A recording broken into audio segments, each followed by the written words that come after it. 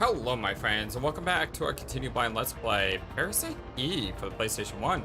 My name is FlightlessBird, this is your story-based gaming channel, and today, with the help of a Zappa, expert navigator and king of giant robots, we descend, or ascend, the Chrysler Building.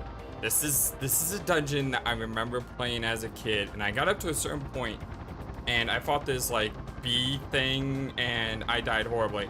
Not just died horribly, but I died in such a way that I felt totally and completely deflated that I didn't want to continue because I felt there was no way I could beat this boss. But many years later, and with some expert assistance, we're gonna climb to the top of this thing and see the real ending to Parasite Eve.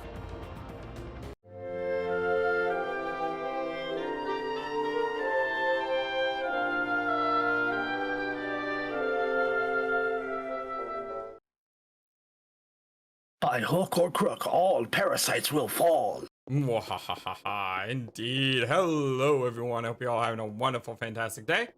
So, Zappa, if you would, because like I said, my memory of this place is only of trauma. So in the last few days, I've been asking around at my friends that have played this game, and I am amused at the, what is that term where you have a memory in your head and you're sure it's real, but it's actually not? The Mandela effect. Mm-hmm. Everyone says that there's 100 floors to this. Yeah, I've heard there were 100 floors as well.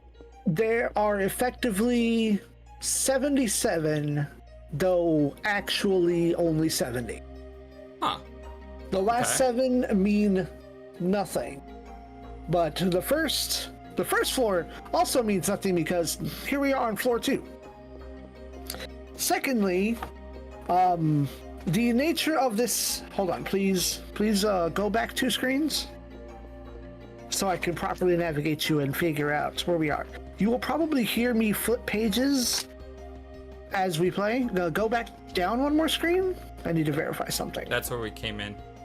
That's what I need to verify. So, I sent to Bird a scan of my strategy guide, and thus, when you just look at pictures and images of grids and arrows, nothing really makes sense. And that's what he sent me, by the way. He didn't send me pictures of anything except a bunch of grids and, yeah, just a bunch of grids, and they all look, I have no idea what I'm looking at.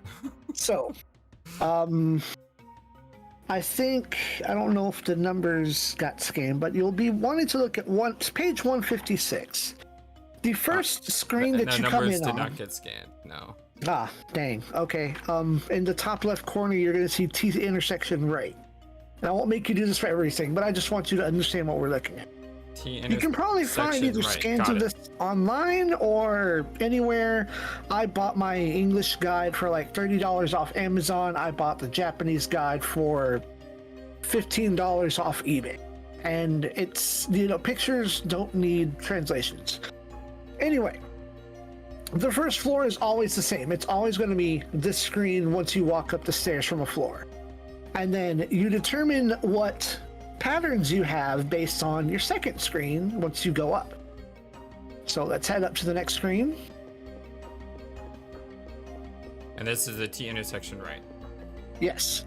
And so the determining factor is, I believe, the next screen after that. Like, your third screen is going to tell you exactly which pattern you're on. So we go right. If we go right, we have a cross intersection, meaning I have to find that on ours. I found exactly what we're on. We are on, it's going to be that third row, the one on the left that's by itself. It's got the arrows going 3 ways. Uh-huh. That's our map layout. So if I go to the right, I should hit the storage room. That's correct. And everything else is non-critical. EL is elevator, and I find that the elevators only matter for every 10 floors unless you like deliberately leave treasure behind on a certain floor because you didn't want to pick it up. I think you can take the elevators down, but you can't take them up. unless you need the key, and then it's like, why would you want to pick floor 52 when you can go up to 60 and continue your journey? That's a bad gun. Yeah, so I also have in these pages a list of every set of treasures. Like, the sets are fixed. So according to this, if I read this right, and like I said, you'll probably guide me for most of it. If I go to the right, yes, then I want to go down, right, up. Yeah, we want to go down 1, 2, 3, 4 screens, right 1, oh, we got and then up. Yes, they are random encounters. Like, you could travel the screen back and forth and probably not get this encounter again. Oh, where'd that guy come from? They spawned off screen. Yep. Oh, look at all that experience. Look at all that junk. I mean, I think we got like single-digit experience on that. Yeah, the first 10 floors are like, it's a tease. It's like, oh, you think you can do this on day 2? Okay, you can probably get some good equipment here. Not a bad idea to start.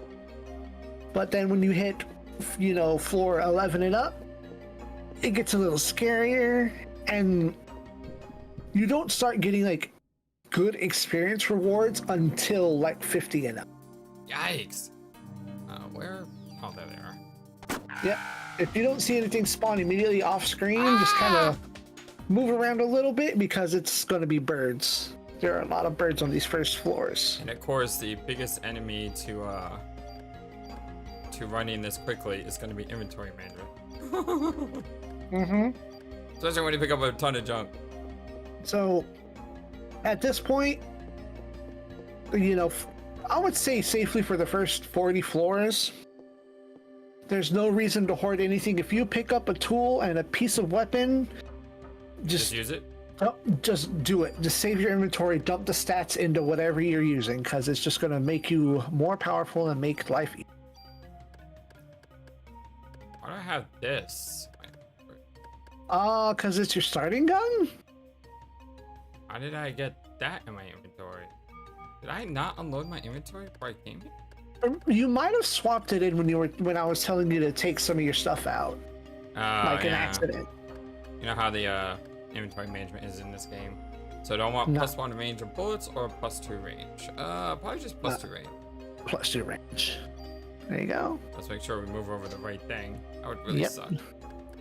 That would be the end, and we would reset immediately. Yeah, and so one thing I did is I wanted to run through the game again just to get some more points. All right, we're on a left turn. No, right turn.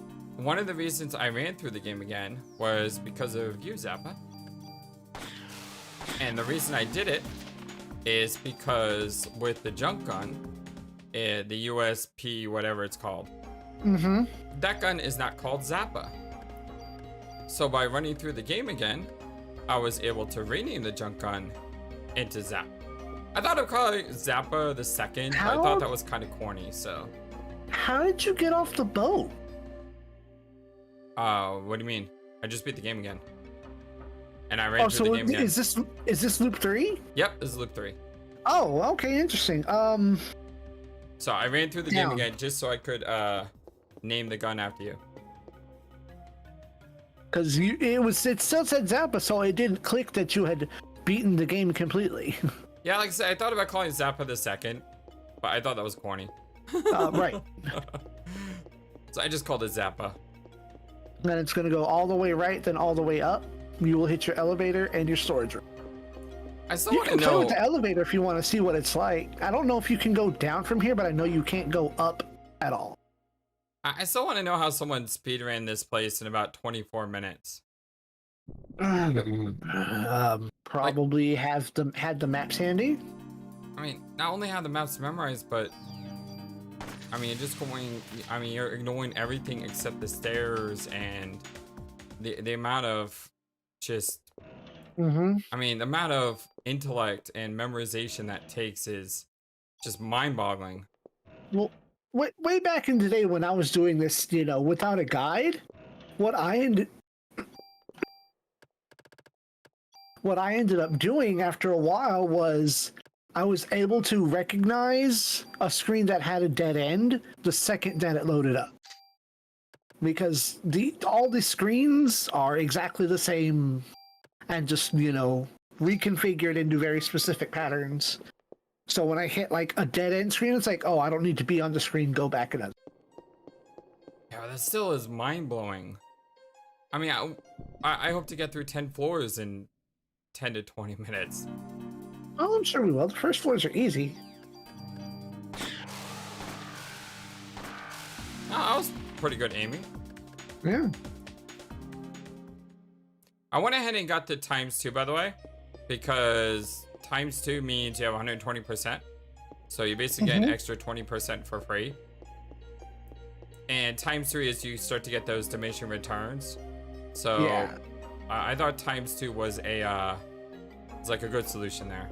Yeah, ×2 is pretty good. Like you get an extra 6% damage on ×3, but each bullet is 42%. Hey, we're still on the same page.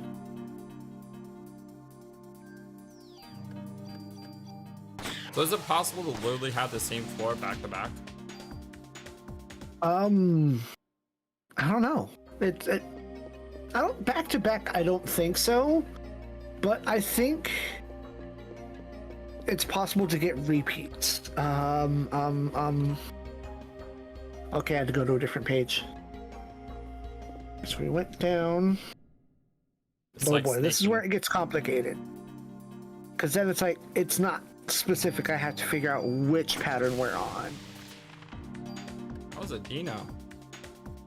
Like, I have a couple of guesses, but we'll see what the next screen is. I watched a guy speedrun this game while I was grinding. And he said something that was really interesting. And he said, whenever you end a fight, always end the fight in the direction that you're trying to go. So if we got an encounter right here, I would want to run south because that's the next spot I need to go. Yeah, this path is straightforward. Well, kind of snaky, but very straightforward. Yeah. Guess I need a key. Okay, so that's how that works. You need the floor key, and then you can use the elevator to just go to any floor from 1 to 10. Again, if you happen to you left treasure on the 3rd floor. Now, fortunately for these first couple of floors, you can open these as freely as you like. For fun and profit and benefits. Yeah, I figured as much. And I'm then really getting a lot from them now. Oh, 201. That's pretty good. When is Danger Zone? CR of 8. That's good. Or maybe it's good. We were talking about that before we start recording about whether or not CR of 8 is good or not. If you're a professional at this game and you're a professional speedrunner and you are able to answer that question, I would love to know in the comment section below, at what point should your CR evade and P energy be at? I know P energy is having more parasite energy to use. Question is now, what is CR evade? Nothing like getting blinded. That's fine. The fight's over. What's cool is with the double action, when I went through the area that had the bats, because you have double action, what you can do is you can cure darkness on your first action, and then kill everything on your second action, and that made going through that section of the game so much easier than the first time.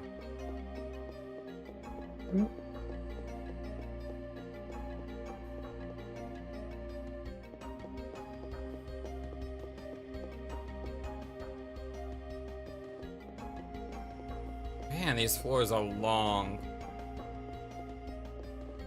Why are these floors so long? Yes. Like, do they really need to make them this long? No.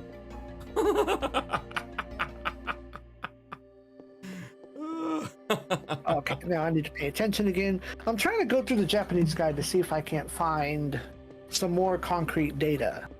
Man, we are still using the same page. It do be like... It's the snake room that we just in. I mean, it's easy to navigate. It's just really long. Was it a downturn? Yeah, we're a downturn. There are larger forms that I have to better navigate you through. Down. And right again, goodness. Am I in the same floor? This is Groundhog Day. I hope because these are like the same enemies. I keep find out in a second. I wish you could change the default menu thing for items. You know, well, you know you can change the menu color. Yeah. It's not the same thing. But you can change menu color? But yeah, go to System, Window.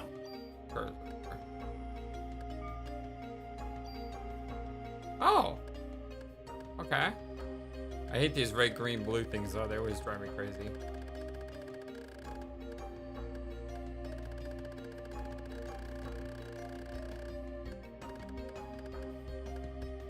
Let's get some blue. Yeah. I like blue. We can't tell from my profile picture. I like blue. This is,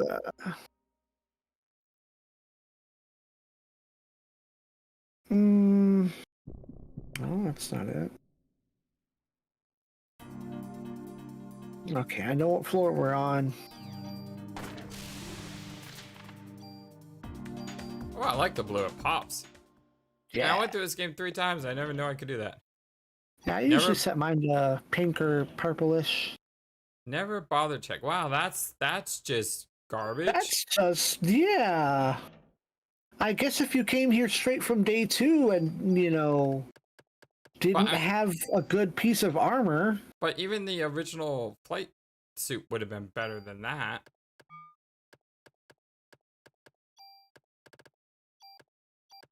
Goodbye. Deleted. Delete. I don't even want to look at that thing. Nope. So are these things randomized as well? The weapons and armor? No, go down. There's a pool of items. Like there's like 10 sets of items, and which set you get on which floor is randomized, but the sets themselves are not. So that room, if you could get that on this floor, or you could get that Kevlar vest and everything else with it on a different floor. But it will always be that same group of items. But would it always have that +0/+0? Yes. Wow, that's garbage. Thanks, devs. Mm-hmm. Anyway, back to the hunt. The rest of this floor is straightforward. You won't get lost. Whoever made that armor needs he's got a new job. It's just there to troll the player. Anyway, let's make you flip a page. And I forgot to keep track of what floor we're on. It's like 4. Go down.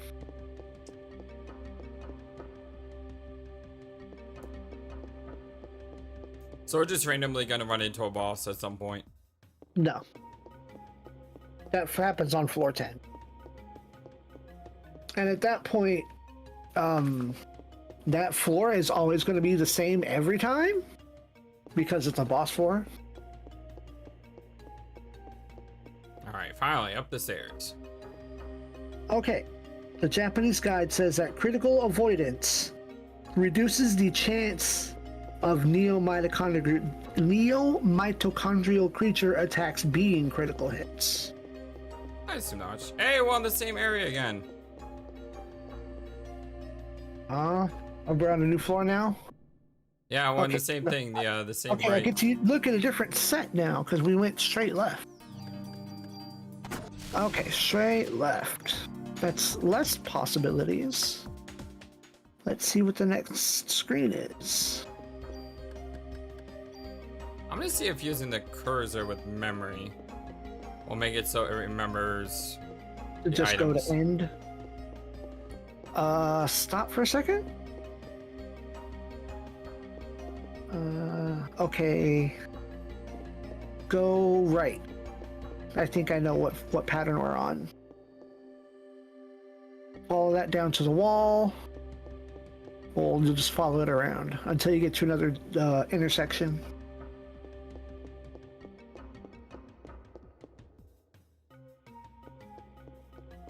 What's really annoying is if you have a supply room completely separate from the next stairs. Yeah, that's this floor. Oh, wonderful. It's not that far off though, so.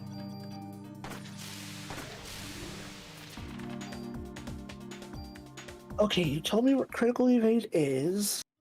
Now, can we find some math on it? Yeah, that's what I was wondering. Up or down? Yeah. Down. And that'll get you to the storage room. Right will take you to the stairs. Keep going down. Wait, what?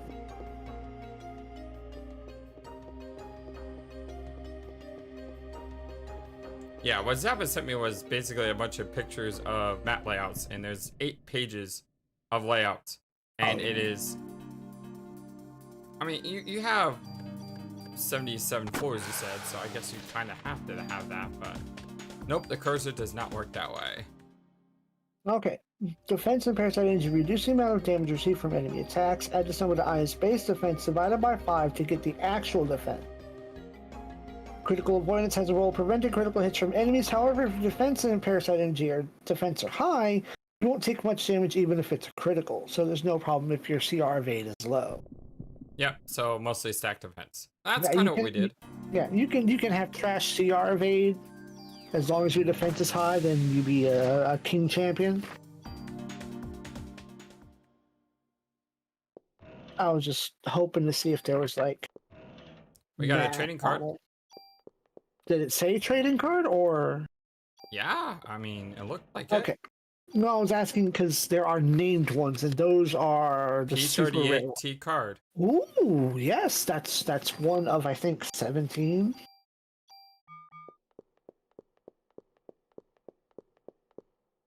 If you get enough of that cards, I believe you get the infinite toolkits, right? Yes.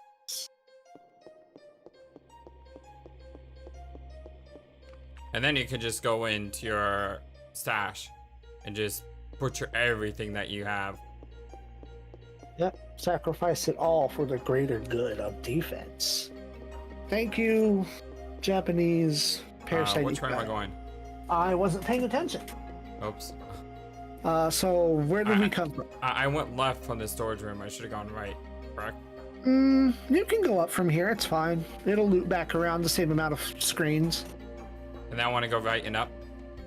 Yes. Once we can go right and then go up.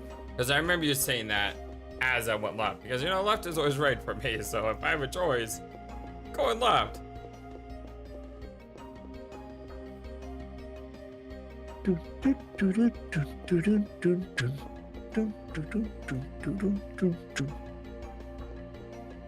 After we beat this building, I'm instantly going to go to a speedrun of this thing and see how does that work. Yeah, how does one do this fast? Like you have to be ignoring every room because you're not going back for the trading cards or anything. You're probably going in with like new game +4. Your gun's already, you know, turned up to the 9s. You just have to run there.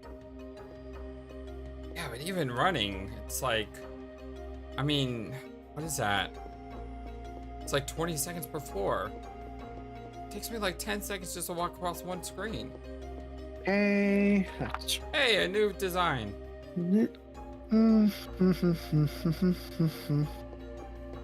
Go left and that'll determine where we can go from here.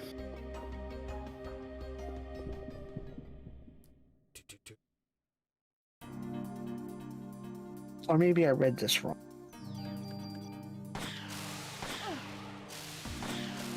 Yeah, okay, no, I read it wrong. Go back and then go up. I had to figure out which way it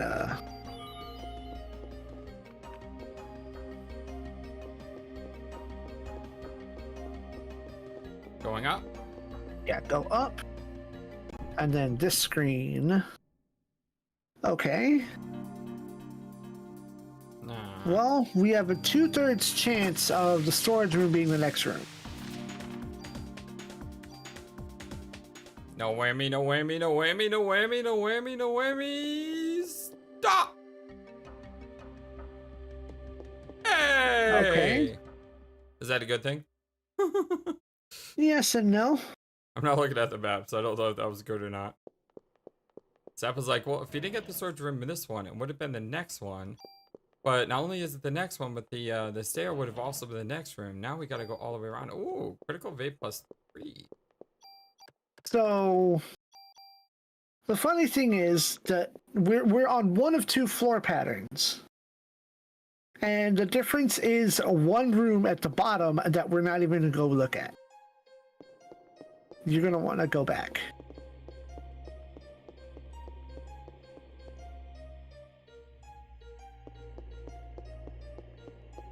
And then down, and then take the other path. Left? Or Yeah. down? Left. And then keep hugging the left. And one thing I also learned from this P1 is your character starts moving when the screen fades in. So I'm moving right now. So if you know which way you need to go, you can actually save yourself time by holding that direction. Up. Up and to the left.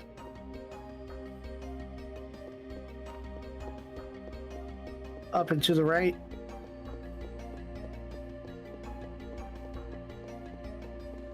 Up. And follow through. Hey! Thank you. Yep. Alright. Next configuration. The next up on the floors are wrong. I feel like we're putting together the puzzle box. All right, let me get to that page. Go up, and we'll figure. We'll see where we're at.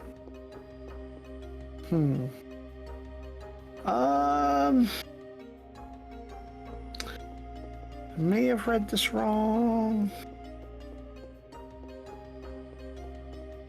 Yeah. Okay, that's a dead end.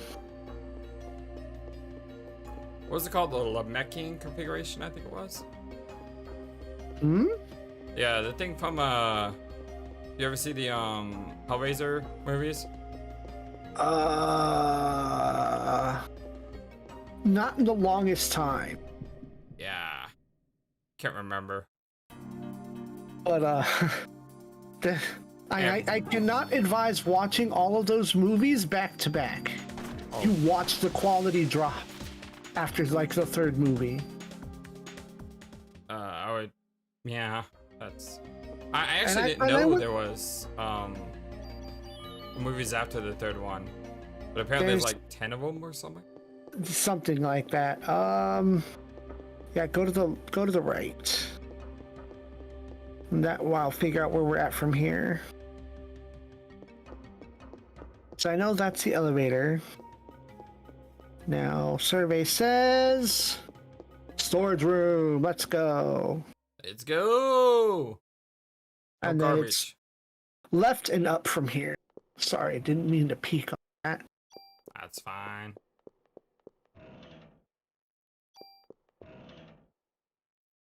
Oh. D3, very nice. Yeah, we're not getting a lot of defense. I mean, we're not getting a lot of tools, but I will gladly take a defense +3 over an armor that doesn't really do anything.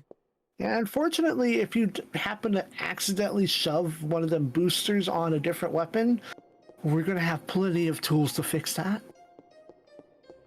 Up or down? Up, up, up. Up, up, up, up, up, up, up. Just need the talking dog with us. Too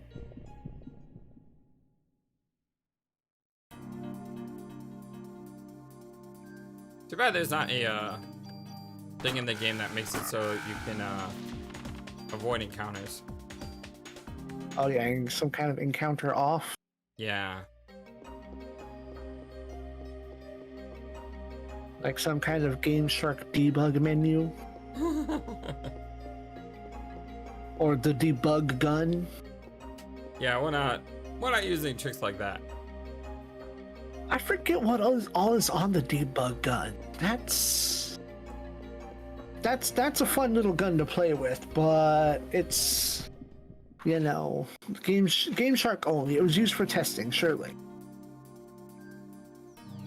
Okay, so this one was 2 straights. So we're gonna have to see what the next screen is. And that is why burst is awesome.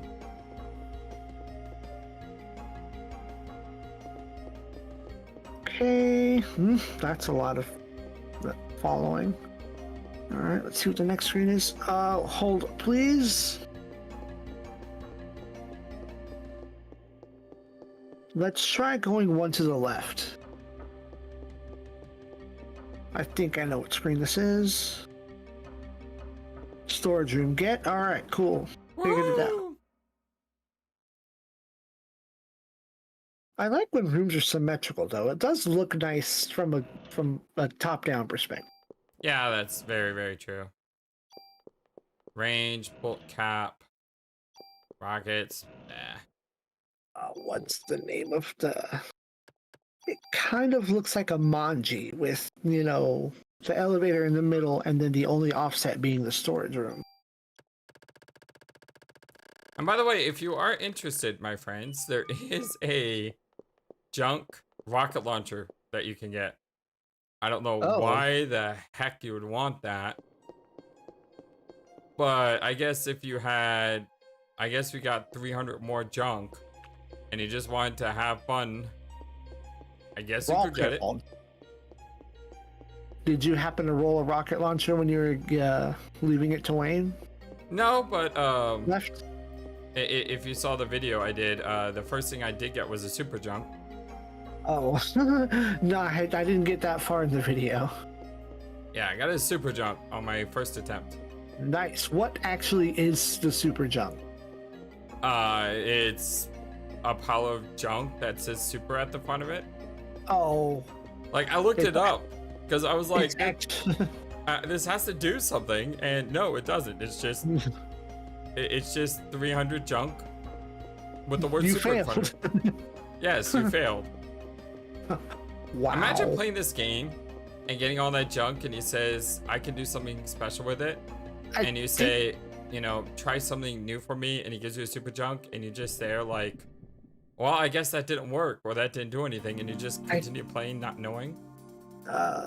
There's also a duper junk. I haven't heard that one. Like super and duper. The next level. Has that been all straight ups? Okay. How many screens are straight up? 2? 3? Something? I think I know what screen we're on. There's only one possible option. Find out in a minute. And then you're gonna take diagonal down right twice. That one. Oh wait, no. Okay, I misread. I don't know what screen we're on anymore. I seem to have gone up and then right.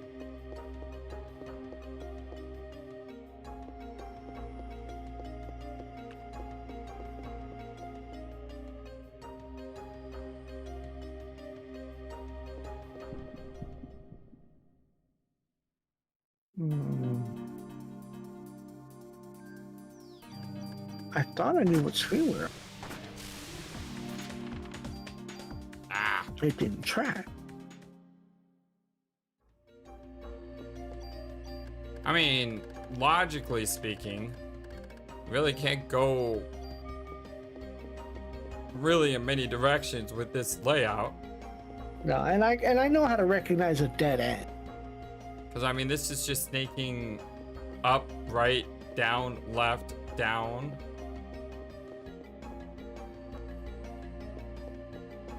Right? Starting to think there are no split paths in this one. Well, there's the elevator. There's the storage room.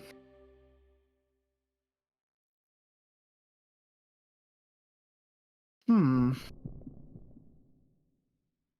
I mean, by process of elimination, there's only one set that this could be.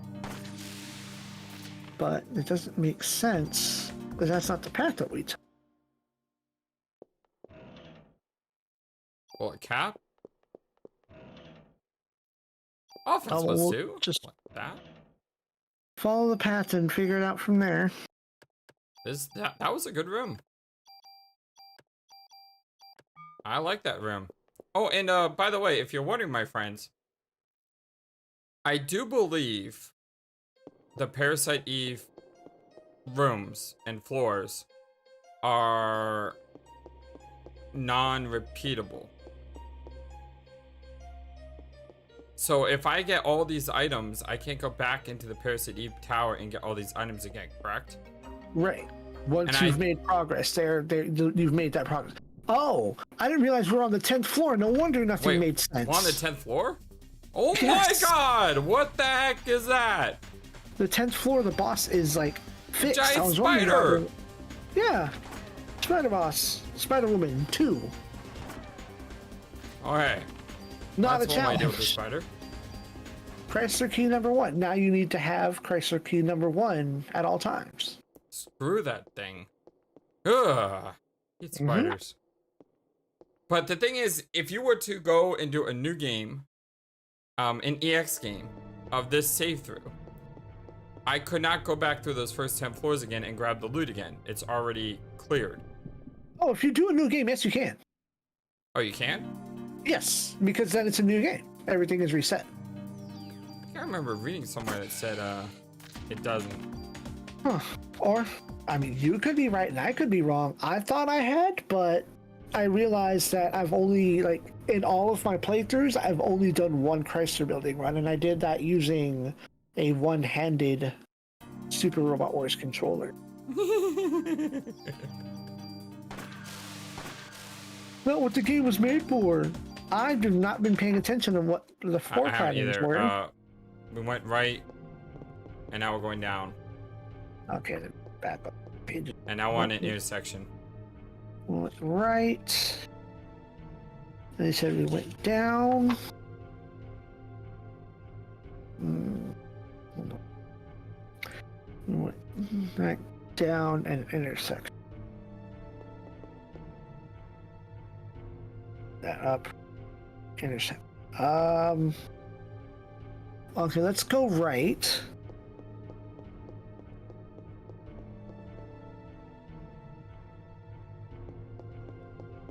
Elevator. Okay, that's not what I expected.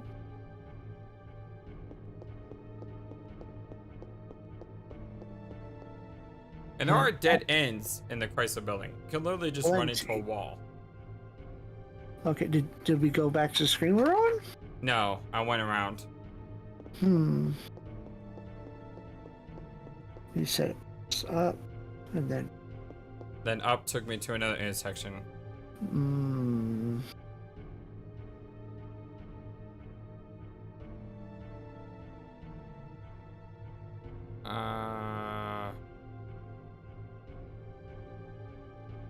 Because left didn't go where I thought it was supposed to have taken us. Yeah, I have no idea where we are. I don't either.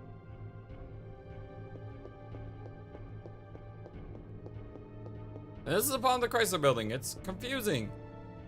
And if I'm not paying attention, then I don't know exactly where we are. Found the supply room.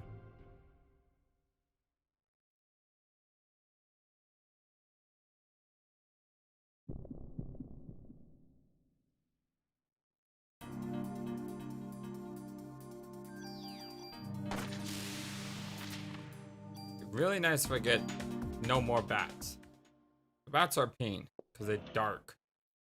That's just a waste of time.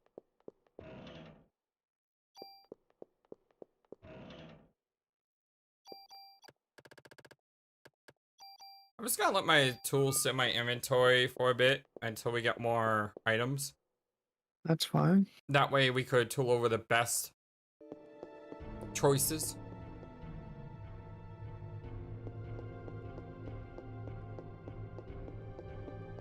I'm hoping this leads me to the stairs. think it did. No, it didn't. So yeah, this place is a troll. Okay. No, I think I found where we are then. Say.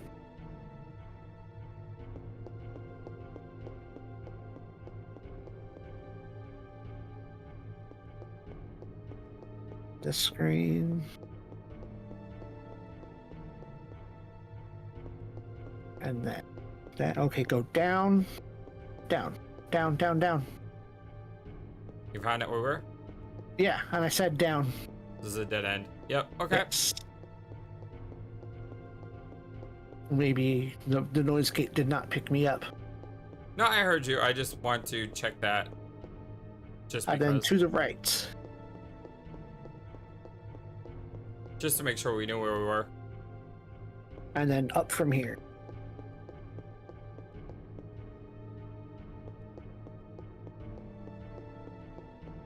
All right. Okay.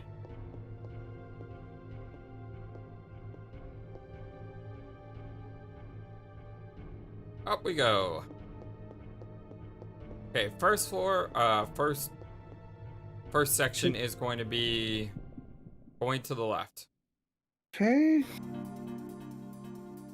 Less of those. Oh, it snakes back there. All these heckin' snakes. Tired of these snakes inside of my Chrysler building. Alright, we're going down. Okay.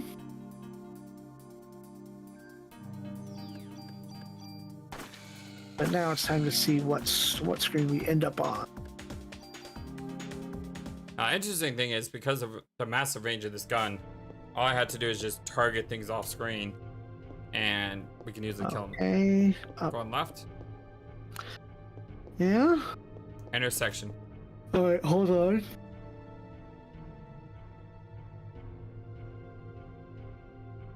We went up, right, down, and then hit this intersection.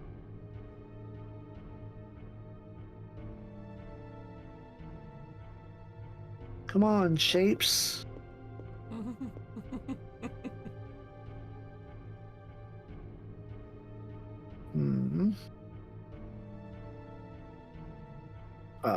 Go left. I found it.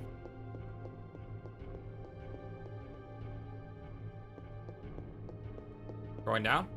Mm-hmm.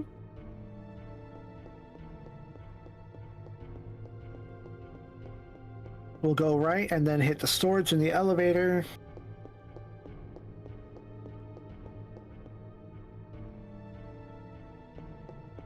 Yep. And I believe Parasite 2, if I remember correctly. Parasite Eve 2 has a map built yes. in. Yes. And it like lights up red or clear if there's encounters or enemies or danger. Yes. Although some of them do lie sometimes. Which is mostly a case of, did you interact with this one thing? Now you have the encounter.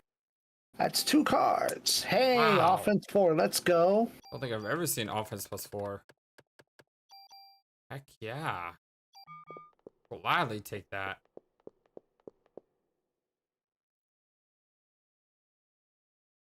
We're gonna keep going right and then down.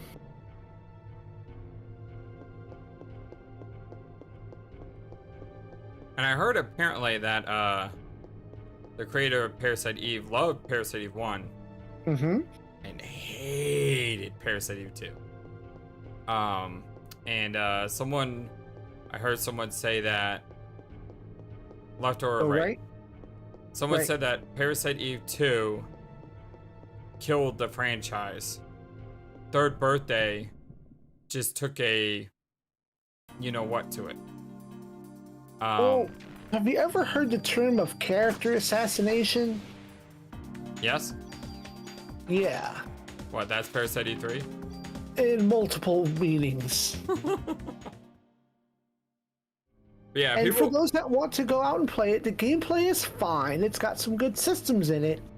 But if they hadn't slapped the Parasite Eve branding and characters in there, I think it just would have been like a generic run and gun shooter. Go left. And it wouldn't have sold at all.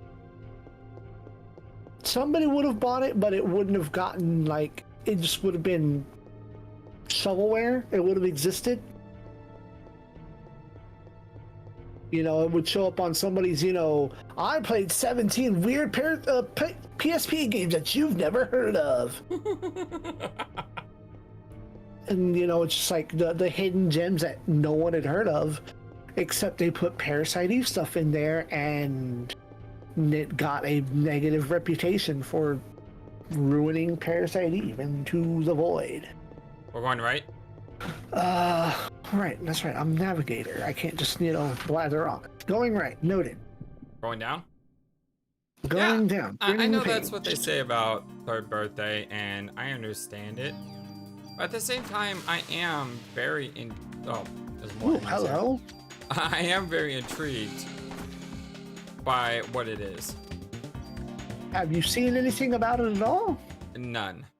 Although I did see a video on they did this intersection. Hold please.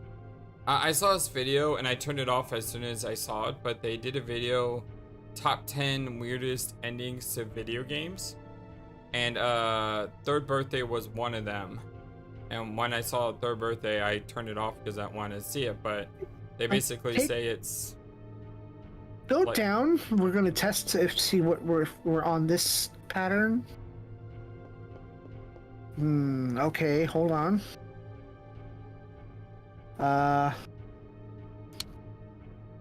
Let's see. Okay, then let's go back up and to the right.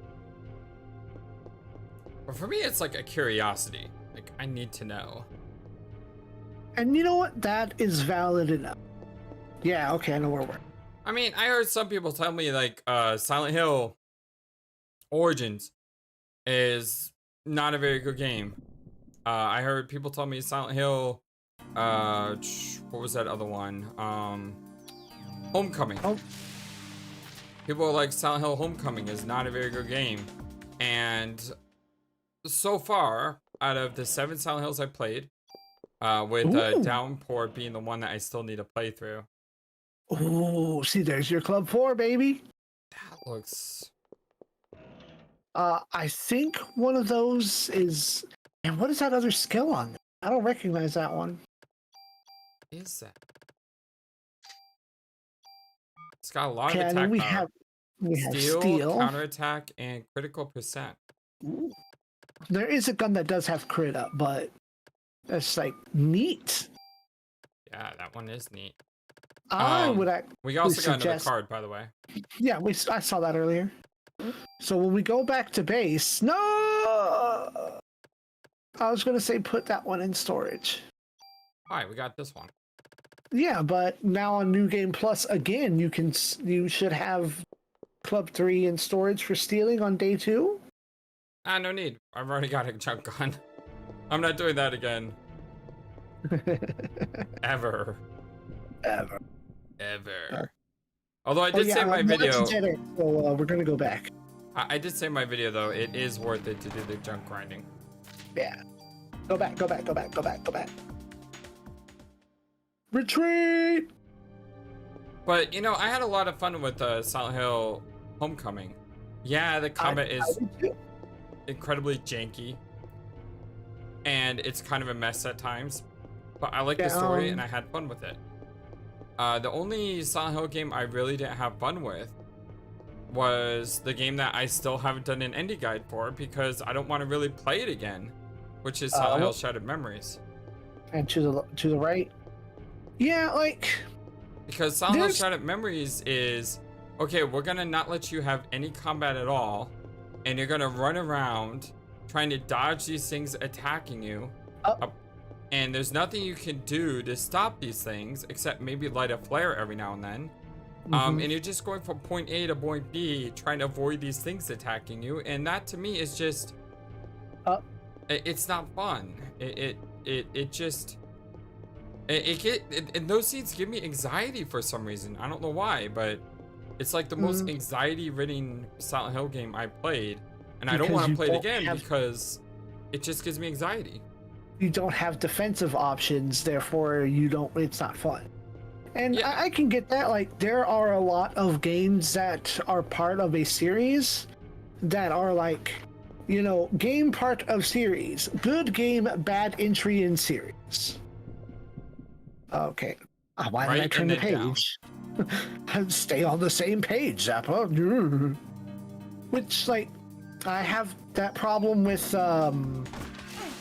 there's a movie called G-Save. It's part of the Gundam franchise. And 99.9 repeating % of people who watch it hate it. Because Gundam is known for being an anime and being serious. And G-Savior's a live action movie and, kind of goofy. It's like late 90s. It's got like the early 2000s jank 3D CG. But if you stop looking at it as a Gundam movie, it is a good sci-fi movie. One of them, like, movies you just kind of like throw on in the back, you do your weekend cleaning, or the kind that you might see like, it's Saturday morning, the cartoons are over, so now it's time for UPN or Fox to just play whatever generic Saturday afternoon feature before primetime TV kicks on, or sport.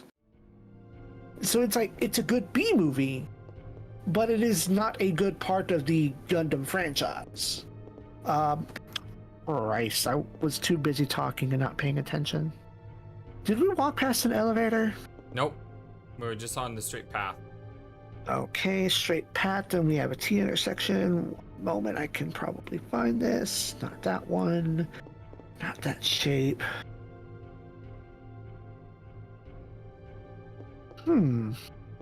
Curious. Just up, right, down. What did you do? We went down? Yeah, down is a straight down. And right is a down.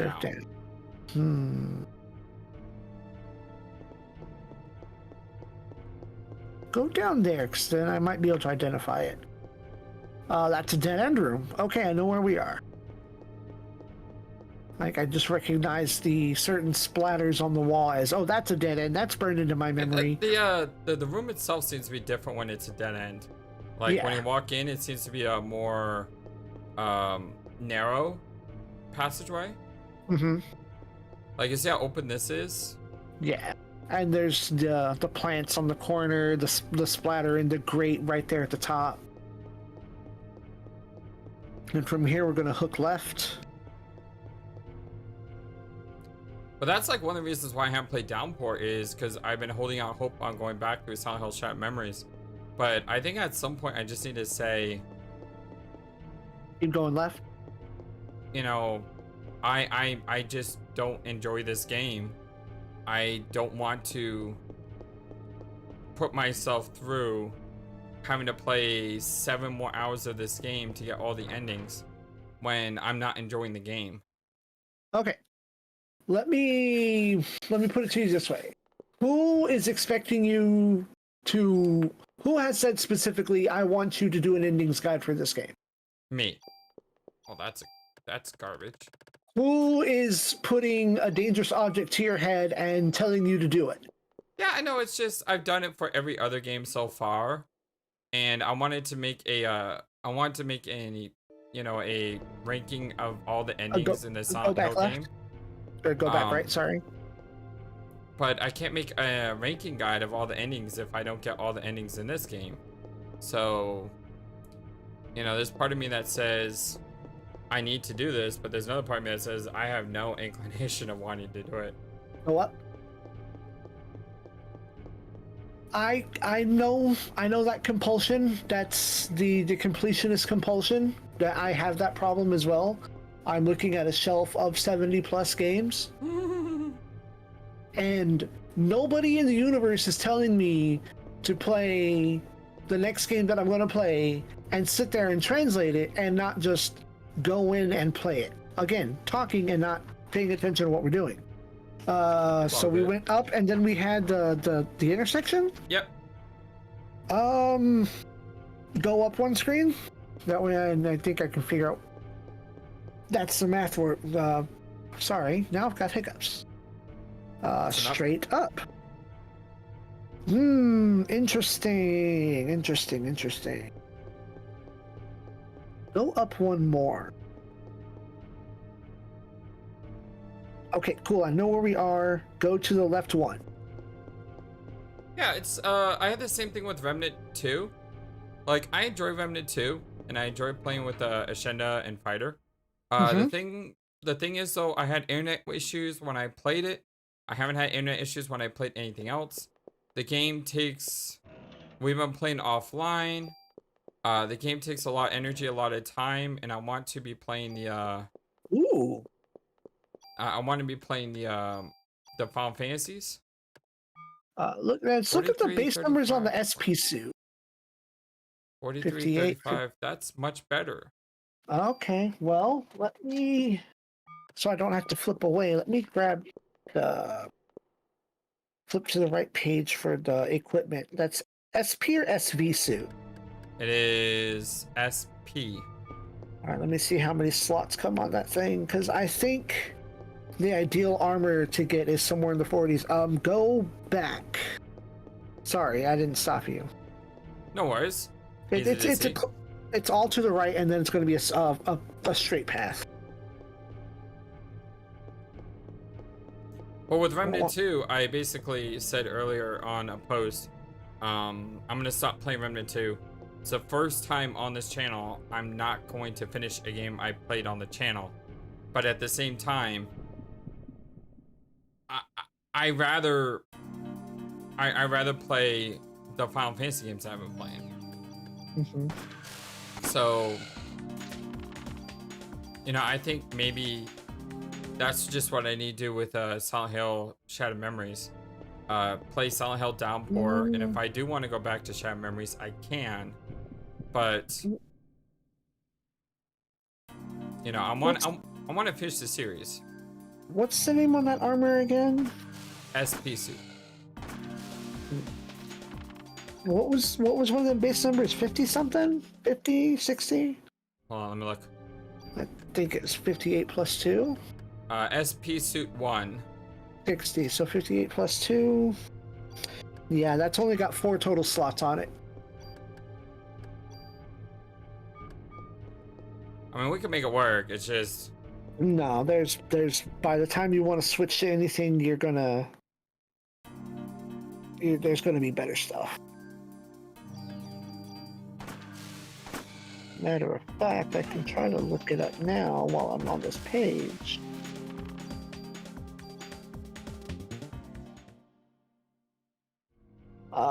Oh. Okay, yeah, it's going to be up in the floor 60s. There is a... Right before the end. CR Armor 2, probably? And this, I think the book is calling it Custom. Has a base of 106 defense. What? With 7 out of 10 slots available. So you only need to dump 3 mod slots into it. 106?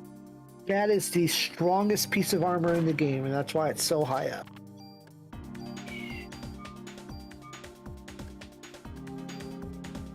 That is crazy. And it comes with HP up also.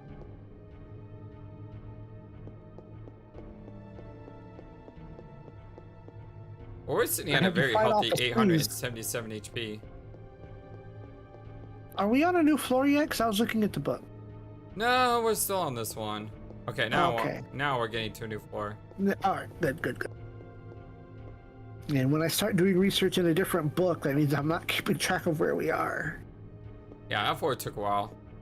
Yeah. All right, it is going to be a intersection T. Ooh, those are. Oh, move my book over. No, not that one. Left takes me left. What was left? It's a left. Okay. And right takes me down. This is how we determine where we are. Let's see if there's anything immediate. Okay, go ahead and go down, and we can eliminate a few options from here. That is a true down. Okay, I know where we are. Just follow the path.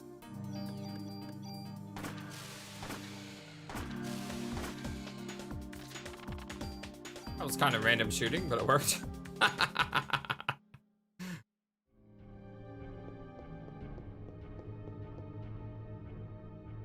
One, two, boom, boom, boom, boom, boom, boom.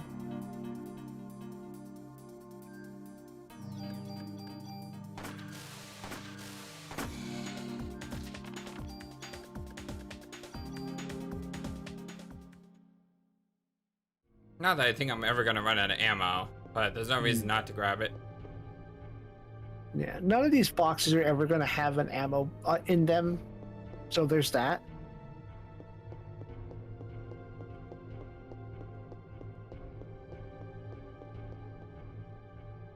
And then elevator.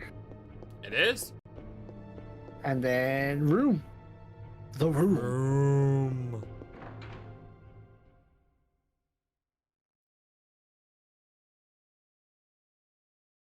You know what I should have done is I should have stopped my recording after the 10th floor and then just immediately restart it. Yo, that's my gun. 10 bullets? You just put a plus ×2 on there. You fire 3 bullets if you leave the random on it. But it's a machine gun, so that's that. You know, I'm biased. Like, then again, the junk machine gun is leagues past it. I got you. But what I was saying is I just quickly stopped the recording between every 10 floors. That way when I go to put the video together, I have it's an easy way to do chapters. Yeah. Because I can say, oh, well, that's the end of that video, so that means that's the next 10 floors. Rather than having to shift through it and figure out, you know, every 10 floors. Right. I have no idea if I'm going to be posting this as a giant bulk video or breaking it up. Depending on how long it goes, and I forgot to start recording on my end, so intersection go going left. right. Yeah, go right, sorry. I was about to say go left. Ooh, okay, I know exactly where we are. Go down.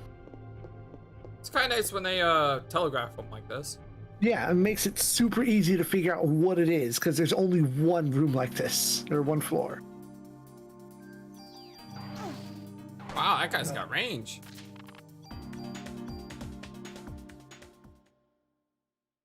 Oh. I think the time of me getting worried about this place is going to increase once I see them doing damage to me. Or being able to hit you at all. Yeah. Like once I see that number be something other than 0, I'm going to start being like, oh dear Lord. And so it begins. But that's why I'm here. To KV sure suits? Kevlar suit. Kevlar suit. I do have... Should probably start combining... Ooh, 2 and 2. That's good. Gotta make sure I do this correctly, or I'm gonna go crazy. We'll move over to 2. I might have more firepower than anything else. Slurp.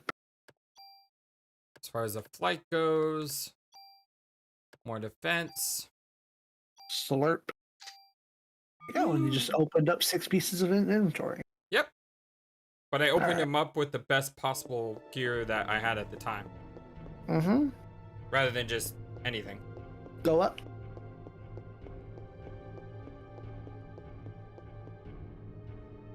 Like, the floors are always going to be the same size, so it's not like you get to floor 30 and the floors get bigger and bigger. Yeah, they're all the same randomization, but some floors are nicer than others. That was a nice floor. Yep. Alright. Go. I mean, that was very, very efficient. Up. And to the left. Alright. Let me get to that page. Good news, left is an elevator. Okay, this one is fixed. We're gonna go up. Like I said, it's very nice when they telegraph these. Up. Wait, hold on. Yeah, up, sorry. I was misreading. And then follow that. We'll get to the storage room, and then we're going to go backtrack and go all the way down. I have no idea what I just killed. Does it matter? Absolutely not. Am I hurt? No. How did I get hurt? Did we level up? Or did the spider boss hit you? I don't think so. Just randomly took HP damage. Aw. I know you didn't level up or anything. No, we got a long way for a level up. Because that boss sure didn't give you enough. I mean, I got to level 35 before coming here, and that took about a half hour grinding in the museum. Probably more than a half hour. I said a half hour in my video, but it probably was more than a half hour. It was probably like 45 minutes to an hour. It took a while. Because each enemy only gives you like 3,000 experience. And in addition, each enemy only giving you 3,000 experience. Not every single encounter you're going to face in a room. So does your gun have first on it? Yes, it does. It just doesn't always work. Okay, no, that's fine. That's going to be incredible. Or imperative once we hit floor 31. It's kind of the annoying thing. First strike isn't always first strike. Yeah, but, you know, preemptive strike doesn't always happen. Which way, left? Straight down.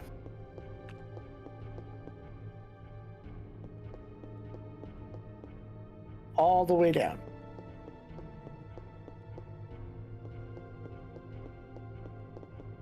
I was watching this video on Final Fantasy VII, and there's this scene where Cloud attacks Sephiroth from behind, and a lot of people have criticized that by saying there's no way Cloud could have snuck up on Sephiroth.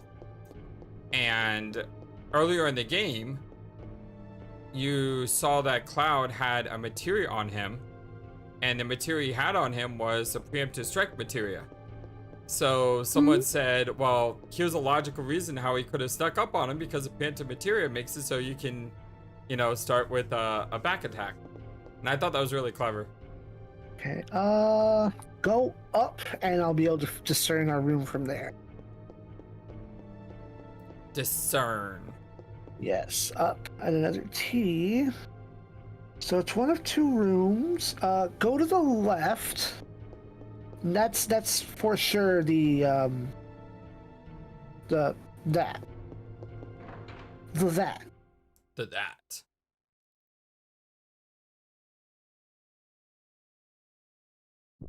The Final Fantasy VI recording I did yesterday, or a stream, was absolutely amazing. The Pixel remaster changed the opera scene and made it just amazing. Oh my god, it was. So what language do you listen to it in? What? What? What? Why are there mimics? That shouldn't be happening yet. Why are there mimics? What do you mean yet? Why are there? What the heck is this? There sure is one mimic on this floor. Why are there mimics? It's like this place isn't bad enough. There's mimics? Yes, we're gonna start getting mimics now. But that was the only one on this set, so we don't have to worry about any more. God, those guys suck. Well, now no, it gets worse. Go back. Back right? Back right. That's dead end. Yeah, I'm a very dub person. I don't like subs. And then go to that way. And the reason I don't like subs is because my vision and hearing aren't the best. And a lot of times when I watch a movie, I have subtitles on. Go down. And I have subtitles on because I can read and hear at the same time, so both my senses are working in combination. When I watch a sub, then I'm getting the original voice with the American, the English text. And the problem with that is they don't match. So sometimes I have trouble following the subtitles because my brain is hearing something that I'm not seeing. Especially when you know what they said in Japanese or whatever that language is, and the subtitles say otherwise along the screen. It's like, that's not what they said. So for me, I am someone who is a staunch defender of dubs, because it makes the thing I'm watching more easily watchable. It's more accessible, and I think there's just a certain class of people that they have to have the purity of the original intent, and they don't care about the accessibility of anything else. And I can get that you want what was said to be said, and that's what it's supposed to be interpreted as. But what is the assurance that those subtitles are correct? What is the assurance that that person knows word for word how to transliterate one language into a number in their head to maintain the purity of the statement? Second of all, if you take away dubs, you take away an entire industry of voice acting and subtitlers, because I have a friend who finally got into working for a company. Oh, awesome. Like, she doesn't do the subtitles, but she does the typesetting and the transcribing for closed captioning. Well, that's cool. Yeah, and it's not like, the Japanese, it's the words that are being said in English on the screen. So she got to be in the anime industry. Did we go straight up from that last floor? This is the first room. This is the first room? Yes. Or the second room. The second room. Whatever. Okay. Keep going. Are we on a 10? That's what I thought we were on. I think we are. So here's another thing for me is I remember when I was young, I didn't have a lot of money. I still don't have a lot of money. That hasn't changed. But anyway, I was... Look at those zeros. Steal those bullets and throw it away. It's not even with the bullets. I remember when I was young, I wanted to buy some anime series. And so I bought Yu Yu Hakusho box set because I like Yu Yu Hakusho. That's fair. I bought Yu-Gi-Oh! That's a good decision to make, Urameshi. Well, the problem with those decisions is I got the box set cheap because the box set was from, I think it was China and not Japan. Oh no. And the translators, because the anime is in Japanese, and the translators were apparently translated by Chinese people who didn't really know English very well. Oh no, you got HK subs. Oh no. So Yu-Gi-Oh! In the first episode, when Kaiba summons his Blue Eyes White Dragon, the subtitle says he summons the Green Eyes White Dragon. No! HK subs, no! Now, it gets worse, because when I try to watch Yu Yu Hakusho, I knew who the characters were, because I saw a little bit of it on Toonami from Cartoon Network. So I knew a little bit about it, and I just haven't had a chance to see the series. So I'm watching the subtitles, and every single time they say Kurama, and you can hear them say Kurama in Japanese, right? Kurama. Every single time you hear Kurama, the subtitle says Hiei, and every single time you hear Hiei, the subtitle says Kurama. Oh man. Boss. Yeah,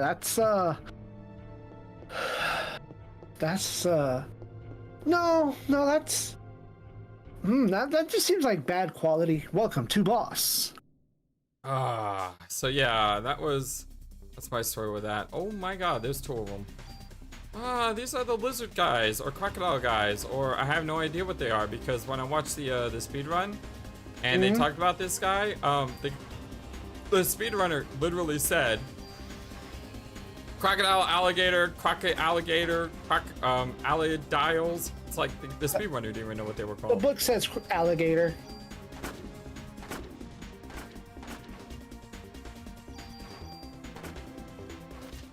Destroy. Chrysler number 2.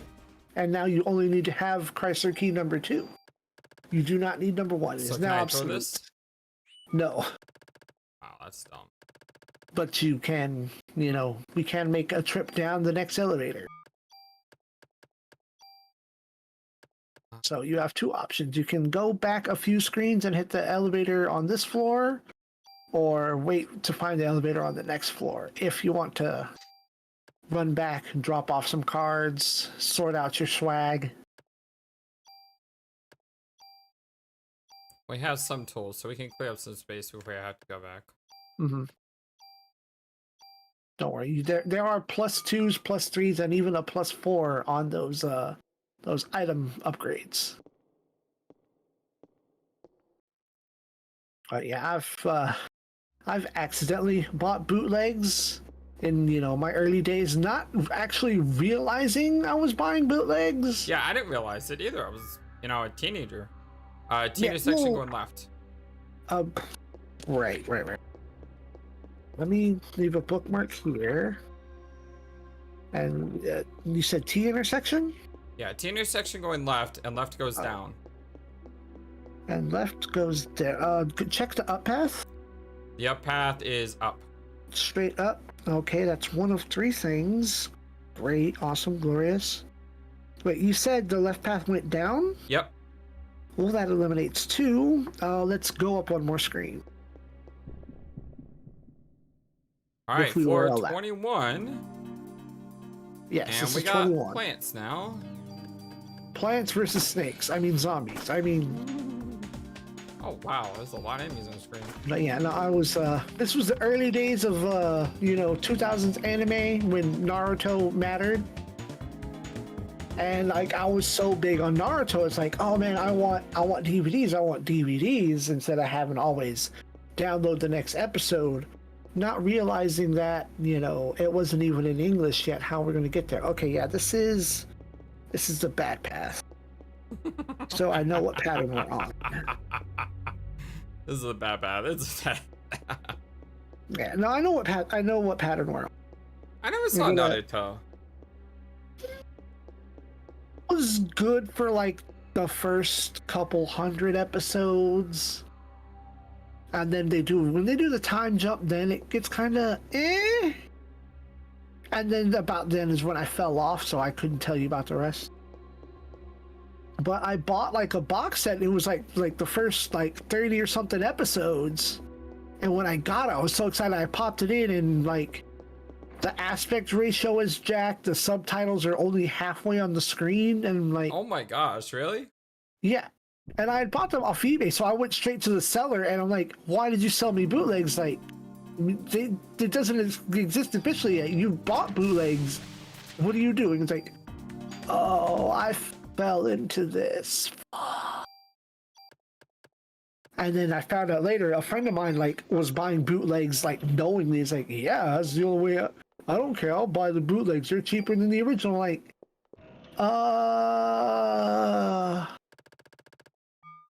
I kind of looked at him sideways. It's like, that, huh? I see your logic, but I don't agree with your logic. And you have first already. Not a bad gun, really. No. I already have first on me, but if I didn't, that would be pretty good. Yeah, follow through. And then up. Yeah, it's one of those things where It just sucks. I mean, nowadays we can avoid it because a lot of streaming potentials. But there are still some things that can't be streamed, so. Yeah, older stuff can't be streamed. That's why, like, I have no shame in collecting super old DVDs of stuff. Like, this stuff's not on streaming services anymore, and sometimes it's the only English release that's ever going to exist. And sometimes I wish there would be streaming options of stuff. Okay, T intersection right. All right. Okay, go right. Like, the show that I really would like to watch again, if I found a good place to stream it, T intersection down. We have two options. Which way did you go? Down takes us down.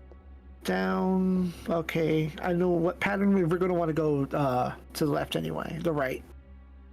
Okay, I went to the right. Follow this path around. But like one of the animes I would like to rewatch again would be Dragon Ball Z Kai. I would like to see that one again because I think that they never fully finished it. It stopped before the Majin Saga, but it's so much easier to watch 64 episodes of Dragon Ball Z Kai compared to 200 episodes of Dragon Ball Z. Agreed. Especially when the Frieza fight. I mean, the Frieza fight is what, like 19 episodes? You mean the 5 minutes of Namek? Yeah, it's like 19 episodes or something like that. It's absolutely insane. And, you know, coming from being someone whose favorite anime is Yu Yu Hakusho, you know, when you have Yusuke versus the Toguro, the younger Toguro, you know, I think that's like 5 episodes, but each episode you feel like something happens. Yeah, you make progress. Whereas with the Frieza fight, it's just recycled animations over and over and over and over and over and over and over. And the same punching, you know what I mean? Yeah, it's like literally the same scenes. The rapid Hokuto punching. The punching and kicking faster than you can see. Yeah, stretched out over 19 episodes. And I love DBZ, don't get me wrong. If you listen to this, you're like, oh, you know, FlightlessBird doesn't like Dragon Ball Z. No, I love Dragon Ball Z. It's just, I want to be able to watch the plot without watching the fluff. Yeah, filler. Because I did like the show. And there's like some shows that do filler correctly, where it's like, okay, this isn't part of the original, you know, manga or original source material. Go left. But it at least does something. It develops a character, you know, you have a good like side quest and you get a good laugh, a good gag. Whereas the Dragon Ball Z filler is 17 extra episodes of screaming and punching that we didn't need. No, totally didn't need. 5 minutes of Namek is going to explode was somehow whatever the math on 24 times 19 is. Hey, wow, there was a lot on that thing. I mean, not a lot of like mods, but like a lot of room on it. Big number. Yeah. Shotguns are notorious for being customizable. I mean, look at that. I think it might get like 2 more slots on there. That's 7 slots. Well, That's pretty crazy. Let me find that in the book real quick. We're gonna go back 1 screen and go up.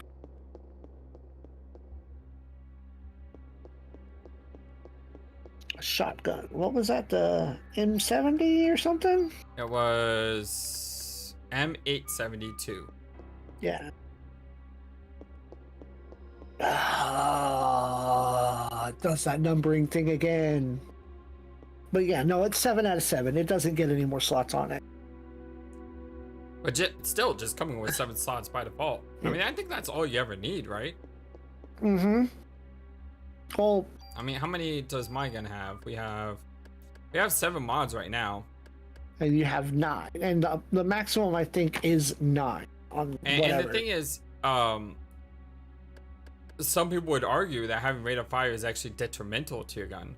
So for some people, having 6 slots will be just enough. But you don't really need acid. You don't really need tranquilizer. So, I mean, and I mean, you probably don't need counterattack, so you could probably go by with just a 3-modded gun and be perfectly okay. There is a gun that does have 10 slots on it. We're on a new floor, right? Yes, T intersection. It's a gun that you get on day 3 of all things. I think it's Torres's handgun. Yeah, it probably is. I heard that's very customizable. We went. Dang, I lost. T intersection to the left, and the left is an elevator. Okay, I think I can figure something out from that. And then a supply room. So I'm pretty sure you can figure something out from that. Oh, okay. Yeah, that's an easy one. Because if we'd gone up, I would have had to make you go up 2 screens to find a dead end. Yeah, this was better. Now, fair warning, you're gonna. Well, let me see exactly how many. There are 1. Probably a few mimics. 2. Ooh. Okay, this room is clean. Ooh. There are 2 mimics in this set. Type 64. What was it called? Type 64. Nintendo 64. That is. Oh my gosh, that's a crit upgrade, isn't it? That's a new skill, baby. Not only that, but it comes with +1, +2, +2. And not only that, you have a super tool on your person, don't you? I sure do. Let's go. That is a good 64. find. Yeah, crit up. Yep. And then do it again. Steal those numbers. Regular tool. That is a good find. The only other thing that you would want to put on there is cyanide. Oh, those are some good finds, man. Cyanide would be redundant because you kill everything in one shot just on number alone. Right, left. Go to the right. Left.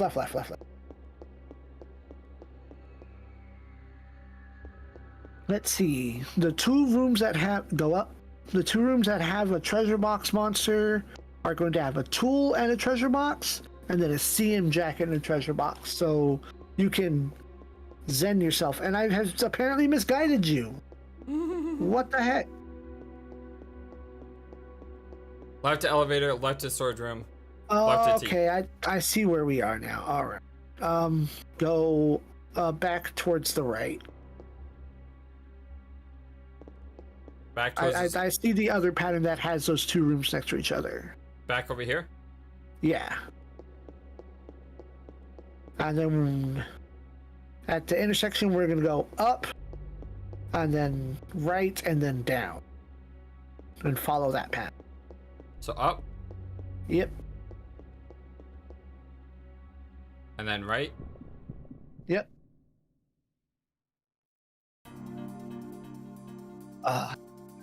Man, something came to mind that I wanted to talk about, and then I forgot. I feel like I had to do with anime, but now I don't remember nothing. Oh, we were talking about anime that has a lot of fluff. Oh yeah, and fluff and filler. Yeah, go down. And how some anime are really good. They just have a lot of stuff that you don't need to watch, and because of it, it brings down the quality. Yeah, it can bring down the quality. And then some anime, I guess it happens more with older than newer anime, where they get compilation movies that just make it easier and take out even more of the fluff. Mm-hmm. I kind of like what Sailor Moon did, though, because with Sailor Moon, you had this like very interesting setup where you have the Sailor Moon character, and then you meet the first Sailor Scout. But instead of just meeting the next Sailor Scout immediately, there's a couple filler episodes in between it. But those filler episodes allow you to get to know the 2 girls before you meet a third. And then there's a couple of filler episodes which allows you to get to meet them before the 4th, and so on. Yeah, I feel like it has. I thought it was like you get the first 2 episodes with just Sailor Moon, and then you get Mercury, and then I thought it was just like another 2 episodes before you get Mars, and then you go like 10 episodes before you get Jupiter, and then like another more episodes before you realize Sailor Venus was running around in America doing stuff before Sailor Moon even woke up. Yeah, and like I said, I like that because the filler episodes. I'm not paying attention to the room, sorry. No worries, we just got this one. T intersection right. The filler episodes actually add to the character building. Yeah. No, totally. And then down, okay. T right down. Let's see what this screen gives us. To the right, to the right. Well, we can only go one way. Or we could have gone back and up. Yeah, well, that's the wrong way, so. Oh, shoot. It might not get first attack. Especially when the bar starts all the way over. Ooh, that's a couple of 30s.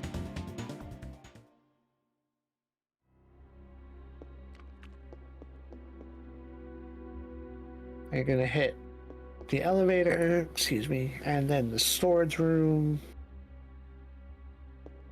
And then you'll follow the path up. I think what we'll do is we'll go to the police office in between floors. Not great. Find it out. Now, See, these because things this thing always can hits probably you. hurt you. And they always hit you right away. See that? You can't avoid it. Yep. Oh my god, it's got a lot of life. They are actually a concern. Worse so if you don't come in prepared with like super armor. Oh, that's not bad. Yeah, but in between after the 30 boss, when we go to floor 31, can we use the elevator on floor 31? No, we will need to run back a few screens to to the elevator on that floor. Okay, so that's what we'll do. Where to here? Up. So that's what we'll do. Floor 30 we'll head back to the police station to drop stuff off before continuing. And that'll be a halfway point to our conquest of the floors. And I'll probably cut that out as well. Mm-hmm. And just pick up with us on, 31? Well, not on 31, but us going back through the boss room in floor 30. Mm-hmm. So the cut may seem weird because we'll kill the boss and then we'll appear in a different spot on the screen, but it will be on the same screen.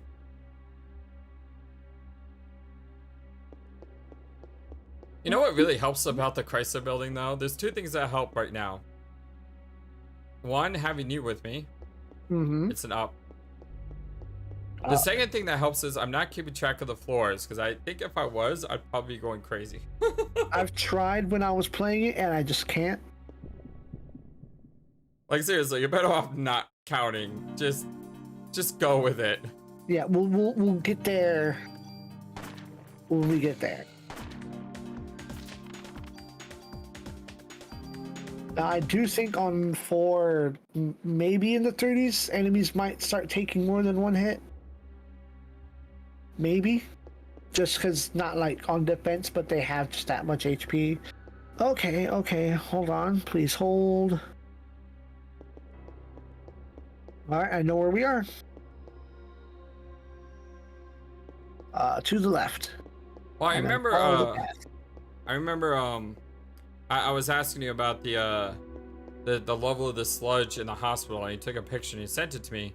Yeah. And there's 3 of those sludges in the guide, and one of them has like 800 HP. And I wrote to you in Discord, and I said, okay, that one kind of scares me a little. I'm like, but that one's in the Chrysler Building, don't worry about it. I'm like, well, I'm gonna be going to the Chrysler Building eventually. Yeah, but I think they're not even like big ones. I think they're regular sized. Okay, that scares me even more, because if there's 5 of them on the screen, they all have 800 HP.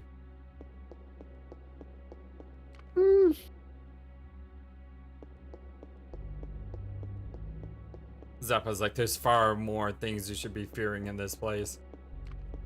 I have a question. Did you run into any squirrels in Valkyrie Profile 2? squirrels. It would have been in the Asgard, the post game, the end game dungeon. What's it called? There was this chest that I found where this squirrel popped out of a chest, and I don't understand. Right or down? Down. I don't understand what the purpose of it was, because the squirrel ran away and then it had like all this weird music that happened. So I don't think so. Okay, did you run into any in Valkyrie Profile 1? I don't think you did, because I think when you started getting to the later floors, you started skipping everything. I don't remember. Yeah, I mean, in Valkyrie Profile 1, on those bottom floors, it's like every single fight is a boss fight, so yeah. Okay, yeah, you probably would have skipped it. I mean, seriously, like, every single fight is a boss fight in that place. Somebody that worked for Square and or for Enix either loves or hates squirrels. Also, that armor had a resistance on it. Yeah, I saw that. What resistance was that? I think that blind, it looked like. Yeah, blind resist. That'll take your last slot. I mean, it's fine. I like the stats. Well, you also have only one super tool on your person. Yeah, but I have like 6 in my bank. Yeah.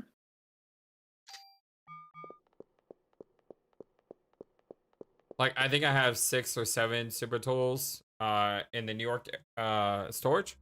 I have one tool, I think, in the storage. I kept one tool purposefully, and I kept all my super tools. Yeah. Now, I am going to say when we start turning in cards, you're going to want to keep some equipment on you before we start dismantling everything. Because I don't think you can turn in a card without modding something. Like, you have to take them off. Oh, we have a ton of stuff in my bank, don't worry. Yeah, good. Because I think, like I said, I think you're forced to take at least one mod, and you get 2 for the custom cards. Okay, we're going left. Right. Yes. We're going right. Yeah. No, I misspeak when I misspeak when I say the 2 directions, even though my brain understands the words don't match the mouth. This is my navigator, my friends. Okay. I'm on the right page, and we just got to see where we end up. My brain don't work so good. I know too much robots and not enough other things. It's like that movie, the TV show Sherlock on the BBC. It's like Sherlock doesn't know like the world is round or something like that, but because he considers it to be useless information that just clogs his brain. So why need a why fill your brain up with useless information that doesn't matter? All right, slow down. All right, hold on. I gotta find. I think I know what screen we might be on. It's doing a weird thing. Wasn't like one of the most strongest enemies in Final Fantasy IX a bunch of squirrels? It's probable. Like they cast meteor or something. I think I remember seeing a video on that where they're like overpowered enemies you don't expect to be overpowered, and someone had Final Fantasy IX squirrels. It's been a long time since I played Final Fantasy IX, so I'm not too sure.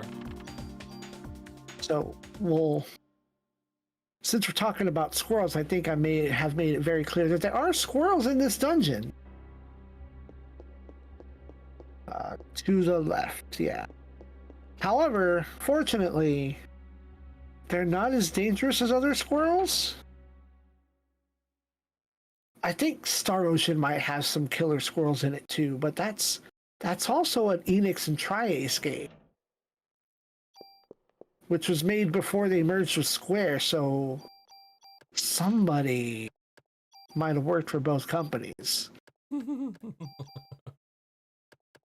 Then again, I don't remember when Square Enix bought Tri-Ace. I played bought Enix, whichever it is. Played Star Ocean 2 once when I was a kid. On the PS1. More left. And I don't remember it. I remember the cool guy with the double dragon thing going on. Yeah. I remember that there's some characters you can get in one route that you can't get in the other route. Uh-huh. But I don't really remember the story or the towns or the dungeons. That's a game I would like to replay again. Well, I have that on my list as well. It is just on the giant roulette of things to play. But I want to play Star Ocean R first. And they're doing a remake of Stoshin too, so you can just skip the original versions. I know. But that's what I'm saying. I would like to play the Star Ocean R first. Keep going. Although I don't know if I'm gonna play that on stream, because I already have like a ton of RPGs that have been requested, and I just don't have time to do everything on YouTube. Mm-hmm. Especially since I have, especially since this isn't a job. Yeah, I can get paid for doing what I'm doing, but it's not your primary income. It's not even it's not even enough income to even call it a quadary income. So it's just one of those things where I have to say, okay, well, I can play X amount of RPGs a year. Which ones do I want to play? And quadary is a term? Huh? Quadary is an actual term? Hey, Shakespeare made up like 1,100 words in his life. I can make up one. It was valid. I thought it was a real word. I wasn't even questioning you. Yeah, go left. All downs are bad, probably. Hold on. We're gonna run back a screen. I like how you said probably, and it's go like, down. No, go down now. This goes to the left. But yeah, no, I mean, quadary made sense because, you know, you've got primary, secondary, tertiary. So quadary is like, oh, is that, you know, the fourth tier down? I took it as real. That's why I was questioning you. It's like, I think you've told me what your job is. And so that's why I was like, oh, you might know. I don't, you might actually know. I know Shakespeare made up a ton of words, so I'm going with that. Yes. And you know what? We make up new words every day anyway. What is the American Dictionary of Slang but made up words with new definitions? Well, that's actually a really interesting thing because we're playing Master Detective Archives Rain Code, which is the new Danganronpa game. It's not the new Danganronpa game, but it's made by the people who made Danganronpa. The same team. Yeah, so the art style is the same, the visual style is the same, even the way they approach cases. Because in the original Danganronpa, you had the like the +2. You had like the I have a tool. Yeah, you just pick one up. In the original Danganronpa, at the end of each trial, you had this thing where you had to put things into like a book to describe like what happened over the case. Mm-hmm. Raincode has that same feature, which is really cool. So it's very Danganronpa-ish. But the thing is, I just had a brain fart. Yeah. Sorry, that's my fault. I yawned at the same time, and I think I stole your brain. Go to the right. The left. I said wrong again. I'm trying to think of what the point was behind Raincode. Because I said something about words and making up words, and that was led to book talk. Go to the left. Everything is progressing towards the left and towards the up. This should be elevator. We're gonna go up from here. Yeah, I don't remember what my I'm trying to remember, and I just totally forgot. But it do be like that though. But still, if you love Danganronpa, go check out Raincoat. I don't know what the point was. It was a point I was going to make, but yeah, go check out that playthrough. It's awesome. Like, the first time I experienced Danganronpa was before it was in English. There was somebody that was translating it on Something Awful, and I was reading through that Let's Play, and that was fun. And then I got halfway through the second, and I got bored. Go up, and we'll see what we're on. And then when they came out in English, it's like I don't want to watch other people play this game. This is I am not entertained. If we go to the right, this could be a dead end. So let's find out.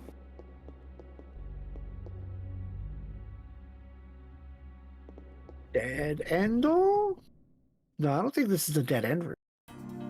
Dead ends don't have encounters in them. Ever.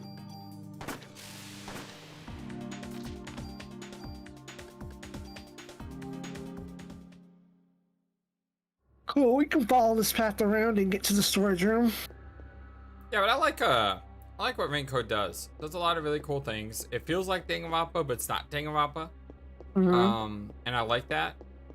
I like how it's not, a group of kids stuck in a school, with Battle Royale.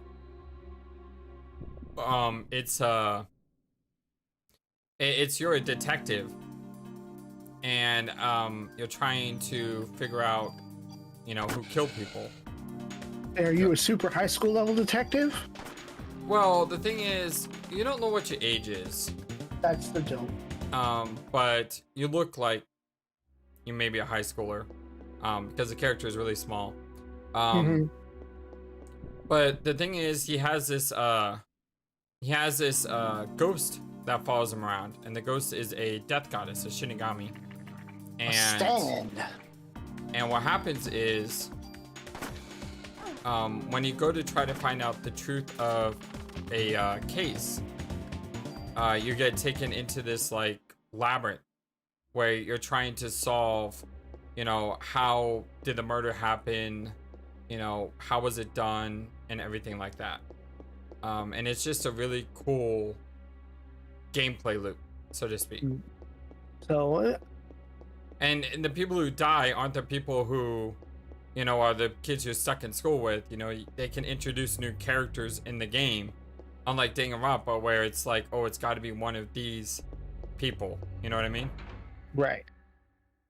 Because that's the really thing that sucked about Danganronpa is there's some characters which are like, oh, I want to get to know that character. Oh, he just died. Hey, I want to get to know that character. Oh, that character's a jerk. Oh, dang it. Find it out. So the other box is at least a tool. And there's no way to avoid this first attack, is there? I tried. Sometimes you have the ATB advantage. Look at those crits.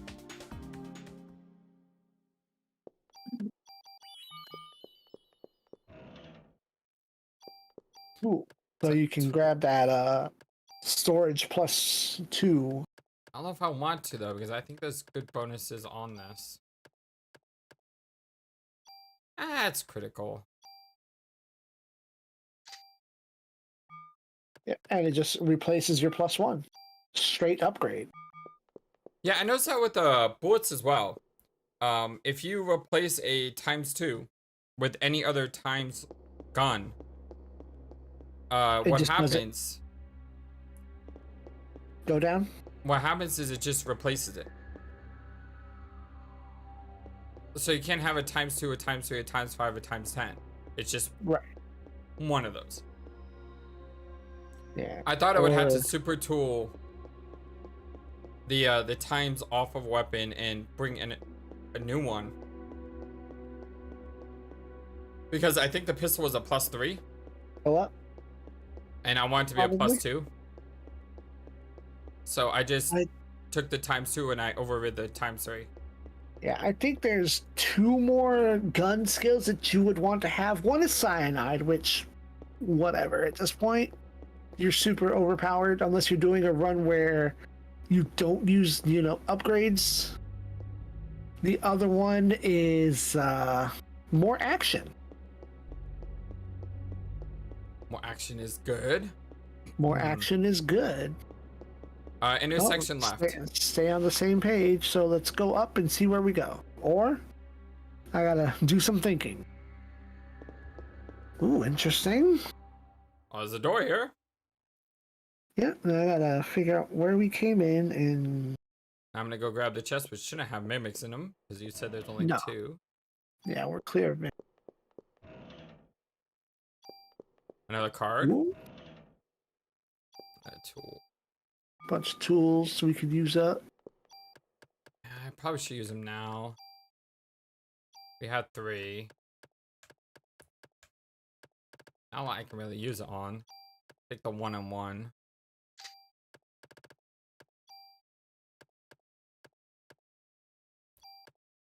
Take the 2-1.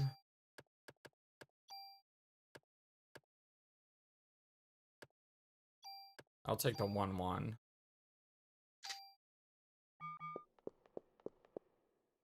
Alright, so... keep going left. Elevator? If this turns upward... Nope, it turns up. Okay, good. And this should turn left. It seems like... No, that's right. This is right. It seems like in this dungeon, you're always going to run into a door or an elevator going from left or right. And you're always going to run to these stairs by going up. Yes, always. Consistent. Because they only make so many... That's how you fit this dungeon on, like, disc 1, is you keep it simple. Well, the interesting thing, though, is we're playing on disc 2. Yeah, but all of this also exists on disc 1. Oh, so you got to put it on both discs then, huh? No. You could, if you were brave enough, go down. You could actually, make your way through and try to beat all of the Chrysler Building on disc 1. No, what I mean is, the programmers had to put the Chrysler Building on both disc 1 and disc 2 for this to be working. Oh, yes. Yes, exactly. So you need to make it small enough that you can put it on both discs. To the left. Yeah, so that's why it's like only like 15 total different screens, and you just gotta write a code. It's like, okay, generate this floor, attach point A to point B on floor X. It's pretty clever. Quite. Now we might be getting close to the 30th floor. I don't know. Again, we're not counting. Maybe. It was a left turn. Right. And then, yeah. Straight. Okay. I think we're on a boss floor. Yeah, I think so too. This feels like a boss floor. Yeah, this is following the path of the boss floor. But I'll keep the other page clean or open. Look around. That was that guy that was just off screen that didn't want to come on screen. Yeah, none of the floors follow this pattern, so this is definitely the boss floor.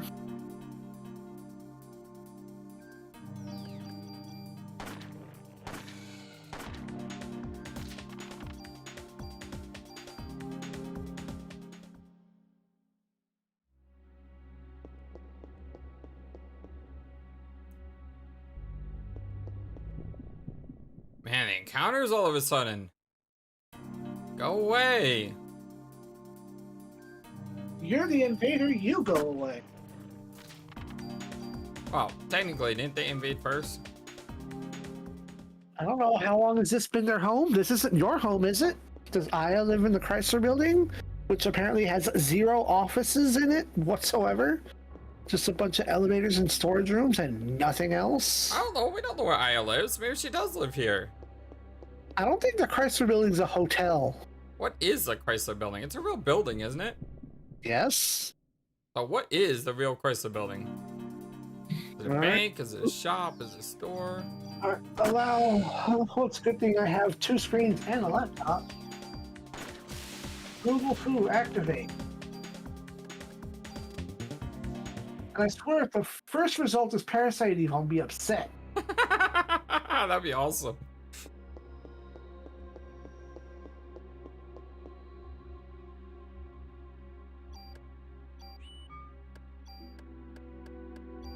Well, I spelled it wrong first and foremost.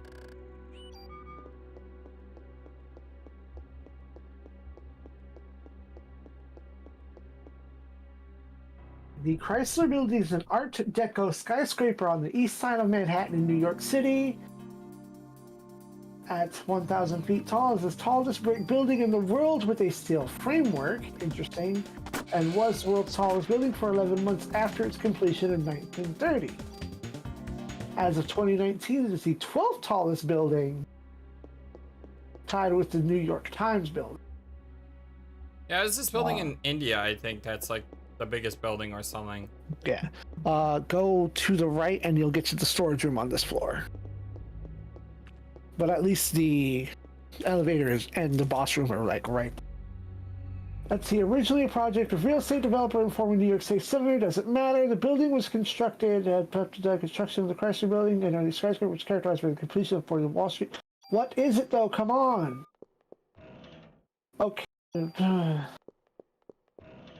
Okay, even though the Chrysler Building was built and designed specifically for the car manufacturer, Chrysler, the car company, never paid or owned the building itself. Walter Chrysler decided to fund the entire cost personally so his children could inherit it. Annex. What is it? I said it was an Art Deco building. Yeah, but what's inside of it? A bunch of monsters? What is that for? Bunch of mutated creatures? And an Aya? I just want to pretend like Aya lives here somewhere. She's like trying to take back her home. Alright, boss time. Yes. What do we got? We got... Oh, it's the Centipede. This guy is going to be as difficult as he normally is. This could be a... He breaks apart. Yep, he breaks apart.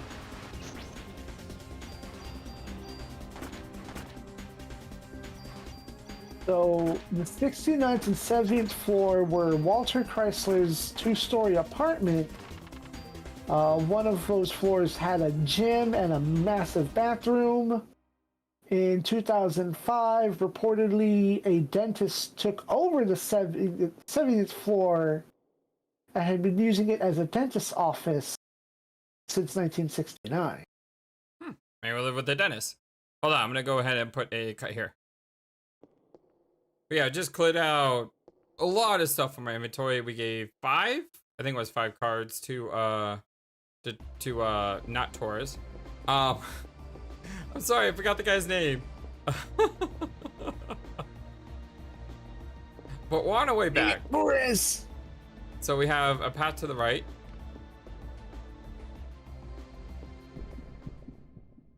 Path to the right and a path down. Again.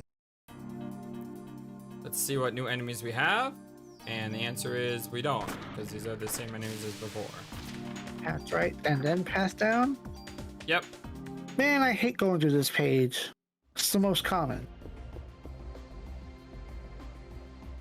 And then... T intersection going right. Alright, let me hunt it down real quick. T intersection going right into an elevator. Okay. That makes that easier to find.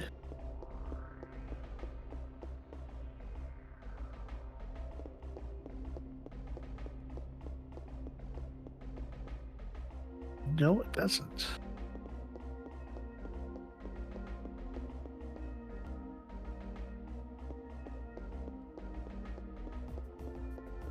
Found the stairs. Huh.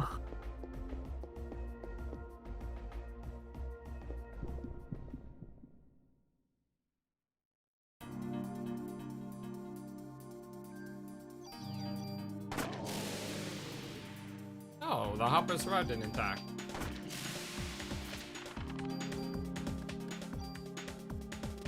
Oh, okay, I found it now. All right. We got to go up.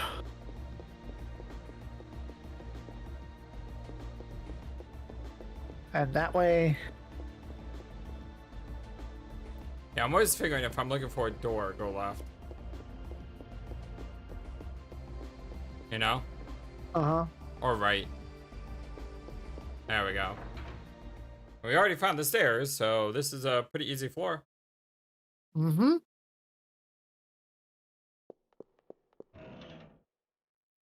MP5A5. Mmm. Another rare card. SP Armor 1. And another rare card. So we just found 2 rare cards in one spot. There are 4 floors that'll have treasure monsters. I have a feeling by the time we get to the top, every single floor is gonna have treasure monsters. Hmm.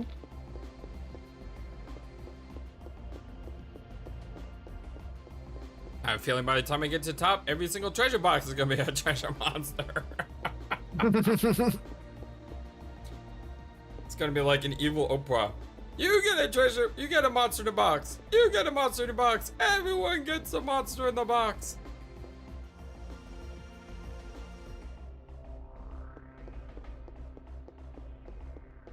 All right, next floor. We have configuration right. Ah.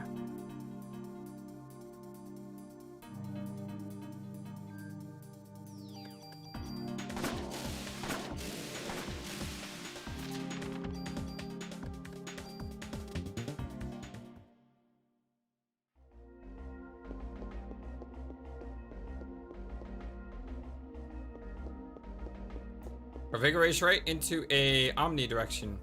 Ooh. 1 second. That's new. Only one version of this. Go down. Oh. Wait. Nope. I was wrong. There were 2 of them. Well, right takes me to a door. Well, beware, because First strike would be this could be a mimic. Yeah. Just gotta get used to seeing these things.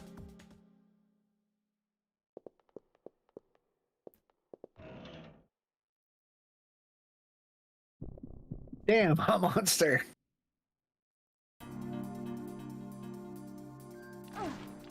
Can never get away from that.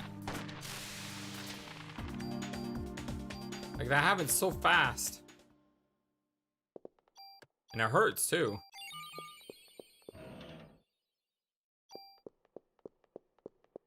All right, where to? To the left and to the down. To the down.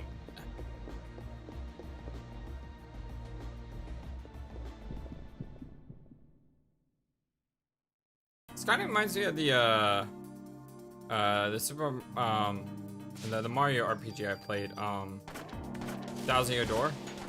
Uh-huh. Because in the Thousand Year Door, there's something called the Pit of Trials, I think it is.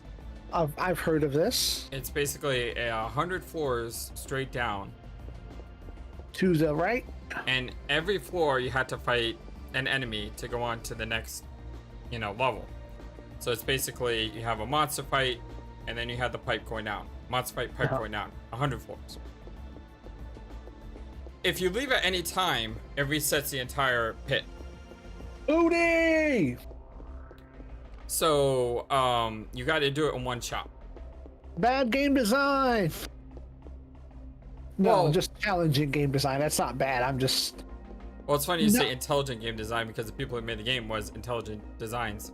Anyway.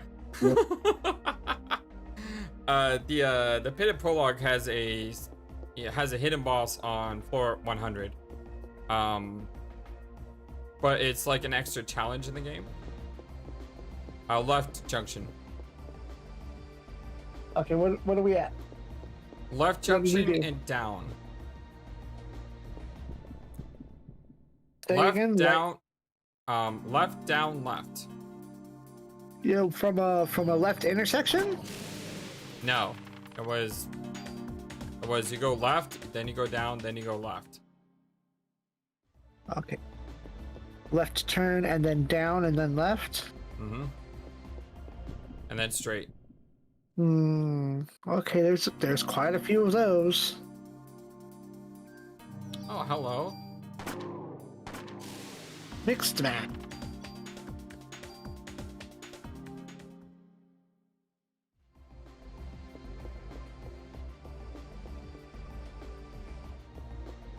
And then Omni. All right, hold on. Down is probably the move.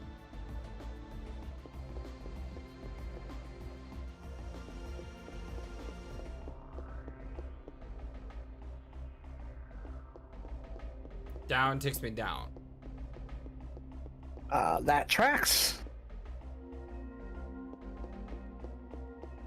Yep. Although one of my most memorable dungeons like this, I remember one of the games that I played when I was younger on the Super Nintendo. It's a game I haven't played except the one time I played it. And really, there's only two things I remember about the game. One is that it's one of the best RPGs I ever played. And two... Where? Huh? Oh yeah, that other one's probably a monster. And two, the game had something called an ancient cave. And Lufia 2. Yes, Lufia 2 Rise of Sinstrels. So the ancient cave is 100 floors, but it does it really differently than a lot of other games because it starts you out with level 1 and no gear. Level 1 and no gear and 10 potions, I believe. Yeah, that tracks. And then as you go through the dungeon, you find these blue chests. And the blue chests are items that you can take with you outside of the dungeon. So yeah, there's like 10 or 15 of them. Yeah, and that's really cool to have an item that you're not supposed to have in the game, you know? But additionally, those are items you can bring back into the dungeon with you. So it was almost like a roguelike before there were roguelikes. Yep. And if you beat the game, you can unlock that by itself. Sort of. Or if you get really super lucky and you smack the cartridge hard enough, you just unlock it all. Oh, I didn't know that, but you're slightly wrong. I would not suggest that. I would not suggest that, but I did it once with a rental.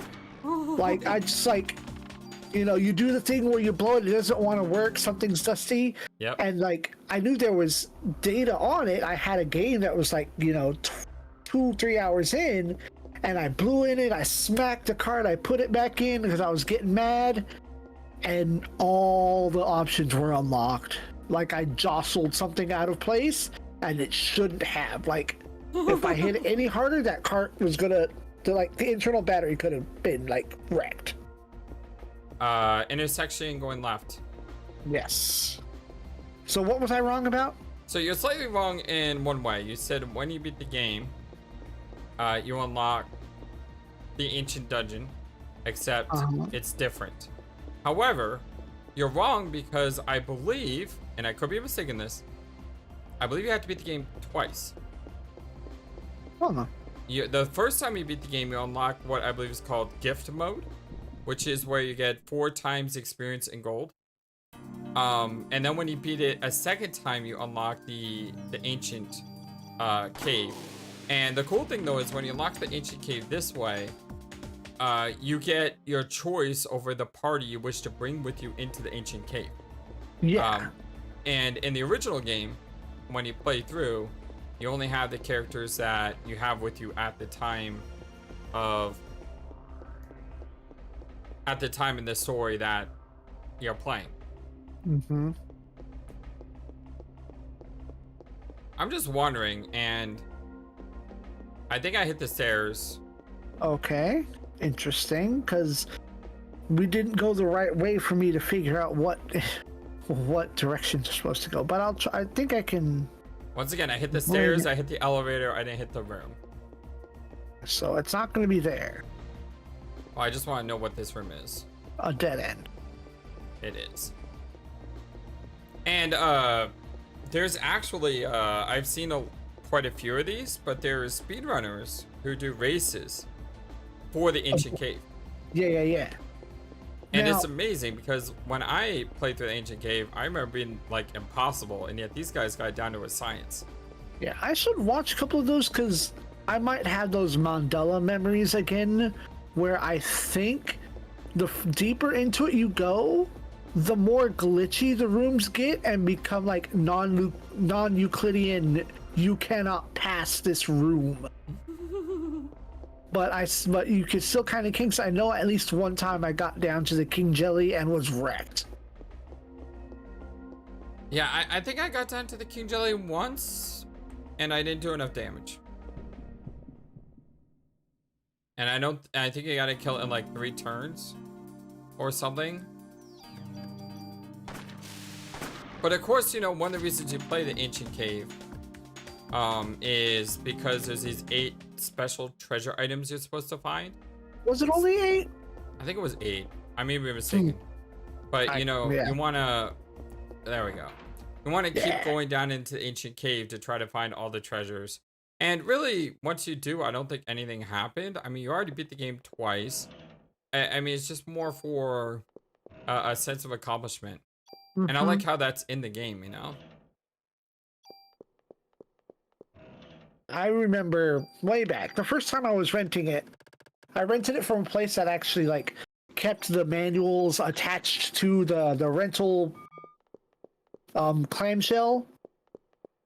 And I stole a couple of those pages out of the manual after a while.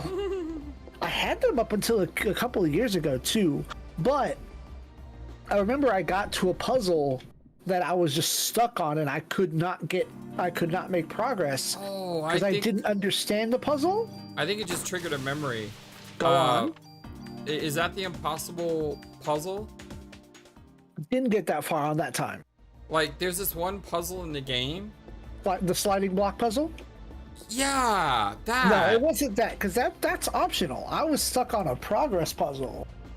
And the impossible puzzle, I think that's what's called, because the earliest way to beat the puzzle requires to move like 100 blocks of movement. It's just like, even if you follow a guide on how to do it, it's one of those things where, why is that a thing, you know? Because some programmer likes sliding block puzzles. But it's the most ridiculous thing. So like I said, like 100+ moves in order to solve the puzzle. It was way earlier than that. It was like, you're supposed to fight Gades a second time, one of the Sinestrals. Yeah, that way. No, wait, to the right. Yeah, I saw the stairs, but I'm pretty sure I went right, but I wasn't completely. Like, I thought I like jigsawed its way in. Yeah. No, but I don't remember any of the Sinistrals. There was a puzzle in one of the like I would say like a quarter of the way through the game. There's a tower, and there's 2 statues, one on a red rug and one on a blue rug.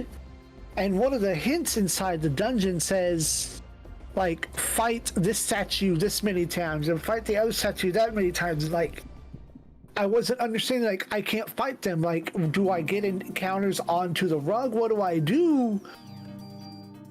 And it wasn't, you know, it didn't click that I needed to poke the statues with the sword a certain number of times. Sounds like a Valkyrie Profile 2 puzzle. Okay, went right and then intersection T down. Well, we went right and then intersection. Well, there's only one path for this one. Which way? Right or down? Right. Oh, good. I went right. No, you went correct. Huh? Yeah, that's what I'm saying. I went to the right, so. Yeah, that was the joke.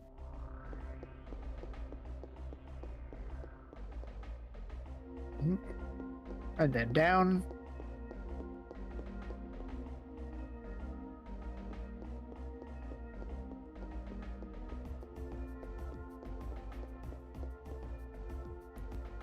I gotta make a update video for my channel today when we're done recording.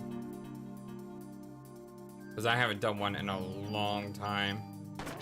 And tomorrow is my 3-year anniversary on YouTube. Yay! Woohoo! So I was hoping to have an update video at 10. And I was gonna do more Final Fantasy VI at 12.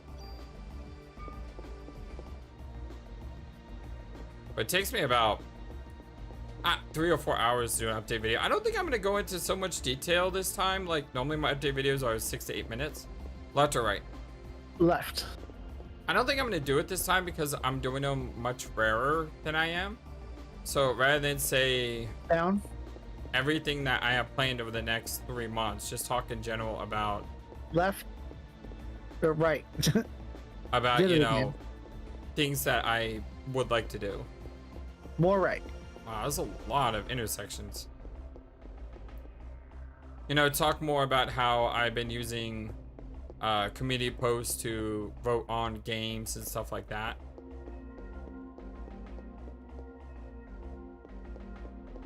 Good lord! More right. So many intersections! Yep. At least there's only one floor that follows that pattern. So yeah, I think my update video is going to be much shorter than it normally is. Like, I'm aiming for 3 minutes instead of 6 or 8 minutes. Oh. If that makes sense. Yeah, mine are like 10, 12 minutes and upward because I rant and I ramble and I don't organize my thoughts. Well, that's what I do too. But I think I can do it at a much faster rate than I normally do. Yeah, right. Like, instead of saying, okay, well, I'm going to be playing this game, you know, say, okay, well, you know, I have a spreadsheet that has all the games that, you know, I have on the channel as far as playlist. I'm going to be updating that spreadsheet with all the recommended games. So if you have, if you would like to see a game be played, you know, join my Discord or respond to a post and say, hey, we want you to play this game, and I'll add it to my spreadsheet. You know, and then I will either choose to play a game or vote to choose to play a game, or I'll choose a game from the list. The other way. You know, that's kind of how, you know, the Let's Plays will function. Uh-huh. Yeah, I don't have a big enough community that's like, oh, hey, play this, hey, play that. Most of my viewers are like, you're gonna get to that Super Robot Wars game eventually. I'm along for the ride. Up. To which, don't you have Super Robot Wars on your list? Didn't I get you to put one on there? I think you were thinking about which one to put on there. That's a discussion we need to have. Hold on, let's see. My page all of a sudden decided not to load. Okay, right. RPGs, I have Jimmy and the Pulsating Mass. Uh-huh. Yeah. I have just Super Robot Wars and Treasure of the Rudra. I don't have any special Super Robot Wars. It just says Super Robot Wars. Yeah, so like I said, that's a discussion we need to have. And I do think that's probably going to be something that I do with you next year.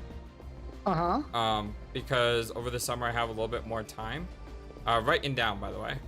Yeah. Write down. So basically, you know, I want to do Parasite Eve 2 with you off and on, you know, as we have time.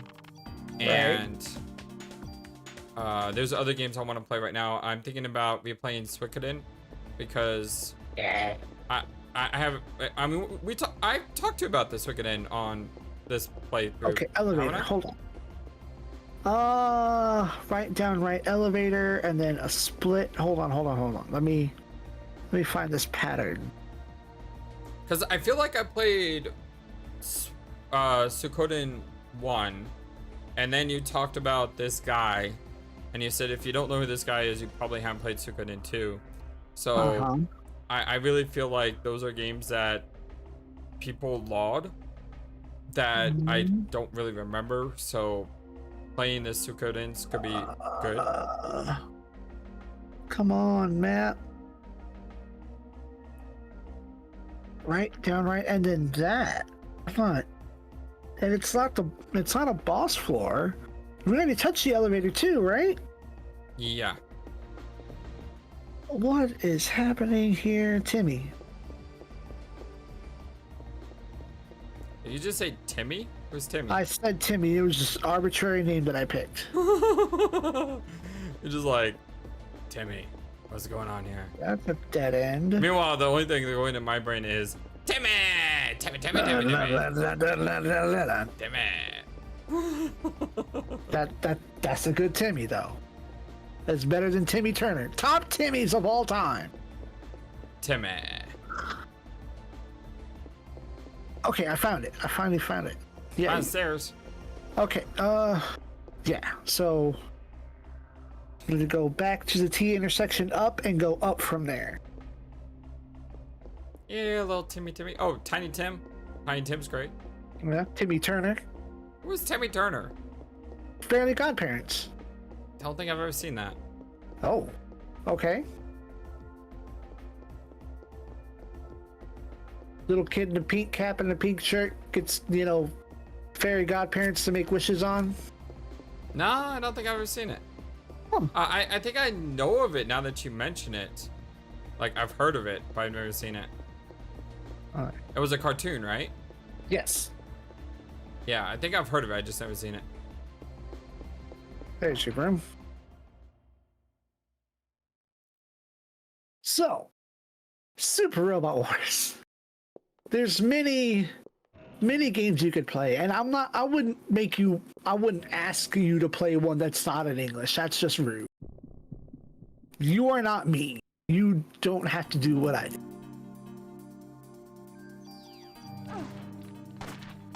Dang. I was hoping you could have moved away from it in time. Well, I tried a new strategy this time by trying to hit it first, but it's just so fast. Yeah. Yeah, So, like with Super Robot Wars, I think I would want to play one that is like, I don't care about it being old, but I would probably want to play one that's colored. yes, of course. Now, like I said, it doesn't need to be new. It doesn't need to be PS5. It could be no. GameCube. It could be the Dreamcast. It could be something like that. That would be fine. Okay, so let's. But I don't want to play a Game Boy one. Well, that takes that off the option, because the first question was going to be, would you want to play it in official English or fan translated English? It didn't matter to me. So there are 3 Super Robot Wars games that are officially in English. There's 2 on the Game Boy Advance. Like I said, it doesn't matter to me what the translation is. Okay, just as long as it's not black and white. Yeah, no, there's 2 on the Game Boy Advance.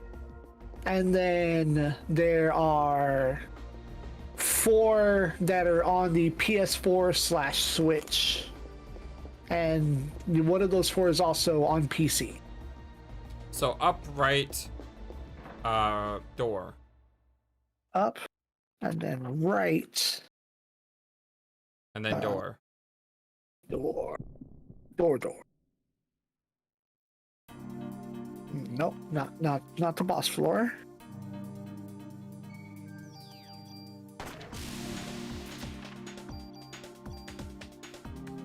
Yeah, I would say the more accessible the game is, the better it's going to be. Okay, there's only one pattern that's like this: upright and door. The problem with accessibility with some series though is the series may be super accessible, but the game that's accessible isn't very good. Like Also Fire Emblem, for example. I played 3 Fire Emblem games so far. I played one, which was 3 Houses, and that was my first one. Then in between 3 Houses, I started playing a 3DS one. And then I played the newer one on the Switch. Out of those 3 games, if someone were to come up to me and say, what Fire Emblem game should I play?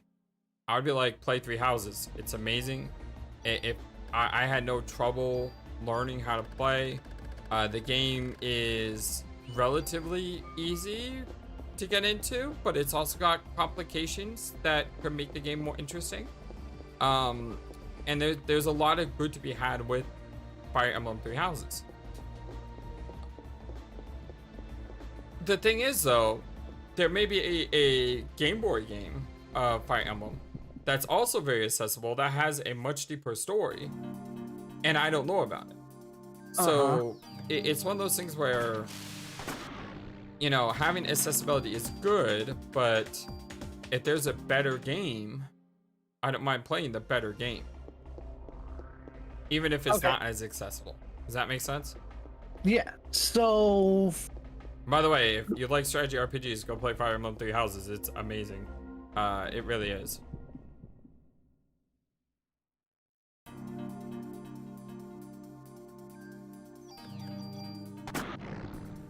Those things make weird noises. Yeah, that sounded all kind of weird. So, like, I'm almost tempted, which way, up or down? I don't know what map we're on. What I thought we were on didn't track. Okay, well, it's probably up. I think so. Aha! Hey, we did it! All right.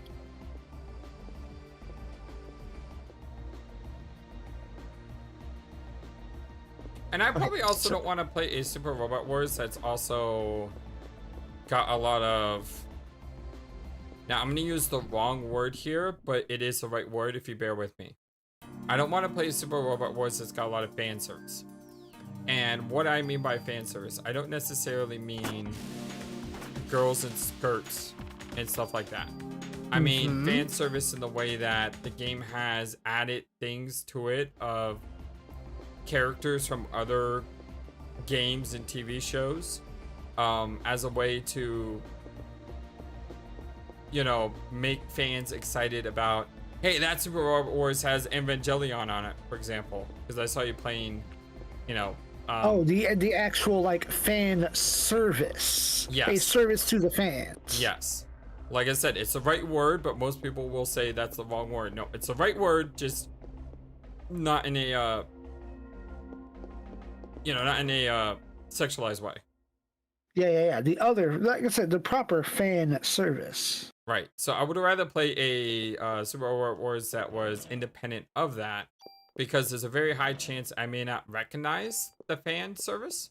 And if I don't recognize it, then part of the enjoyment that you get from playing it may not exist because I don't understand the reference. And other people may not understand the reference either. Well, that's a lot of them, I think. But usually those moments are more few and far between, or what that is they're enacting specifically an event from the show. Like, they're just paying extra detail to it, like a conversation could happen, but then like, no, this conversation is these characters and it's iconic, so they decided, oh, this game has decided it's going to put voice to them. But as someone who's played a lot of Super Robot Wars games, those moments don't click with me very often, despite that I've seen so many of these shows. So maybe I'm just not recognizing that it happens. Like, a good example would be something like, what was that game? What was that game called? It was, Crossed Edge for the PS3. So they made a game called Crossed Edge. Do you know that? I know, I bet, like, I bounced off of it really hard. I played it for like 2 hours and I'm like, I am bored. So Crossed Edge for the PS3 was a game. Okay, there's only one other way to go. Yeah, I thought I know what floor we were on, and again, it's like, I think I find it, and then it's like, no, you're wrong. So Crossed Edge on the PS3, the way the game worked is it was a super crossover with Disgaea and Capcom. Uh-huh. I remember Morrigan was at least there pretty early, I felt like, but... Yeah. So you had the Capcom... It's not Capcom, I should say Darkstalkers, right? Yeah, but I think it was more than just Disgaea and Darkstalkers. Yes, indeed. But that's the point, is if you never played Disgaea, and there's a Prinny going across the screen, it's not going to have the same effect as if you played Disgaea. Okay. T-junction. So we up and then T-junction. Let me turn to the page. Which way did you go? Left. You went left. We need to go right to find the right path, although... That's a dead end. That may help. Yeah, it might. No, there's a bunch of those. So let's see. Which way we go from here? Down. Yeah. Left into a dead end is very common on this floor. We went down, and then we're going down more.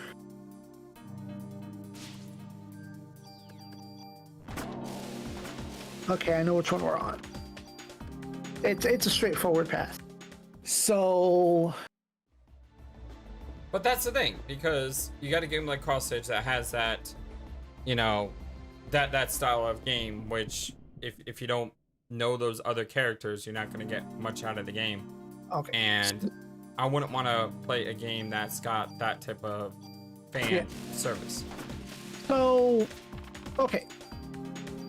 I can think of like one game that might actually do that thing where it expects you to know something going in, but for your first Super Robot Wars game, I wouldn't suggest that because it has like kind of a rough difficulty curve, and it has this thing that we the fans like to call lol guts. Lol guts? Yeah, lol guts. Guts is a spell in the game that allows a character to recover its own HP. And do the enemies use it? The enemies use it, and they don't care. And so what'll happen is... It's like Seven Saga all over again. Yeah, so, but there's at least a function to it. They're not using auto-cure. Hello. What is that? That will automatically use any status recovery items in your inventory. I don't ever carry any. Exactly. But it's neat that it exists. So, let's say... Well, no, I'll give you the facts. On the PlayStation, the highest value you can have is 65,535. Correct. That goes for like money. That goes, in this case, it's going for hit points.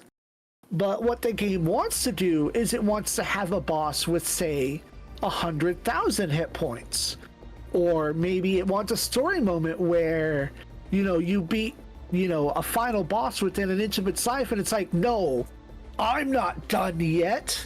And it does lol guts, where it recovers its HP, but it will do it several times. Like, you get it down to half of its max, and it'll recover 30%. And then you drag it back down to 30% of its max HP, and it'll recover 30% again. And that just sounds annoying. I think the final boss does it 3 times, but if you play the cards right, you can skip 1 or 2 of those. That reminds me of Final Fantasy IV. Final Fantasy IV, they wanted the HP of the boss to be a certain number, but they couldn't. So the way they programmed it is, once you get the boss down to a certain HP total, it spawns a new version of the boss. But you don't know it's a new version of the boss because there's no, you know, load screen or anything of the boss. It's just, now the boss has this much HP again. And when you spawn that new version, it basically has a full HP bar again. And that's why if you watch like speedrunners play Final Fantasy IV, or at least you watch the people in the randomizer. I think this is the boss floor. The people in the randomizer community, what they'll do is they'll use something called reflex strats, which is they'll bounce off the enemy's The bounce off, how did I lose a bunch of HP again? Oh, that's how I lost a bunch of HP. I unequipped my armor and re-equipped my armor. Now I understand. Huh. That's why. Oh, yeah, because your HP max goes up. Okay, mystery solved. But anyway, the point is, if you can do indirect damage to the boss, then when you kill it, it won't reset. It'll just die. I think there's a boss in Final Fantasy V that you can do that with on like the Game Boy version. It changes its form unexpectedly. It's like got a new HP value, but it has a new weakness on it. But if you can hit it with some weird status effect like sap or poison, and its HP ticks down through that status, it doesn't reset because you didn't hit it. It just dies in phase 1. This isn't randomized, is it? Yes. No, that's different. It was like if you have 3 enemies on screen, it's gonna fire 2 bullets at all 3 enemies. Is that better than burst? No. It's interesting, but burst is burst. Burst is a cone of damage, and that is like 2 bullets for you, 2 bullets for you, 2 bullets for you. It uses up more ammo. But this isn't the randomizer. No, that one's not random. So how does it work? You choose to attack, and it for your one singular attack, every enemy on screen is targeted for 2 bullets. Or 6 bullets, or whatever your rate of fire is. So isn't that better though? No, because it uses more ammo. Can I move that over with the burst? No. Those are they are mutually exclusive.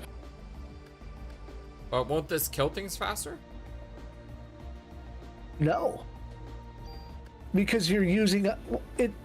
You're gonna stop if you have 4 enemies on screen, you're gonna stop in place and fire 2 bullets at the first enemy, 2 bullets at the second, 2 bullets at the third, 2 bullets at the fourth. Whereas your burst is just like shot, and whatever's in that cone gets to go to bed. Okay, I understand now. Yeah. And it would be nice if you could combine the two though. Because then you get to assure that everything gets to be sprayed into oblivion. I don't really want to get rid of this item. Yeah, because we'll get another piece of equipment that'll have more space on it. Yeah, that's what I'm thinking. So we certainly hang on to that one. Yeah, you can delete that MP5A5 though. Take those numbers off. Goodbye. I just had some panic attack that accidentally deleted the wrong item. Oh no. So if we get to a 4-way here, we're definitely the boss floor go down. So aside from this one game that I'm thinking of, and I wouldn't make you play that one. It might be my favorite because of the shows that are in it. It expects you to know what happened in the previous game on top of that difficulty spike. That's not good for beginners. It's not good for new people. Not fun, not nice. There are other games that have, been fan translated. I wouldn't make you go like as old as the Super Nintendo, because those games can be kind of hard. So, looking up at my shelf, there is a game on the Game Boy Advance. It's fully in English, Super Robot Wars D. There's one that was recently translated on the DS, so that's Super Robot Wars K. There is one on the GameCube called GC that was translated like 2 years ago now. So that one's pretty good. That is not a bad place to start. And then if we go into like the modern era, we have Robot Wars V and Robot Wars 30. Hello, boss. What are you? It's a Triceratops. Yep. And of course, I did not get my first right. Okay, now if I remember right, this is a tanky boy. Because you gotta kill that, then you gotta... And there's that lightning circular thing. Hey, not bad. Destroyed. Alright. So I just used up a bunch of tools. We have 15 spots left, so we don't need to go back yet. Right. I don't think we need to save. That floor was not difficult. It was time consuming. Ooh. Do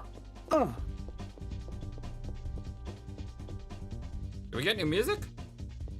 The music changes every like either 10 or 20 floors. So this is my jam. Nice. Up and to the left. I do like this music. It's good. All right, let's see what the next screen is. T. Only one path. Go down. Oh wait, what? That's not right.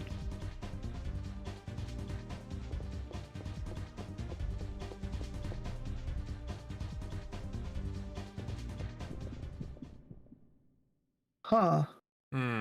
Books are fallible. Oh, we got guys surviving the shot.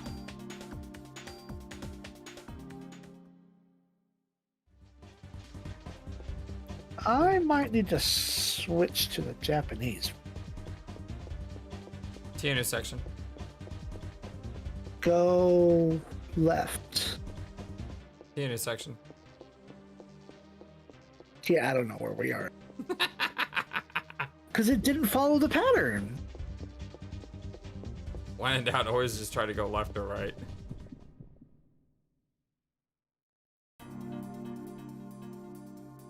Ah, Foggy. Wow. Yeah. I crit for 420 and he's still alive.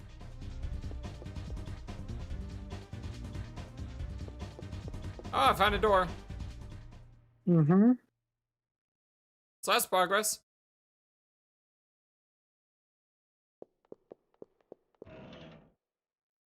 Hey, it's a monster.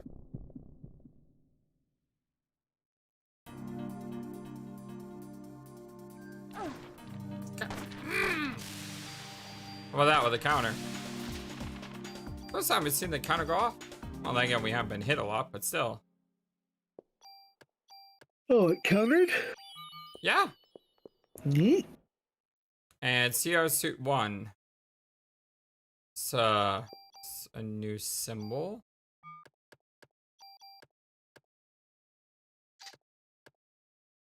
Active time recharges slow. Okay, that's not a new symbol. We've seen this before. This is the same. 18 down, HP up. Yeah, that's okay. I found what we're on. I was looking at the wrong shape. all right. We're going left to or the right? left. To the left should get us on path. Yeah, that's correct. So, and then, yeah, there's V, which starts a series, and then the most recent one, 30, but that game is entirely too big. Great for beginners, bad for your time. So, there's also... And what game was that?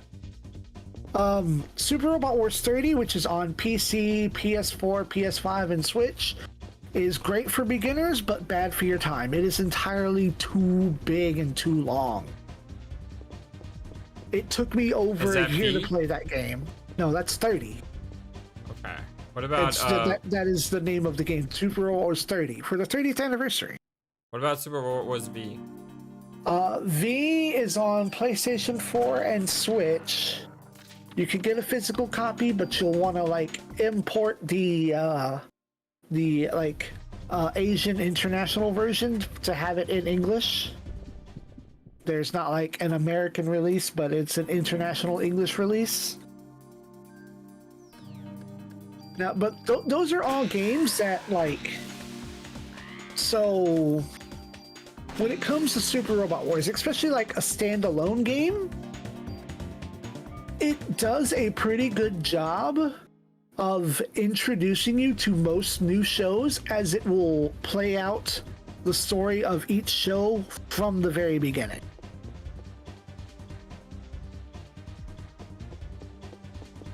What's your favorite Super Robot War? A couple of the ones that aren't in English. Alpha Gaiden, which is the one that's got the bad wall guts problem. That's one of my favorites, but because of the other shows that are in it. There's also Z, that's on PlayStation 2, but also not in English. There's another one on PlayStation 2, MX, also not in English. One that's on the WonderSwan Color, Compact 3, not in English.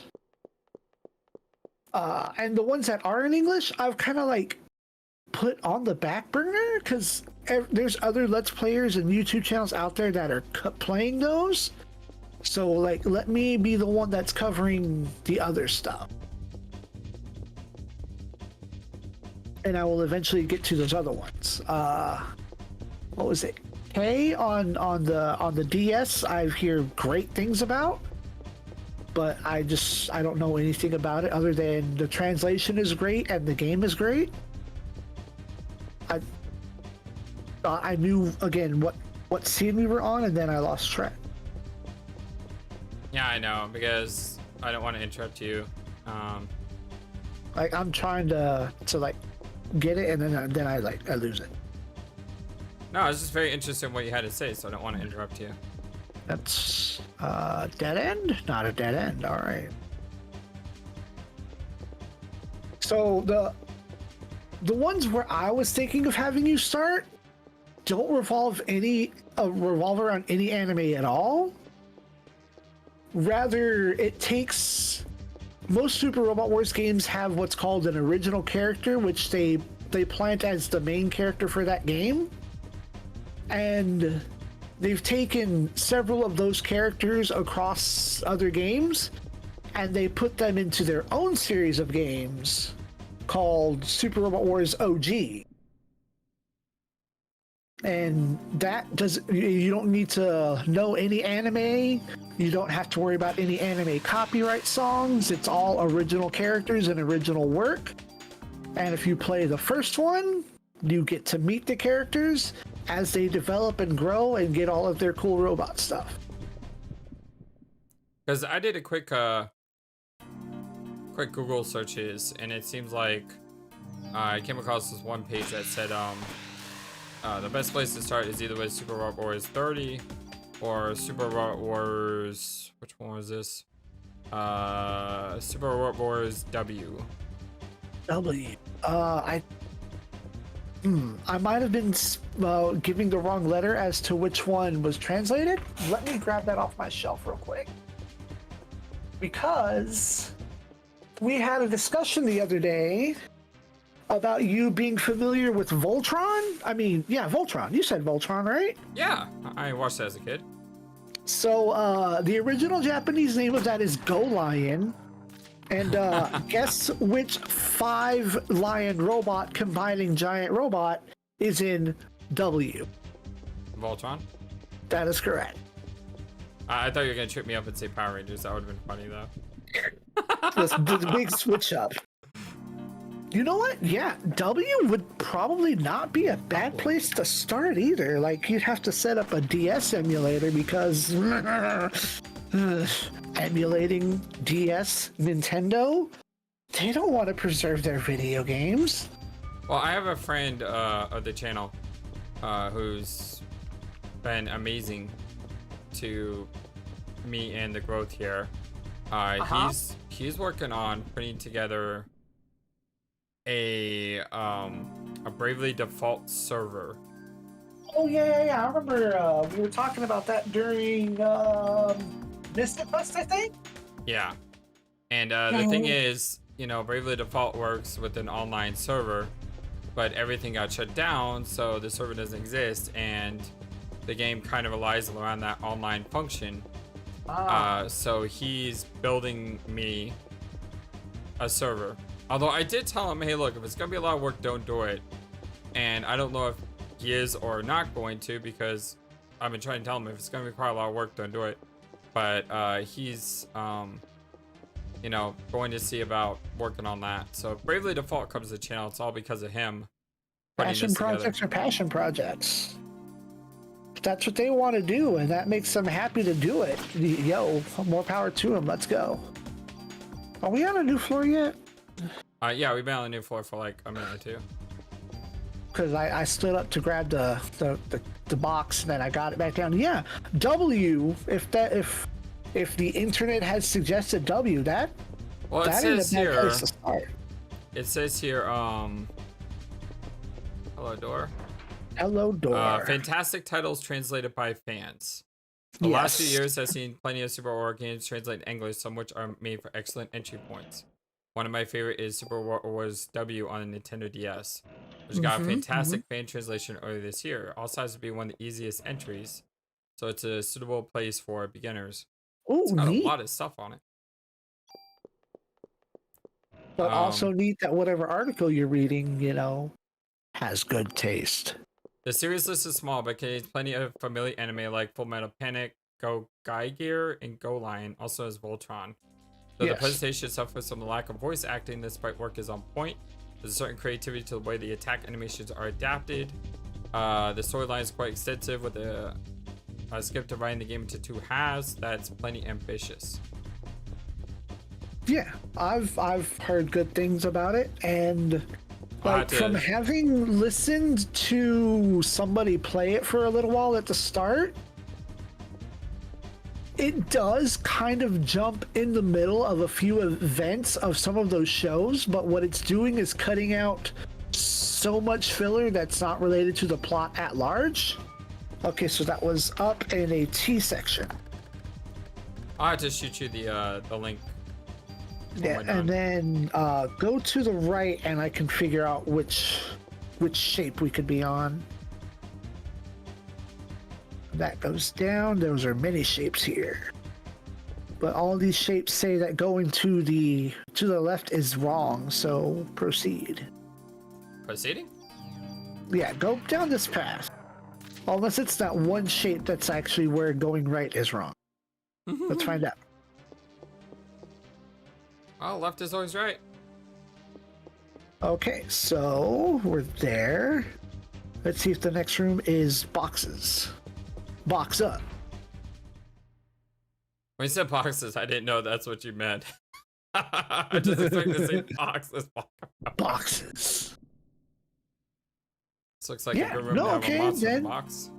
The only other one I would have suggested is you could play OG on the Game Boy Advance, or if you want something more modern, what is called OGs, plural, is on the PlayStation 2, and that got a fan translation. I think it's been 3 years now. But, you know, that's, you know, when it comes to translations, that's where you have to get into emulation. I'm not against emulation, I just prefer real hardware because it keeps me honest. Oh, come on. This room is a troll. Yeah, for real, what? What is this? Two mimic shenanigans. Wow. Remember what I said earlier when eventually we're going to get to the point where every box is a mimic?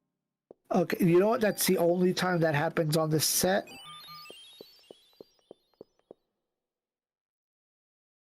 That's rude. And I said before, it's, you know, the thing is, even if I were to buy,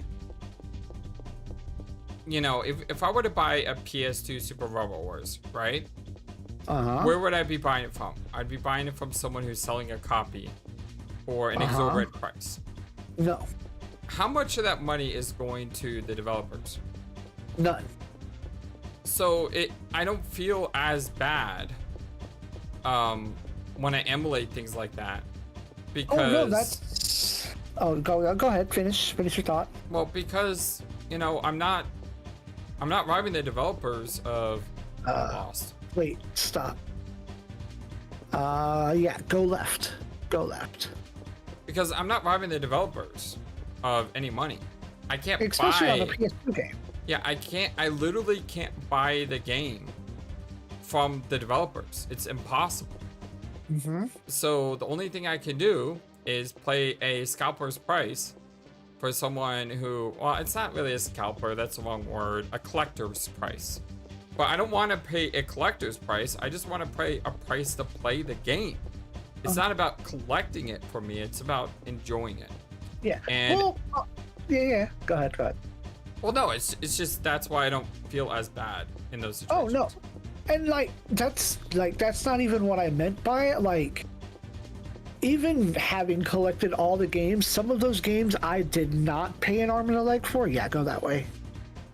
Like, the most I paid was for something that is specifically like a collector's item, and the least I paid for one of these complete in box was $15.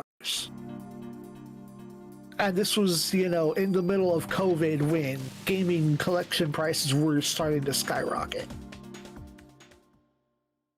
So when I said, keeping me honest is because I'm sure you've probably sat in long enough with me playing the ones in black and white. Save state, load, save state load. I can't do that on hardware. That's true. That's what I mean by keeping me honest, because I will cheat at every given ability for the sake of time and, not going crazy. Although Nintendo Switch does allow you to save states on some of the old emulated games or the old virtual games. They have a built-in save state function. We took a T room to get to this, right? Maybe. Downward T. Yes. Go back to the right, and I think I'll know what shape we're on. Hey, don't worry, we're running out of these for this set. For this set. Oh my gosh, they keep doing more and more damage too. We're going higher and higher up. Get to 1 minute, just one-shots me. I'll be like, what the heck, game? Yeah. So yeah, W. Oh yeah, no. So the other one I was saying was the original generation one on either Game Boy Advance or PlayStation 2, which is the same game as the one on Game Boy Advance, but made on PlayStation 2. But it also includes the sequel OG2 on the same disc, which would do the actual weird thing of carrying over the data, but that turns that from a 50 stage game into like 100 something, which again, I don't want to take up your time. You could have a better no context experience with OGs, but I think you'll get a more genuine feel for what Super Robot Wars is with W. So I think we may have finally settled. Maybe. There's many time and many years before we get to that point. Oh yeah, indeed. Because the earlier in the game, as you're learning, you might take a little longer, getting used to what everything does. I will be there with you to help you and tell you how things work. But the later you get into the game, the more HP everything's going to have, the longer every stage is going to take. And it wouldn't be productive to make an hour and 15 minute video on a stage that could total out taking 2, 3, 6 hours. 6 hours for a stage? Now that was a special case, but for me, the longest I spent on one stage of Super Robot Wars was the last stage of Super Robot Wars Neo on the Wii. Took me 6.5 hours. Wow, that was resistance everything on there. Yeah, I know. Boss. I saw. Fight it out. Yeah. As soon as I saw that CR, it's like, oh wait, no, there's a box in here. Or a mimic. So the reason why it took me so long to do that was because that game had an actual like fully translated script. So I'm reading the script, I'm voice acting, and then the final boss has like 3 different final forms. And you know, there's also like extra waves of enemies to go with it. And none of that was particularly hard. I spent more time moving around to delete all the enemies as opposed to fighting the boss itself. But it's every character wants to say something special to the boss, and I want to like cover all that. So I'm like taking one unit off of the ship, having him attack the boss one time, reading out all the dialogue, and sometimes those robots have 5 or 6 children in them. And they've got supporters in the back calling and radioing in there, you know, what the smack they're going to talk to the boss. Watch the animation, put them back on the boat, take someone else off the boat, do it again for like the entire cast. And then there's the finale of reading everybody's lines for the finale. Everyone's saying goodbye, have a nice day, I'll never see you again in my life, time for me to go and graduate 3rd grade.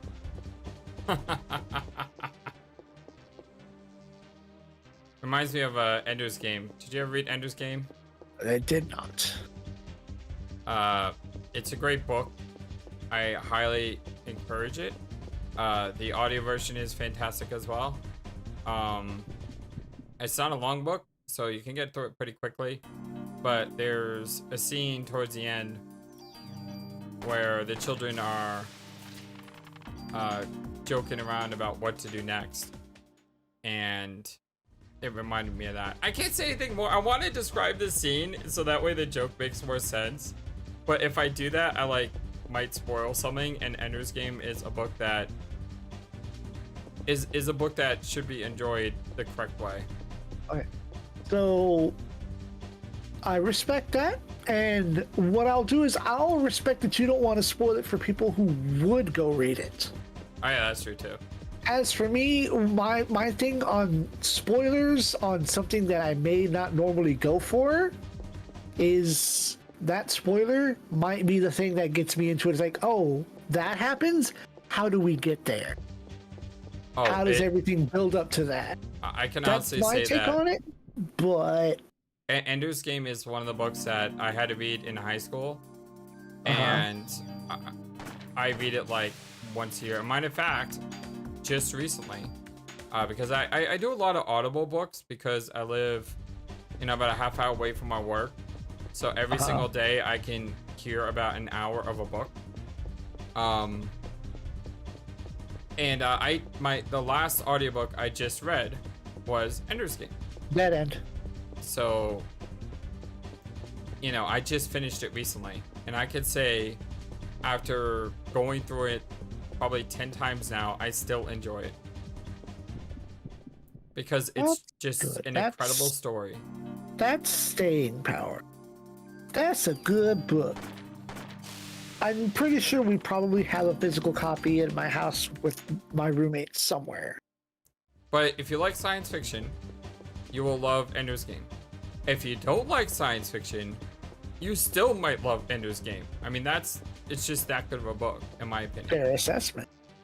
But like, if you love science fiction and you love the idea of space and battles and things like that, you'll probably love it more. But I really feel like even if you don't love science fiction, the story of the characters is good. Either way, left or right. I have no idea. I don't know how the floor started. You saw I was at a dead end. Yeah, and I've been trying to, like, I don't know how the floor started. I don't know what page I'm supposed to be looking on.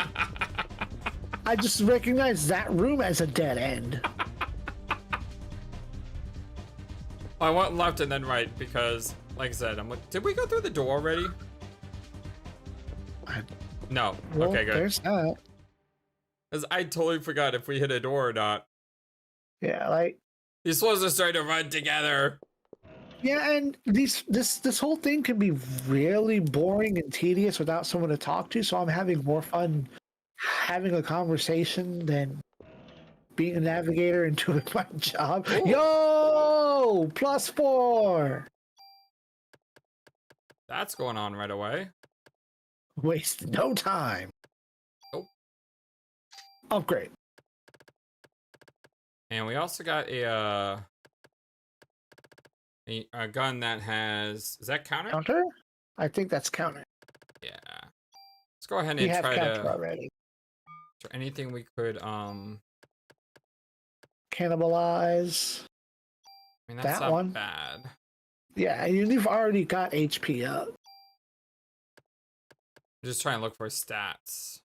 Like, we don't really need bullets. Power range I care about more.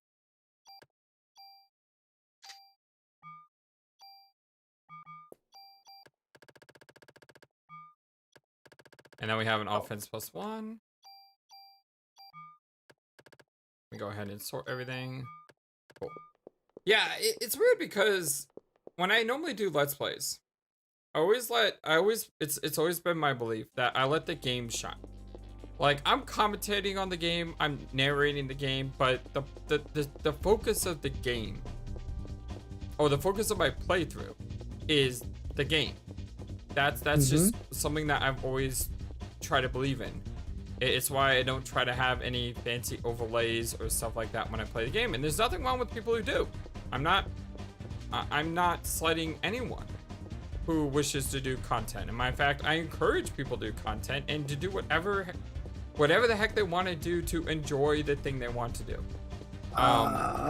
Okay, we have two options there. Well, let's go up to the next screen because that'll figure out what shape we're on. I'm not even calling them maps anymore. I'm calling them shapes. Okay, that's a dead end. I know what we're on. But the thing is, with this thing that we're doing right now, this is, in some ways, go to the right, pretty repetitive. Yeah, it's repetitive. Nothing's happening. There's nothing interesting that's going to happen until we hit floor 70. And it's just one of those things where I could just only record the last fight and just leave everything out.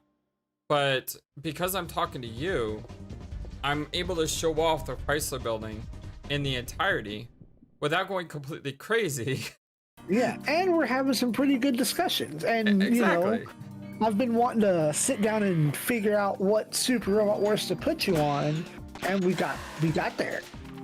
Yeah, it's been a lot of fun just hanging out and talking. So, you know, most of the time when we do our Let's Plays, and even when we do a Parasite Eve, like earlier on in this playthrough, you know, we didn't have all these extra side conversations a lot of the time. We were focused on the story, we were focused on the game, we were focused on, you know, obtaining all the loot in the area, for example, you know, stuff like that. But in this case, because of the nature of the Chrysler Building, I think you being here makes it 100 times better than otherwise. Yeah. And if someone's like, hey, I want to see the entire Chrysler Building, well, you can, because that's what we're doing. Yeah, so, because in the pitted trials for Mario, I went ahead and cut out a lot of the floors because they were floors that I've already done, and they were just repetitive. And I had someone commentate on it and say, you know, I kind of wish you had shown the entire run. But I was like, the entire run was like 4 hours long. And the video by itself was like 2 hours long, you know, even when I cut it down to size. And someone still was like, well, I wish you would have shown it all. So this way, I can show it all. But hopefully we can make it a little bit more exciting, you know, through our conversations. It's like the last time that I went through the Chrysler Building on camera, what I did was I took, like, walking up to, like, the 1st floor, the 41st, 51st, 61st, and I would like, I didn't cut out, but I fast forwarded as much as I could, like the entire 10 floors until the boss. I did the boss, and then I walked out. I messed around in the precinct with all my equipment. Go left for items, up for stairs. And that was the only part that wasn't fast forwarded, was going through my items, going through the boss fight. And then I went back in, fast forwarded, and I think it's like ×8 speed. Because like, I think the fastest that the program will go just on like a first run is like maybe 2 or 3. No, I think it's ×4 speed. So I would like render that chunk, slap it back into a new project, crunch it down again, and then render that through, and then put some different music behind it, because you don't want to hear the squeaky, chirpy, bad audio of ×8 speed or ×16 speed. No, I hear you 100%. And if we weren't doing it this way that we're doing it, I probably would have done the exact same thing. I probably would have, yeah, I don't even know if I would have fast forwarded. I might have just completely cut it. Yeah. Go that way first. Just went to the boss and then said, okay, well, I'm going to show off the every 10 floors, and then everything else will just be cut. But I'm glad I don't have to do that. Is this the right way? Do we know? Yeah, this is the right way. It's just, what is beyond this screen? What is beyond this screen? Straight down. Okay, I know where we are. Although I might put the entire Chrysler building as one video, except for the end. I may make the ending a different video, because some people may just want to see the ending without sitting through the entire Chrysler building. That's valid. I see where you're coming from on that one. That frog did a weird thing there. I think it was we used to see that frog in the sewer, so it would jump up and go off screen. Yeah, it just or out of camera view.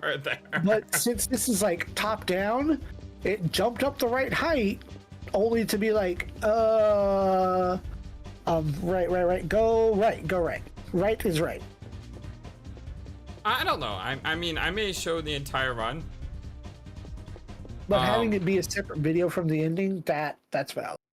But the problem is, I don't want someone to watch this video hoping to see the end and then not see the end. Maybe I could put like a thing, like a little text on the first minute or so. That's a more powerful rocket launcher, isn't it? Could be. I did not look. Oh yeah, that's a more powerful one. No more powerful than your handgun. That is amazing. That is amazing. What? That your rocket launcher Never is mind, weaker? It's not amazing. I thought I could put the +30 range on my right. Oh my god. You might be able to put it from one rocket launcher to the other. But still, that would have been pretty incredible. I'm just saying that would have been cool. We could always actually split the video at like 4:30, because then you get about half and half, and then you get the final boss and the ending. Well, I think what I made too is just I may I don't know. Up. Go right. You came from up. Like, I don't want to have repetitive content on the channel. So I don't want to show the entire video here and have a separate video for the true ending. But having a separate ending for the true ending would make it so if someone's like, hey, I want to see Parasite Eve's true ending, they can easily find that video. It's just one of those things where I'm not really sure exactly how to make that happen. I don't know, timestamps, I guess. Oh yeah, after the first 20 floors, I've been stopping my recording every single time I go up to the next floor. So that way, when I put all these videos together, I'll have a thing that will tell me, oh, this is the start of a new video, which means that's the start of a new 10 floors. This is still the first screen, right? So this is the next. Actually, I have no idea. We got attacked Did we go here. upstairs?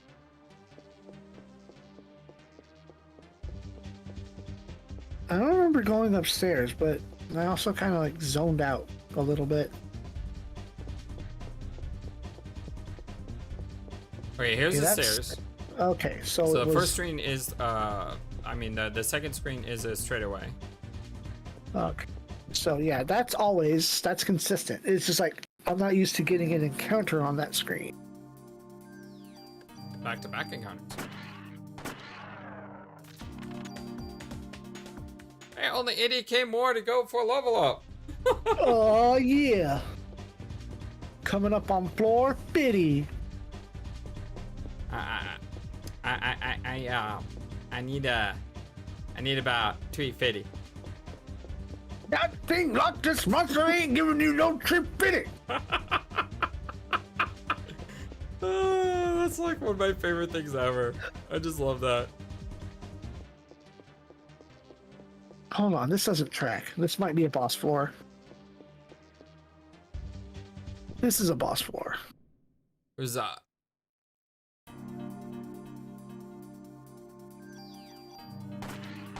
Like, wait a minute, this pattern doesn't track.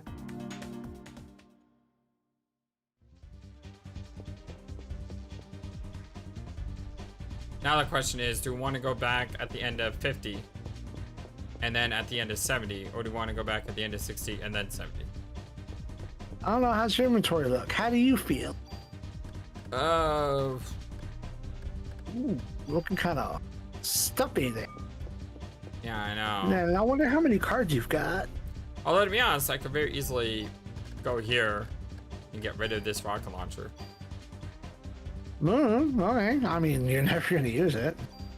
Yeah, I know. Goodbye. That's important. I'm never going to use it. And also, I have a lot of these weapons and armors. And you've got like just aren't good 6 enough trading cards. Like, that's plus bullets. Don't care. That I want to keep. That's plus bullets. Have enough cards to get the regular toolkit. I think you get the regular toolkit at 10. Well, we had 5, and now we have 4. 11. Oh, wait, we have 11. Or no, that's 5. Yeah, 5 plus 6. That's 11. So we have 11 cards.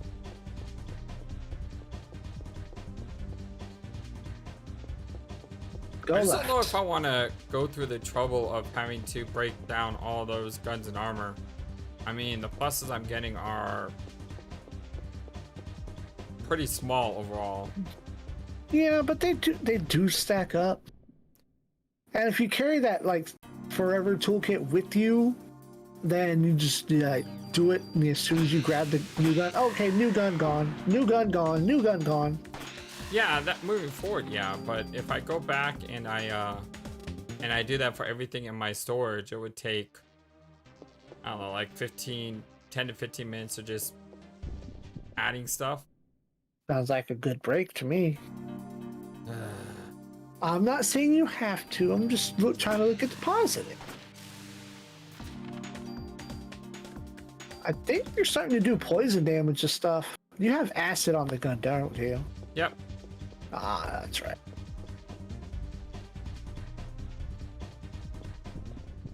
Screen took a while to load. Have we missed a box yet? No. This floor is very large and around.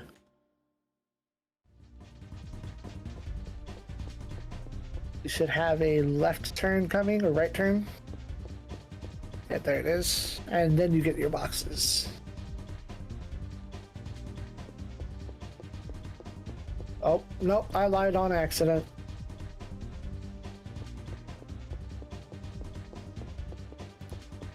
Is this 450? Yes. Why did you go back? I was thinking about going back now before we fight the boss. But then we want to get the key, right? I don't know if you can open that elevator without the key yet. Yeah, so we probably need to kill the boss first. Yeah.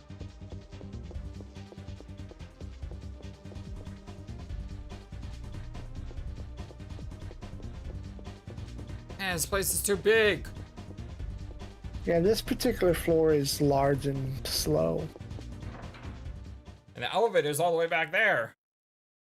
Yep. And treasure's all the way back there. These are mimics. Okay, it's not. Cool. Might be. But it wasn't.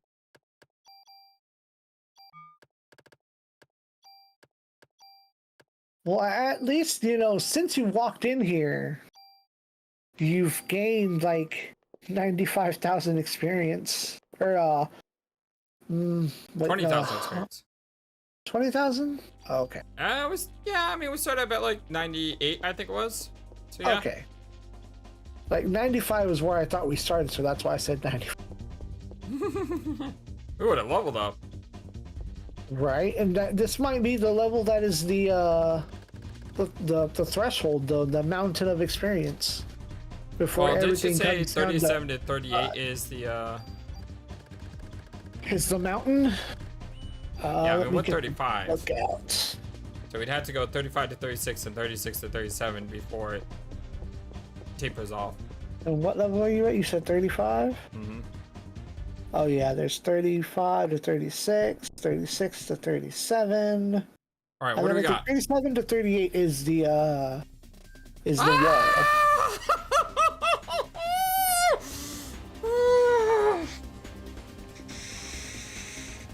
I'm sorry, I forgot. I genuinely forgot to warn you about that.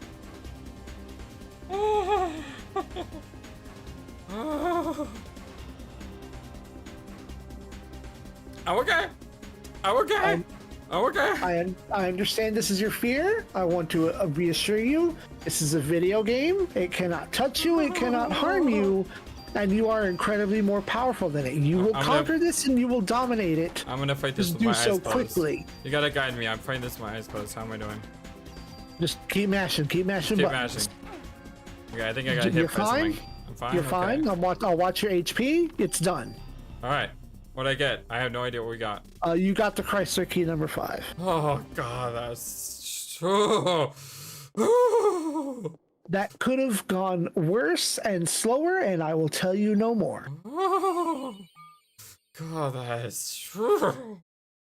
All right, so I'm gonna go ahead at about a 9-hour mark here. I'm gonna go ahead and put a cut. We'll head back to NYPD and we'll restock. Okay.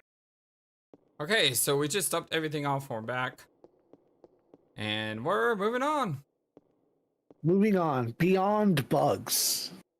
Or, yeah. Shoot, I'm never doing this again. Never watch Terraform Mars. I can... Don't do that. Terraform Mars? That anime is full of bugs and bug people with bug powers. Okay, yeah, let's not do that.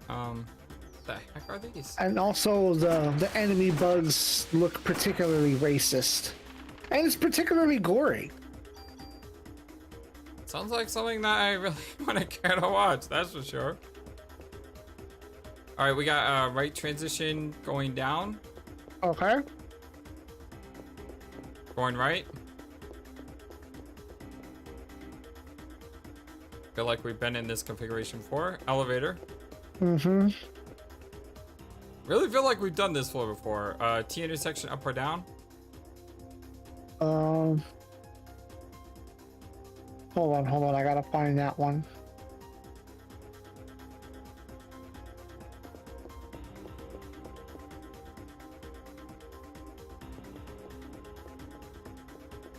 Down you brings us to a T intersection. That looks like a dead end.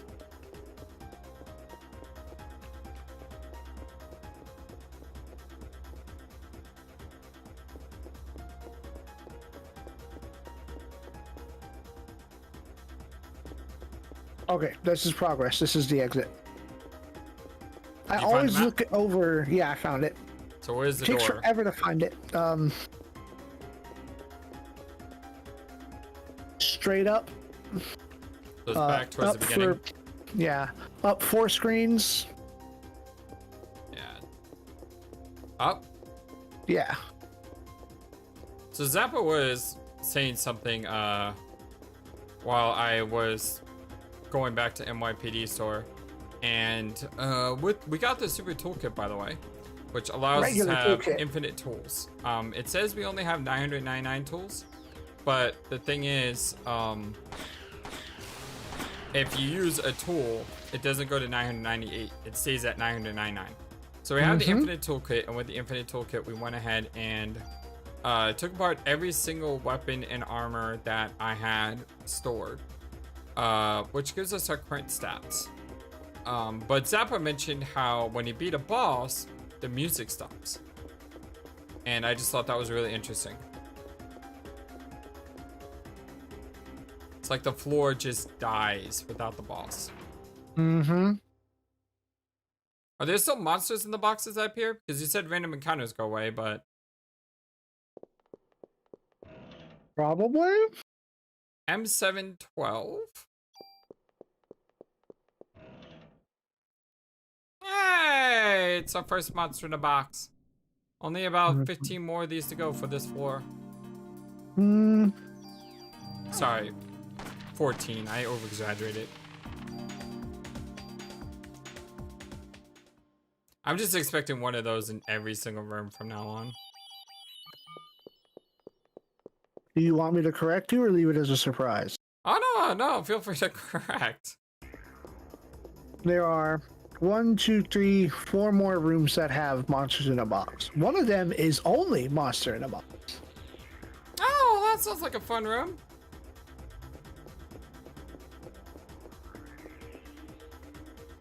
At least sometimes they can drop a revive. Yeah, that's one thing that is also true, is because it's my 3rd run.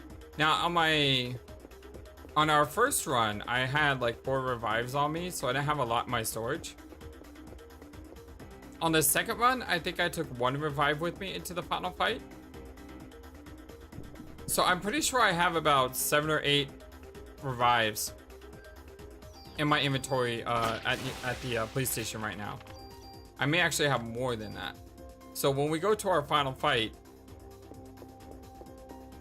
I'm going to be approaching that final fight with a ton of restoratives. And you will need them. Great. Well, thanks. I was hoping that wouldn't be necessary, but... You're going to go through the super dungeon and not expect to fight a super boss? I wasn't just expecting the super boss to terrify me too much. We went right. Uh-huh. Down. And we went down again, the same section that I'm always looking at. I swear, we're going through the same rooms over and over and over again. Effectively. That's unfair.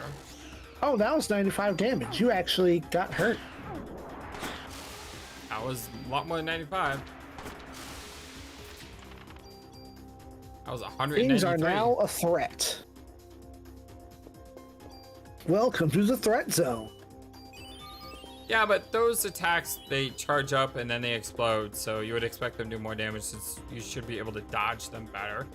Yeah, and they're parasite-based attacks. Down we went. Down. And more down.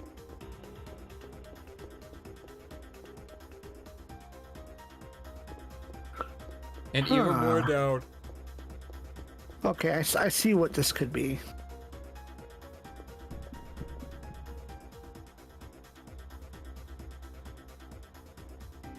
I think I see what we're on. Those are weird enemies. I thought they'd be like armadillos, like zooming around their waist, but they didn't do that. Maybe they just didn't do it yet. Up or left? Up.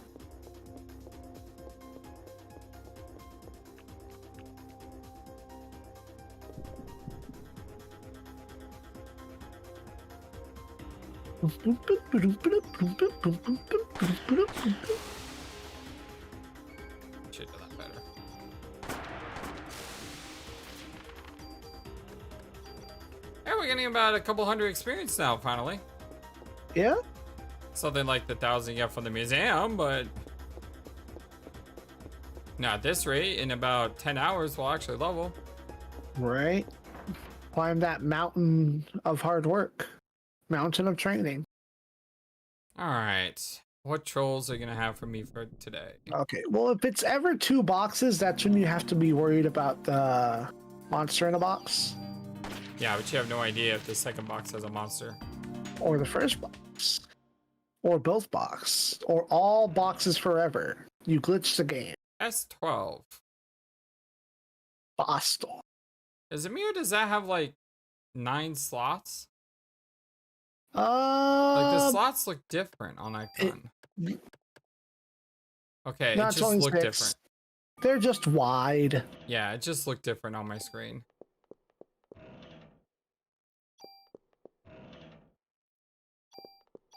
The heck was that? I catch that. It's armor.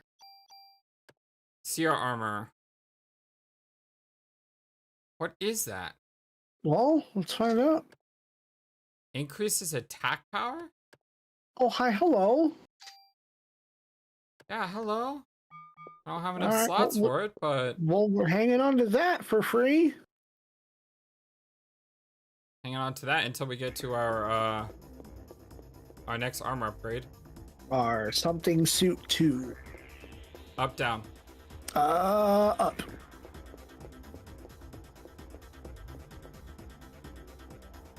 Weird thing is, we're probably only ever going to use that armor once. Depending on how soon we get it, yeah. Because if we get it on floor 62, we're not going back to NYPD until after the boss. And then you said there was nothing after floor 70 except the final boss, right? Correct. So we're probably never going to use that mod until the very end. No, you can always New Game Plus it. Which will be, since you're already planning on it, you do want to save before we go fight Final Boss. Because fighting the Final Boss will not give you new game option. Found the squirrel. Oh, did you? I was fending off sleep, which just hit me like just now. Which way did you just go? I went right. That's fine. We'll still get there.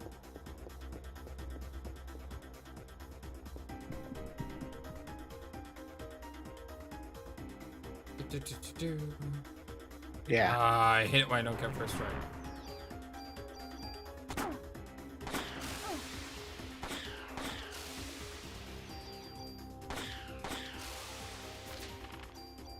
It's like I have first strike on. I should be getting first strike game. No. I don't want a first strike for you. That's not good for my programming. Kind of is how it feels. I lost track of where I was on the page. I think wait. I'll find it in a second. I remember because we could loop around. You're taking the long way. I am. Yeah, but yeah, definitely go back. Go down. Go up? No, down. Up is the stairs. Down is the room. So go down. Silent Hill 4. Oh, hi, Mark. That's a bad joke. And he has still laugh.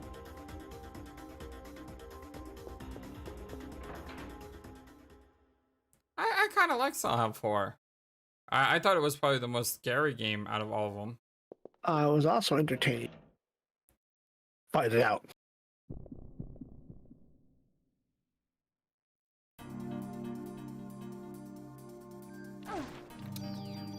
Possible dodge.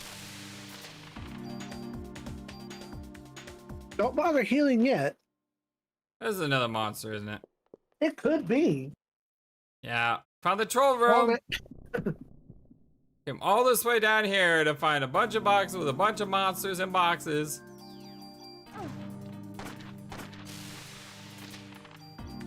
Just do a ton of damage for no stupid reason.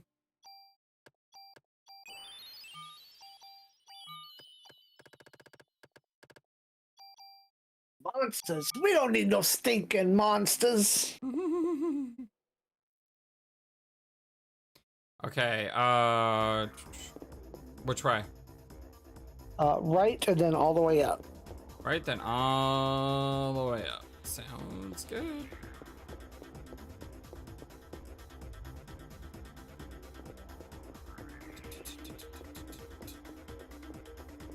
I like the last floor's music better. Oh, you mean my favorite song? Yeah, that song rocks. Let me bring up my Winamp and see if I can get you the name of that track. No?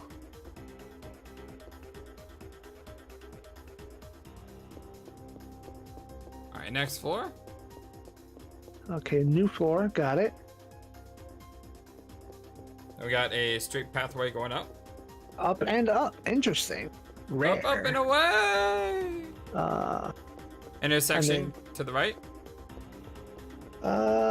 Yeah, go right. Going right leads us to a door? A door? Okay, well, we'll follow this path left, but I don't know which way it's going to take us. That song is called Omission of the Truth. And it only plays in the subway station after you drain the sewers. And that floor. Yeah. So like it plays for like 5 screens in, you know, regular game. You fight a mole, you fight a centipede, you grab a key. I remember that. And that's the only time that song plays. Where to? Let me find this up. Keep going right. The path is straightforward. It's just, I don't know which way it's going to turn. Hey, it's a squirrel. That's the beam. Oh my god. That's the beam. That's not a friendly squirrel. I'm gonna take that medicine. Use that medicine. He barely gives any XP and stuff, too. Nope, just 2. Like, what the heck is that, game? Very rude. Very rude. Yeah. You're gonna follow the path, and then you'll come to a T intersection. Go up, and next floor. Here we go. Oh, we're going down. Ba, ba, ba, ba, ba, ba. Here we go. It's a big rat. Yeah, it is. Really big rat. Him large.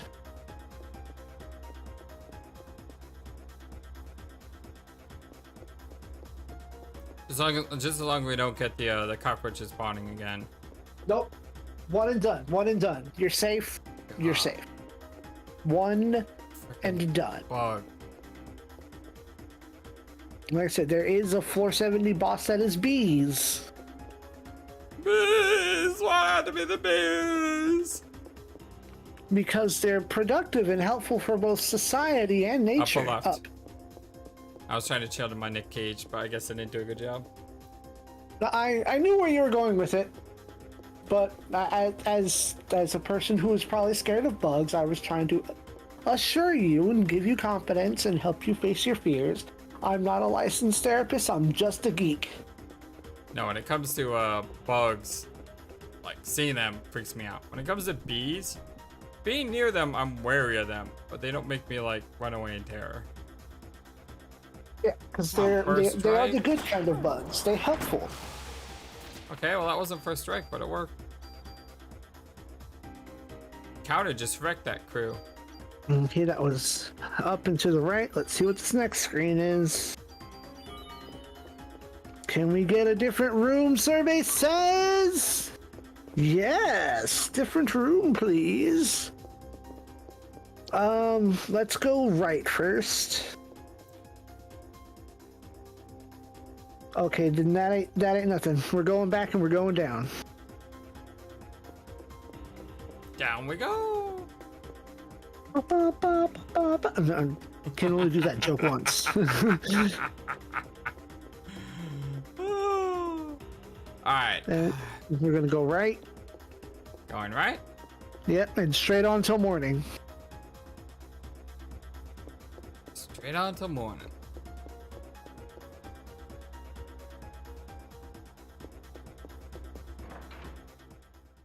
Or just more mimic boxes.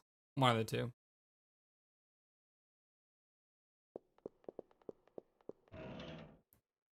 Yep, more mimic boxes.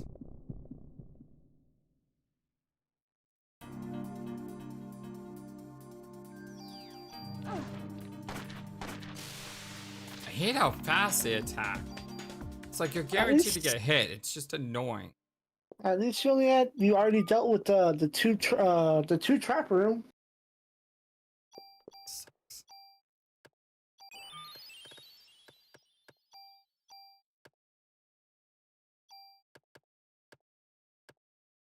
Counter.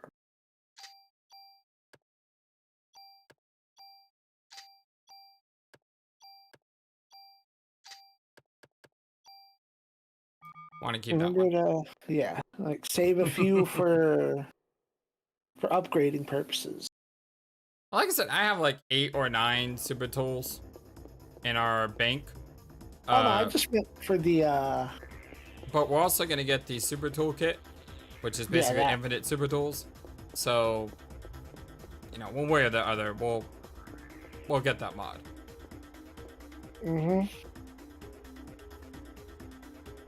And I'm not gonna have the flight suit at the end of the game to go with the Zappa gun, but you know, the flight armor has been, I mean, we're still using it. And that shows how incredible that armor is. And if you really want to keep it, once we save before the final boss, all you gotta do is, instead of going to fight the secret boss, go fight the regular boss. Rename it, start over. Yeah, do a new run. I feel like one of the rewards for getting all the cards is that he'll rename an armor and a gun for you right then and there. But it's just weird since you can't New Game Plus from the end of the Chrysler Building. You could. I could be wrong. Wow. Yo, did you see that? Pattern. Also, they do that. Did you see that dodge though? You didn't dodge nothing. That was a pattern. Nah, that you see that dodge? Shape, sir. That is a pro level dodge skills right there. You know, I didn't pay attention to the floor at all. Why? Oh, I just wasn't paying attention. Oh, you mean the floor? Yeah, Yeah. It happens. They all got in jail together. These squirrels must always die first.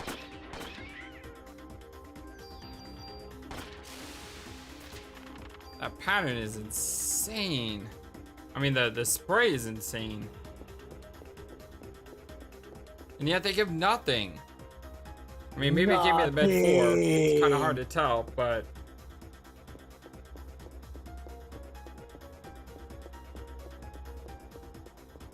I mean, for a fight like that, I would expect like a lot of EXP. Well, we know we're not going that way. You know, if this was Final Fantasy II, they would have a boss at the where every dead end is. Ugh, probably. It's like every dead end you fight like a super enemy. That's what you get for going the wrong way.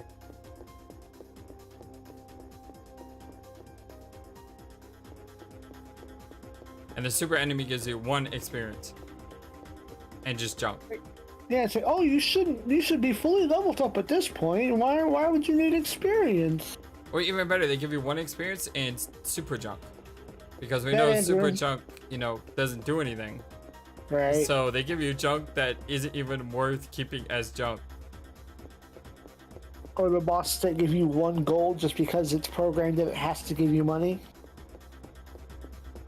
Yeah, though a lot of fights in the Final Fantasy series that we've done, a lot of the bosses, they don't give you any experience, and they just give you like, you know, ability or job points.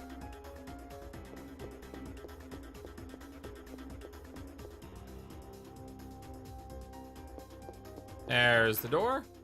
Neat.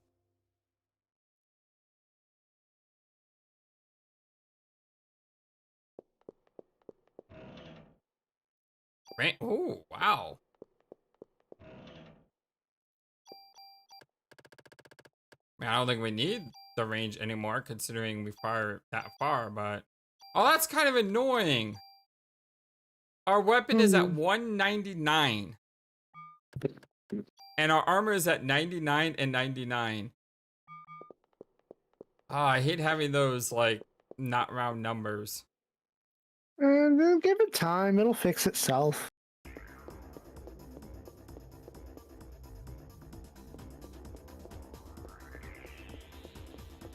Going up because this area is always going to be up.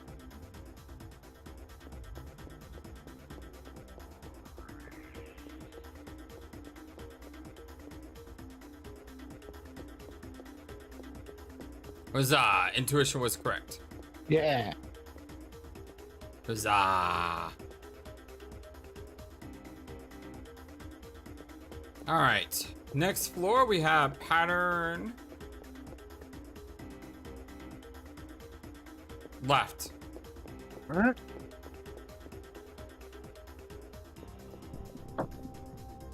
It's gonna be a left and a left. Okay. Unless it's not. No, it is.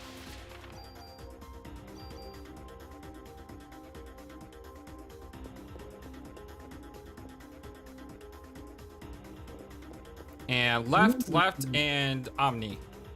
Up, left. Up. You say up? Yeah.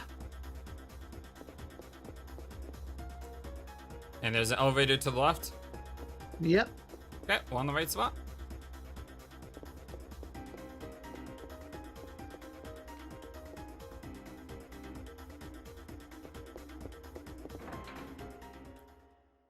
Alright, into the door we go.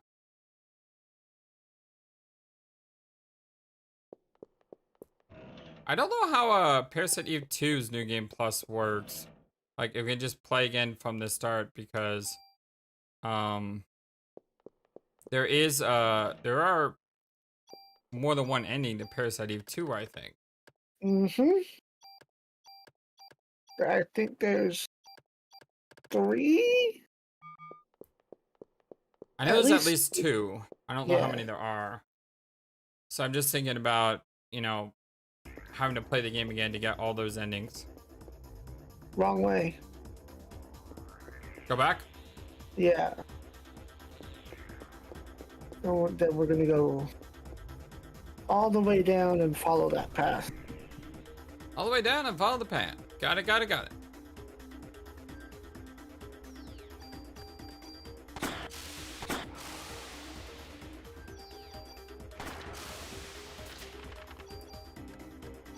Man, that ball totally hit you. You're cheating. It totally did. What's interesting, I was too close to the edge of the screen, so it backed me up. Did you see that? No, I didn't catch that one, actually. Yeah.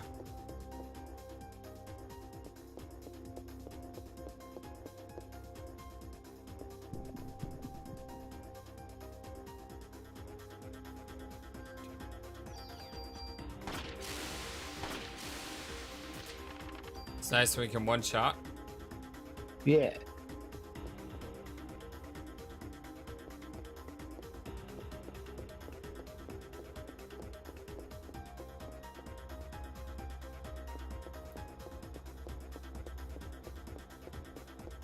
All the way across?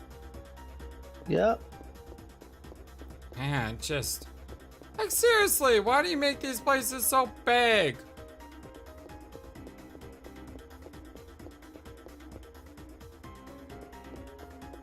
Okay, next floor.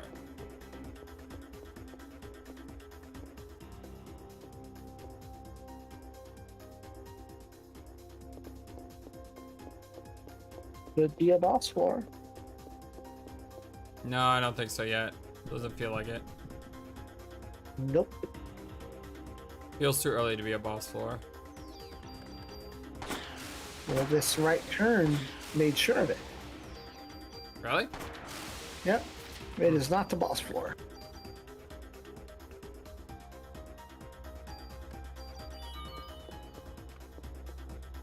I feel like we're still like a couple floors away.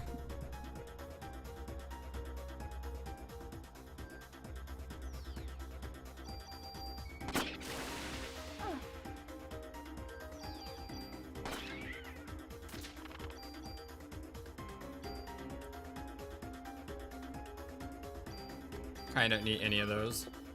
Civil PE1 will put me back at max. Mm-hmm. Going down. Going right. Intersection up or down? Hold on. Said you went down, you went right. Go down. I went right, down, right. Yeah.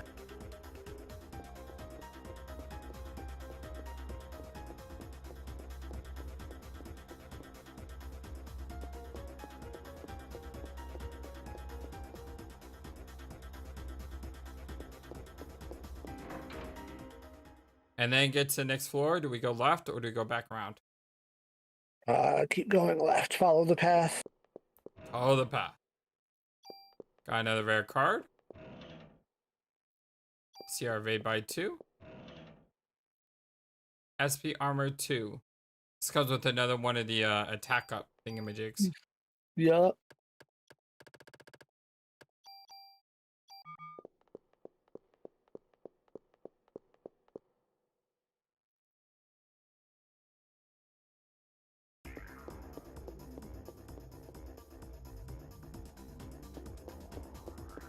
Mr. Elevator?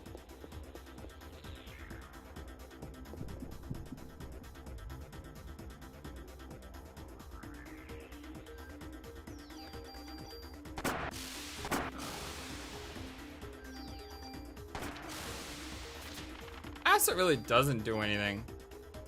Like, it doesn't feel like it does anything. It poisons the target, but they take like 4 ticks and they have 800 HP.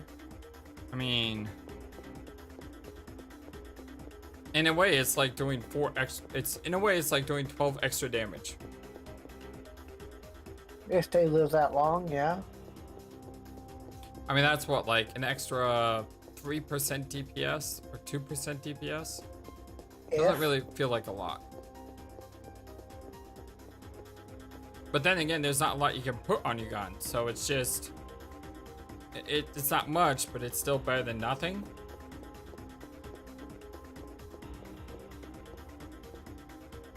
Alright, we are at a T intersection. It is not time for boss. The T intersection, which way did you go? I went left to a dead end. There's a couple of those, so let's see what these next rooms are.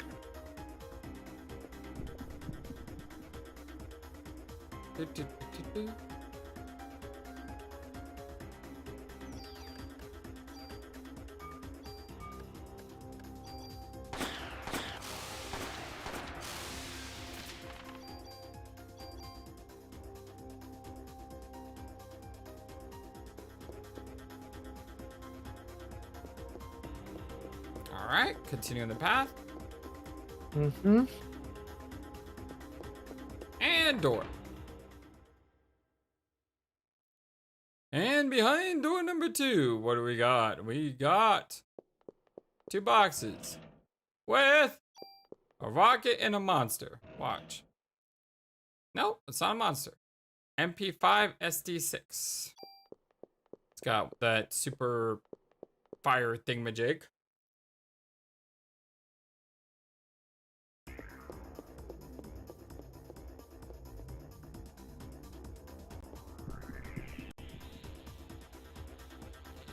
Fortunately, it doesn't have many modifiers.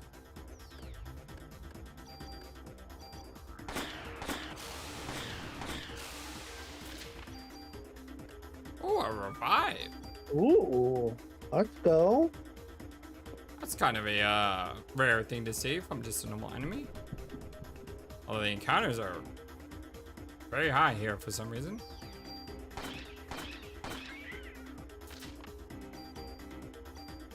So it looks like the squirrels drop medicine fours.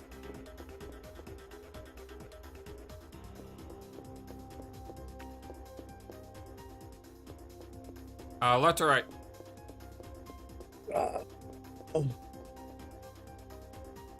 Left.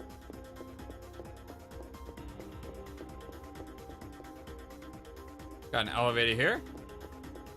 Continuing on, and we got... I thought that was a dead end. It wasn't. Up, I assume? Yeah, sure. I'm sorry. No worries. Said I was good to go, and as soon as we started up again, it was like, no, you're not. Yeah, we've been recording for a while. The next cut I put in between 10 floors, we may call it for the day. But you're not going to notice because we're just going to keep playing like we are. But through the magic of video editing. You can tell I've run out of steam because we're not hardly talking about anything. We're talking about a lot, but I mean, we've been, jeez, I don't even know how long these videos are going to be. I really feel like we've been going for about 4.5 hours. Something like that. Yeah, this is definitely the boss floor. And this one is big, chunky, and maze-like.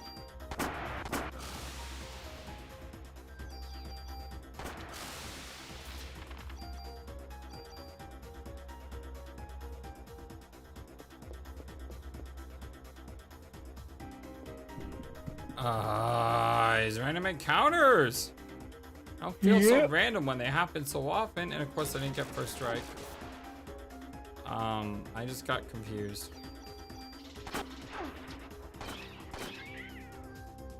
All my controls are weird. I think that's the first time I've been confused the entire playthrough. I think the final boss, like the adolescent boss, confused you, but it didn't amount to anything. Because you were like three shots from taking it out. Down or right? Down. Wait, no. Right. I'm sorry. It was the wrong down. No worries. It's not down. Down here?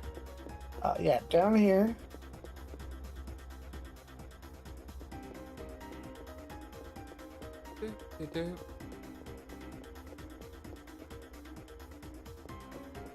And to the right. To the right, to the right, to the left.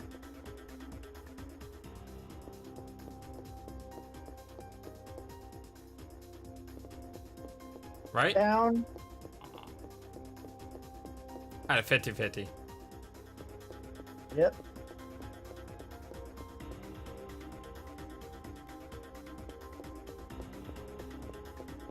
And there's our way out of here as soon as we fight this boss. Down. It's a pain in the butt to get back here. This place is too big.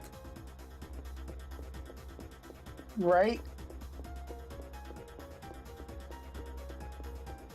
And just follow the path. Right? Yes, sir. Goodness.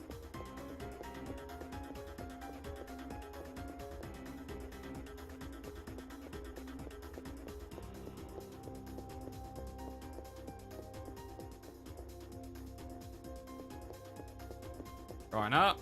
Hope I can find my way back to the elevator. I got. Go left. Jeez. Why is this floor so big? Yes. This is ridiculous.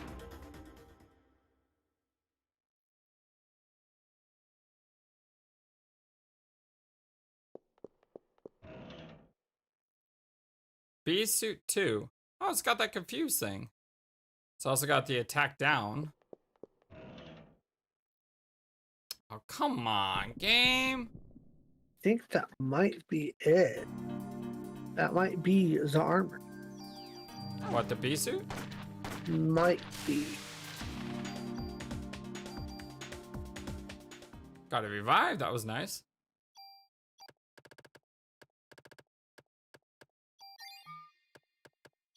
No, not quite. Sorry. Yeah, didn't you say like floor 60? Oh, I don't remember. But yeah, it's CR Armor 2 that we're looking for. It has 7 slots and HP up on it. Wrong way. Yep, found that out pretty quick. Wait. Hold on. We're on a boss floor. I'm looking at the wrong part of the map. No, stop. Nope, down. That's a dead end too. Go down? Yeah.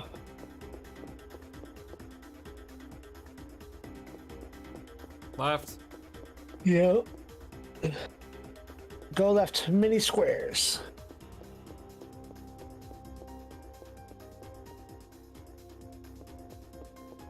Many lefts. Well, left is always right, so... Down? Left?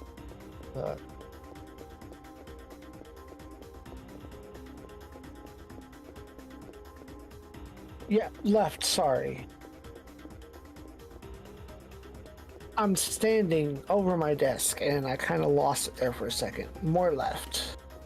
Golly. And I'll go up from here.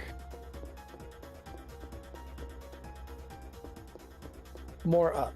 Why is this place so big? That's ridiculous.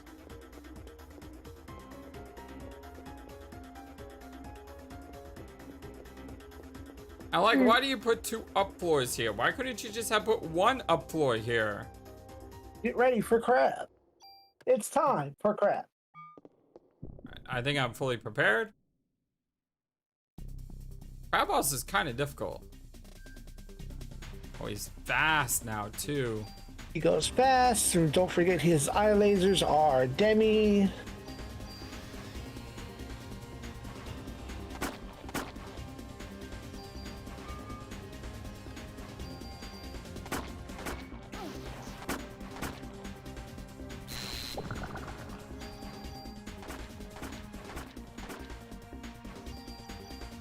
I like having this range. Ow! Wow! Yeah. That did some damage! Yeah, it did. Oh my lord, a lot of EXP, but oh my lord, that did damage. Thankfully I had some revives. I thought they wouldn't work at first. Because it was like this pause. And I'm like, wait, what just happened? So yeah. Alright, well, like I said, gonna go ahead, throw a cut here, and we'll be back. Heading on up to floor 61. We took a little break in between parts, but I'm pretty sure I'm just gonna make this one giant video. I did do some YouTube searches of the Chrysler Building to see what other people had done. And I saw one other person who has an entire playlist of like 10 parts of the Chrysler Building. But for the most part, I see everyone just uploading like en masse. And what's interesting is the uploads are like 8 to 12 hours long. And I don't feel like we're 8 to 12 hours in. Like every single 10 floors has been, it's been pretty like consistent. It's been about 39 to 41 minutes. Every 10 floors. It's almost like exactly like 40 to 41 minutes. So yeah, I think we're going through this at a pretty good rate. All right, so we have a T intersection to the left. Upward. And we can discern our layout from there. T I intersection don't think this song plays anywhere else in the game. Oh, that's interesting. Another T to the left. Okay, so we have two possible layouts, but either way, going to the left is your storage room.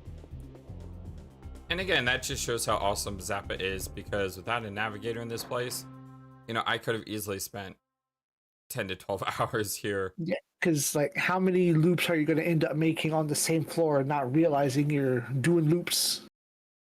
XM177E2. Well, it's got an attack up on it. Yeah, but can I think we might have... I already have an attack up, yeah. Yeah. I think the only thing we're missing is cyanide. Really? I didn't think cyanide came up this late in the game. I thought we would have had it already. Weird. Okay, where to now? Left or back? Back. I'm gonna go back and we're gonna go down to that first intersection and follow that around. I also, while looking at how other people uploaded the videos, I figured out what the speedrun entails. Oh, go on. And it's not what you think. Okay, so we're gonna go down from here. So the speedrun entails that you start an EX game. You play through until you get control of your character. And then you go to the Chrysler Building and you take the 7th floor key or whatever and put it in inventory. You go straight to the top, and oh my god, that thing is huge. You go straight to the top and you clear the top floors. I stopped watching when he went straight to the top because I realized what I was seeing. Oh, so it's a case of like New Game +2. It's not even New Game +2. It's you're taking the key for the top floor and just going straight there. So you're not speedrunning through the Chrysler Building. You're speedrunning to the true end, or whatever it's called. Yeah, but the only way that you could possibly do that from like the beginning of the game is to have gotten the 70th key, the 70th floor key, and be really powerful. And then, and then take that once you've got it, go put that in your storage, finish the game, and then you start. So you have to be on like the 3rd loop. Well, not just that, but watching the guy demolish the first day, he was doing like 850 damage to Eve. Yeah. So I mean, you're at level 2 or 3, so your weapons and armor need to be way up there. Yeah, so so the speedrun doesn't care how many times you've played the game. It's all about how fast you've gone through. Okay, so we've got a turn up and to the left. All right, keep going, and then we'll figure this out. Yeah, like I said, I stopped watching. Turn down. I stopped watching when I saw him go into the storage box. Okay, hold on. We've got... Because at that point I was like, okay, I don't want to be spoiled with what's left, but yeah, I think it's easy to see what this speedrun actually is. We've got a few possibilities here after the screen. I wonder if anyone's actually ever speedrun the building itself, though. 1 to... hold on. 77, I think you said it was? Okay. All right, go left. Yeah, 1 through 77, the whole thing.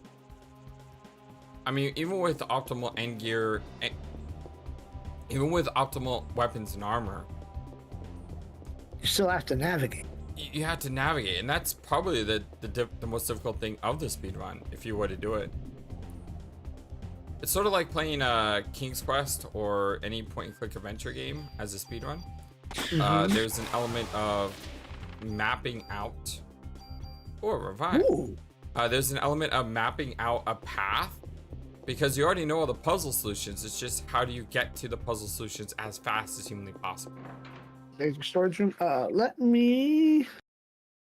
So 1, 2, I'm gonna guess it's gonna be 11. 4. There's 1. So there are 4 floors that have treasure box monsters. One of them has 2. Okay, that's not Excuse me, 2 of them have 2. I thought that would be much worse. So you could have a double right now. Okay, well, that takes out one of the doubles. Yeah, well, let's get rid of this, shall we? The daily double. I mean, we'll just, like, you know, not save that for later. We'll just take care of it now. Yo, revive. Take the revive. Yes, you will. You will take all of them and be happy. Now I lost what page we're on, but I'm pretty sure I kind of remember the layout. I'm going to follow the path. Oh, look, there we are. Found it immediately. Good job. And then we're going to take a right at the next split. And then at the split after that, we're going to take a left.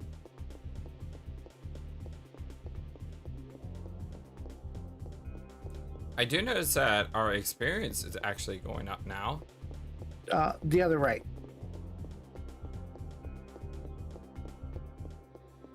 It may just be possible we get to level 36 before getting to the top of this floor.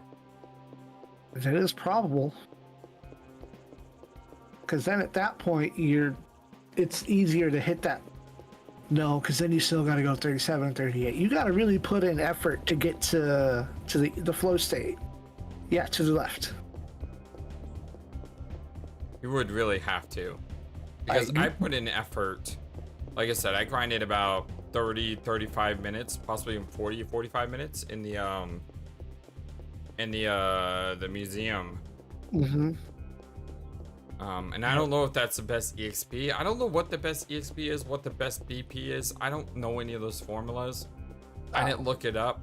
I just know I just ran around the museum. I don't know if the warehouse is faster, but the warehouse has those annoying spiders. So probably doing the museum, because you could get to a floor where you could just like run loops.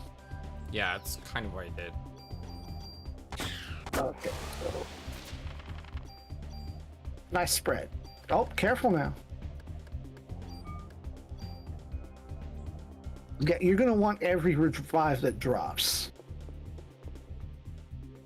All right, so what's this room? Straight across, that's rare. We have 5 possible options. Let's see where we go. Stop. I want to make sure I led you the right way. Go up. And there were also some videos of fans who did some really impressive upscaling using AI rendering. Yeah. And I mean, they basically said, okay, this is what Parasite Eve could look like if you just remastered it with graphics, but you kept the gameplay the same. None of these are going to be treasure boxes or mimics. It was pretty amazing. Yeah. That was a weird one. Super Toe. Or Tool. CM Armor. What? What is that? I don't know off the top of my head. I know one of them is attack down, but what's the trade-off? It looks like PE reduction. It might be a cost down. Yeah, let's find out. PE burden decreases. Cost down. Let's go. And that other one, yeah, you're full up. We're waiting for that that suit. I know about the icon because it's the same icon as the one that you're wearing now. All right, which way? We're gonna go back to the four-way and go down the other direction. No, other way. Go back. Let's do it. Alright,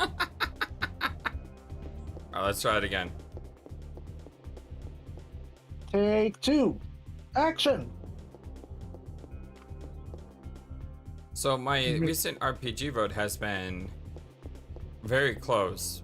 Thing is, I don't know if a lot of people are seeing the post because there's a lot less people voting on this one than in my previous polls. Maybe it's because those oh, sorry. Go ahead. I find that those posts, like in general, not just you, but in general, are easier to see on mobile, and they only pop up if you go to someone's community tab, like on the on a browser. Like, community posts do not appear in your subscription feed if you navigate through, you know, the website on your desktop.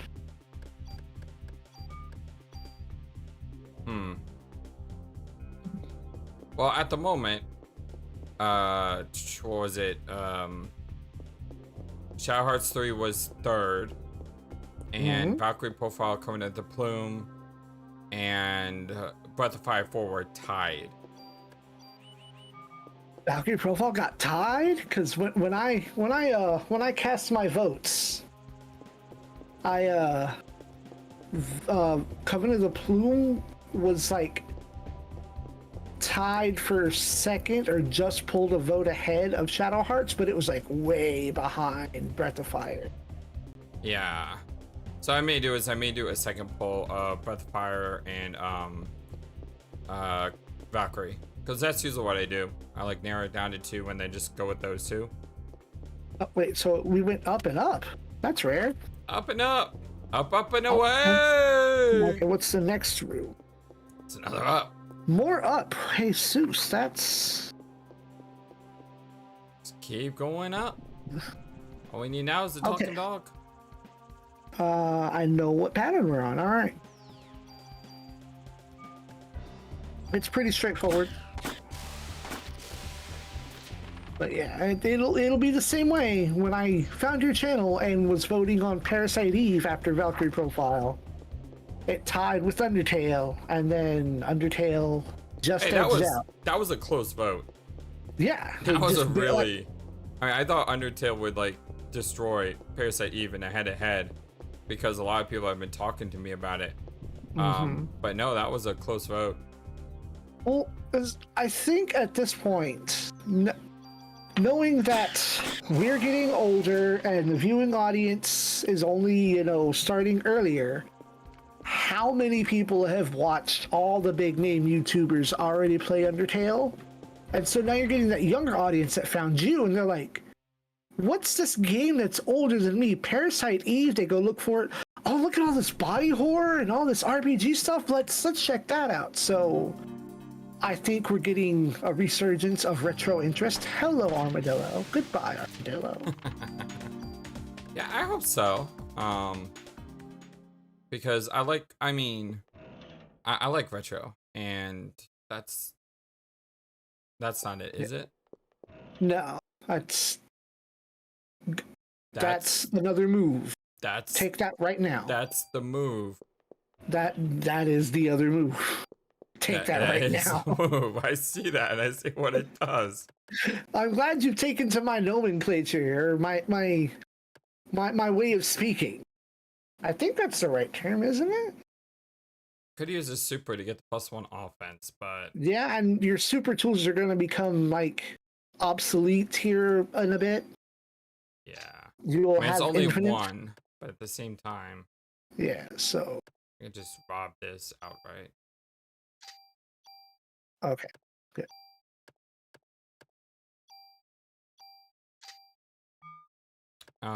As far as the flight armor goes, we do have... Yeah, we have... Oh, it's 0. Yeah, and the only thing new that we're keeping from, like, that other piece is that, that cost down. Did you just do that to use it? I just did it to get rid of it without having to go to the item screen and saying discard.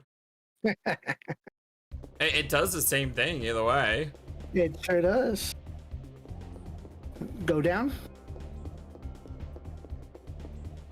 But it's weird because, as I've said before, my original idea for this channel was going to be called the RPG Renaissance, which is why my email is RPG Renaissance. Whoa, hello, Snake. It's a lot of fires I can do now. But the thing is, I didn't want to be limited to only RPGs, and I really didn't know what I wanted, 3 years ago. So when I found the name FlightlessBird, because Shende gave it to me, and I never thought of I never thought of changing my email, so my email just stayed RPG Renaissance instead of something like FlightlessBird, which would have been a lot better. But it's not like I could go back and change my email, so I'm kind of stuck with it. I'm in the same boat with my channel. But that's the thing. So when it's interesting because I had the idea of a channel named RPG Renaissance, and we truly do live in an RPG Renaissance right now. I mean, when we got games like Suikoden, Fight to Kaitos, Super Mario RPG, Chrono Cross, I mean, all these games being remastered. Live Alive, Star Ocean. Yeah, I haven't played Live Alive, so Omni. Okay. Oh, wait, so interesting. That's also rare. Let me turn some pages. As you hear the page. Oh, there's only one path here. There's only one possible four-way intersection start. Huh. So we're going right. But the idea behind the channel was to play games that either were remastered, were remade, or games that need a remaster or need a remake, or games that have spiritual successors. So games like Hero U, for example, that's a spiritual successor to Quest for Glory. There looks like there's a monster in here. Yeah. But that was the idea behind my channel. And now, now I'm doing a ton of other things besides just, besides just RPGs. But I still love my RPGs. So yeah. I just hope other people like RPGs as much as I do.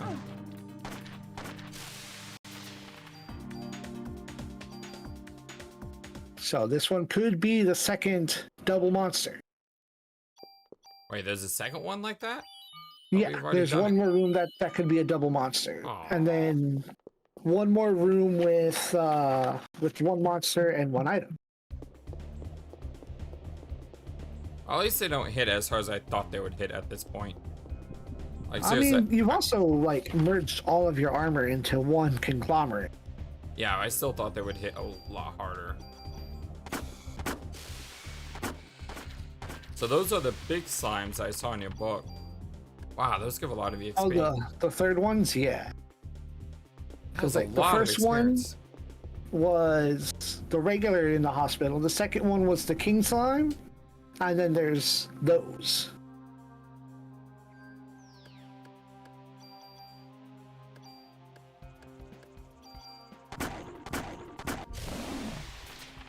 Ooh. Ooh. A full refill on all your ammo.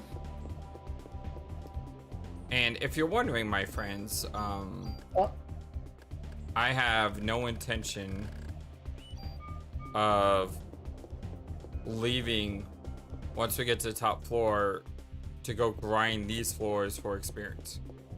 We're gonna leave to go to the police department, but we're not gonna do the off-screen grinding here. We're going straight for the end. You can't grind once you get that 70th key floor or floor key. Well, yeah, that's because everything below it clears out. Did we just do another double up? Yep. Well, what you could do is you should just always go back. Yeah. I mean, at this point, you could always go back, but you'd have to run back. These snakes are incredibly slow. So we did a double up. Let's see what the next screen is. Because I could grind this place. Triple up. Okay. I could grind this place for just a ton of experience. Yeah. More up. Okay. Well, let's see what we get at the top of this hallway.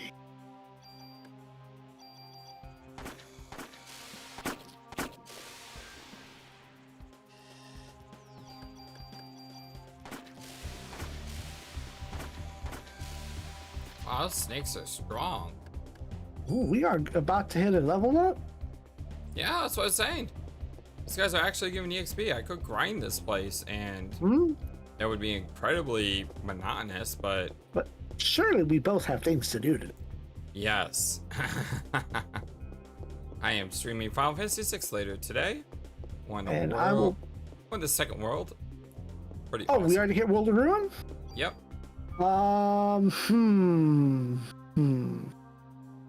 Okay, that's one possible.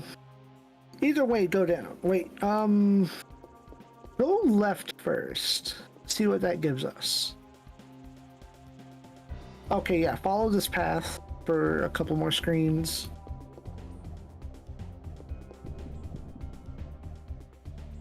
But yeah, I should have enough time today that I can record the first episode of Compact 2 Part 3 that I just recently finished translating.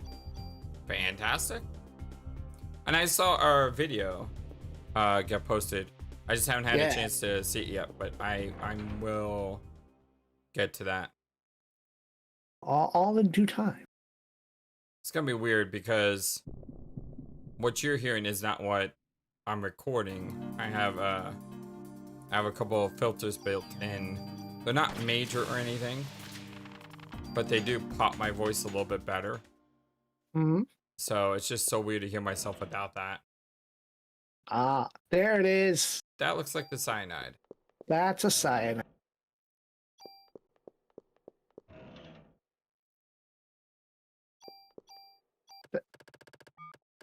I don't think that's it, but I'm gonna check.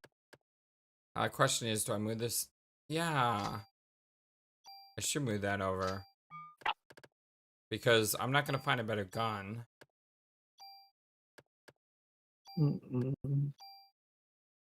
So we are using the in-suit. And what we're looking for is none of those.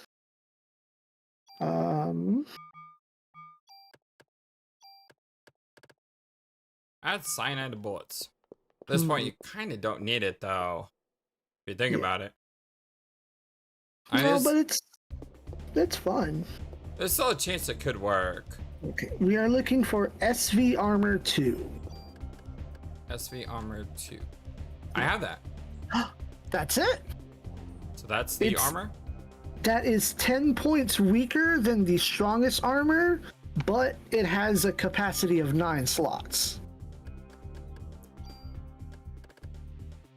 So when we take it down to Wayne to get modded up, we can get that up to having 9 slots on it.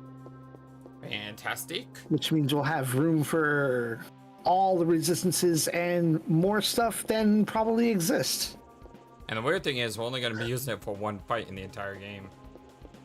Well, if you save before you go, which we are, yes, then you can take it to the final boss, or you can head down from here, and we're going to go straight down to the next.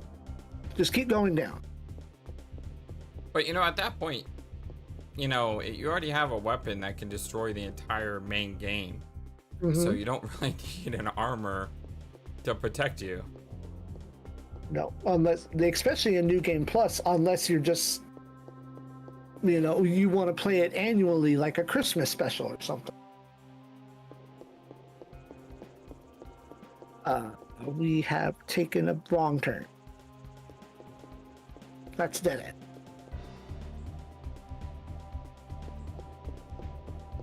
All right, where did we go wrong at? Well, we were supposed to go down. Did I? Wait a minute. I might be looking at bad maps. Good grief, what happened? Yeah, I was looking at a bad map. Dang it all. Go back? Yeah, go back. My bad. I misinterpreted which map we were on. It's still a lot faster having you here than wandering around all by myself. Yeah.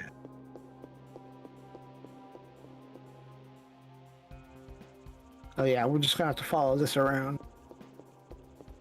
But it will still be down at the next actual intersection.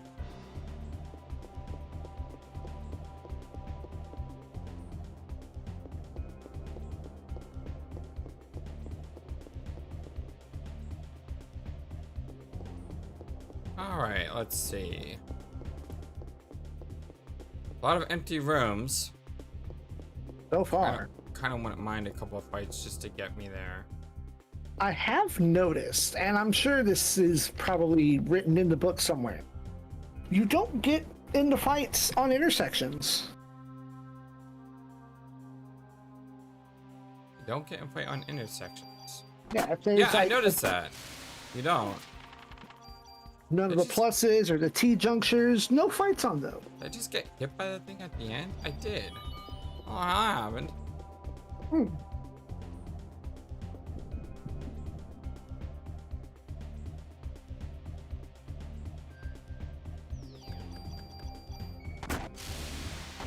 Yeah, you see it worked on that guy in the back.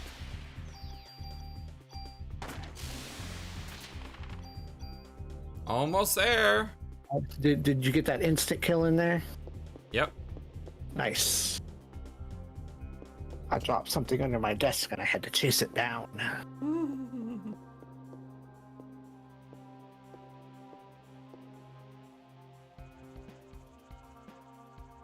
All right. So it looks like Parasite Eve has 3 leaderboards. Uh-huh. There's new game. Mm-hmm. The top runner is Crazy Awesome with a 2 hour, 34 minutes, 51 seconds. Done on the PSTV. It looks like all of them are done on PSTVs or PSPs. I guess it looks Go right faster. so I can see what pattern we're on. Then there's new game plus normal ending. Oh. 2 hours and 6 minutes. Hold on. Sorry. Interesting. You only save about 28 minutes from new game plus and new game. So we're gonna go back the other way, but this is an interesting that it was this pattern that went into a dead end. So Crazy Awesome, who's first on new game, is third on new game plus normal ending, and first on new game plus Chrysler Building. Let's see. And it looks like everyone is basically using PSTV. Although I see some PS2s here. Okay, I know what pattern we're on.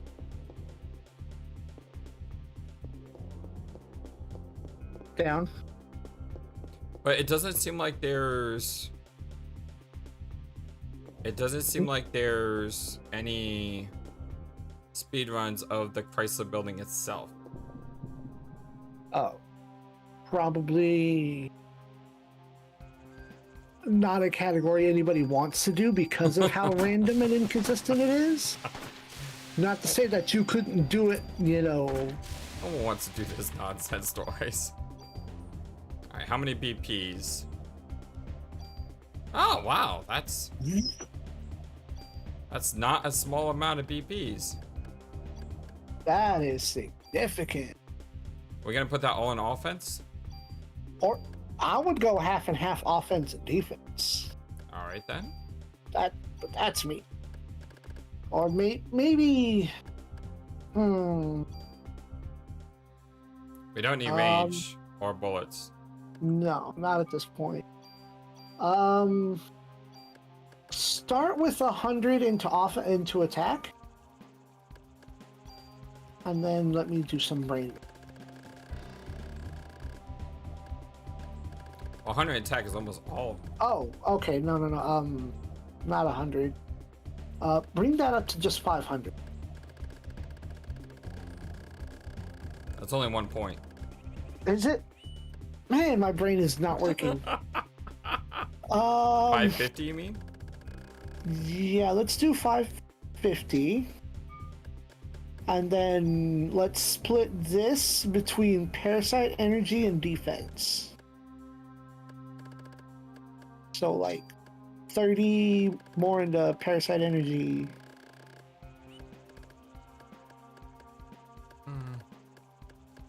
Let's go 360 here and put the rest into Parasite Energy.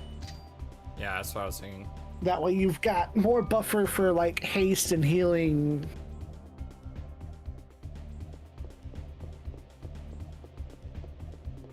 And we still haven't even gotten the storage room yet.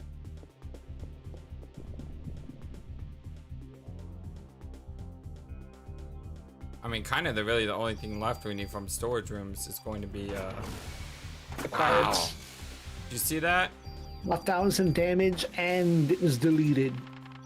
Delete.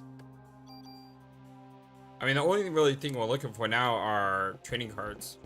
Mm-hmm. And I think we still have 4 floors left? Yeah, we don't even really need them anyway. Because I have like 9 super tools in my bank.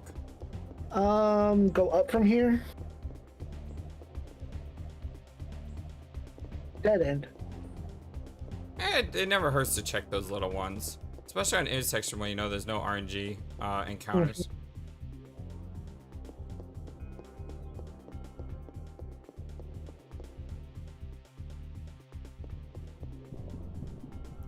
But imagine a speedrun of the Chrysler Building with all chests. Oh yeah, because then you'd have to hunt down every room even if you find the next floor. I wonder if anyone's ever been crazy enough to do that. I'm sure somebody could. It's not going to be me. If it's going to be me, it's going to be this run right here. Yeah, go right. But then again, I've gone back to the NYPD, so my run won't count. And this won't. That hasn't like we haven't been timing. We haven't been optimizing for speedrun strats. You're not using a machine gun. I like my handgun. There's nothing wrong with the handgun, but the machine gun's ATB goes fast. It's a powerful little pistol. That the CR armor. Club 5? Club 5? There's a Club 5? Hey, you didn't know that? I am shocked, am I not? So it's got more attack. Oh. The CR armor is what we want. The CR armor 2? Yes, 107 base, available 7 out of 10 slots. So we can still put 3 more slots into that. So it's not the SV armor? I forgot there was another page of armor. Alright, well, I'm glad we figured that out. Although we are it's a gonna good thing I saw that 107 pop up. Like, let me check these numbers. But we are gonna have to make choices though, because no, because at that point we'll have the. Well, I want the we'll PE. have the super toolkit. I want the PE energy. Oh, that's the only thing I need. It's just a PE, Yeah. right? No, the confusion. Yeah. There's PE and there's confusion. Yeah, but we'll have the super toolkit by the time we go back to build it. I know, but what I'm saying is this only has 7 slots. Yeah, but we can put 3 more on there. So with the super toolkit, it's got we 10 can. Slots. Yeah, a maximum of 10. 7 out of 10. Okay, I got you. Up or down? Up. I thought it maxed out at 7. I was like, oh, we're gonna have to make choices on what we put on it. Never mind. Well, at that point, we're only adding one more thing, and that's the parasite energy unloading.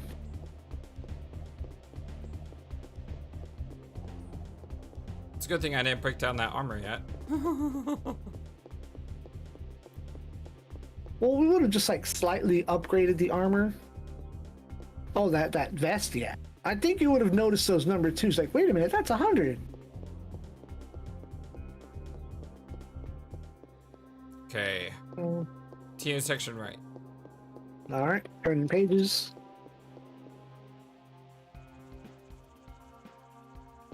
Right to an elevator. Come on, page. Let's 1 page at a time, please, book. Okay, and then straight. Well, that's That eliminates 2 of them. Let's see what the next room is. Okay, head down from here.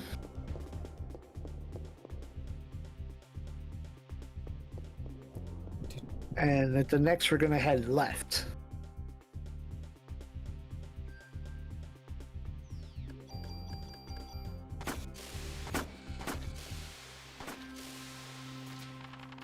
I think I did the exact amount of damage to kill that thing.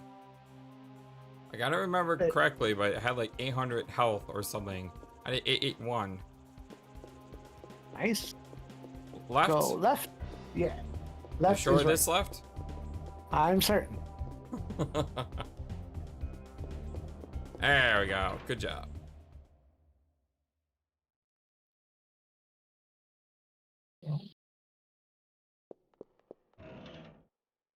PE, wow. 4. Lucky roll. M500. Another shotgun. We'll recover. Inventory is full. Well, inventory is full. Well, let me see about that. Right. I know I've been picking up a lot of meds for Revives. Okay. First off, We can get rid of the M500. If you want to play through the game again, you could always just stick Club 5 in the storage and keep Club 4 on your person.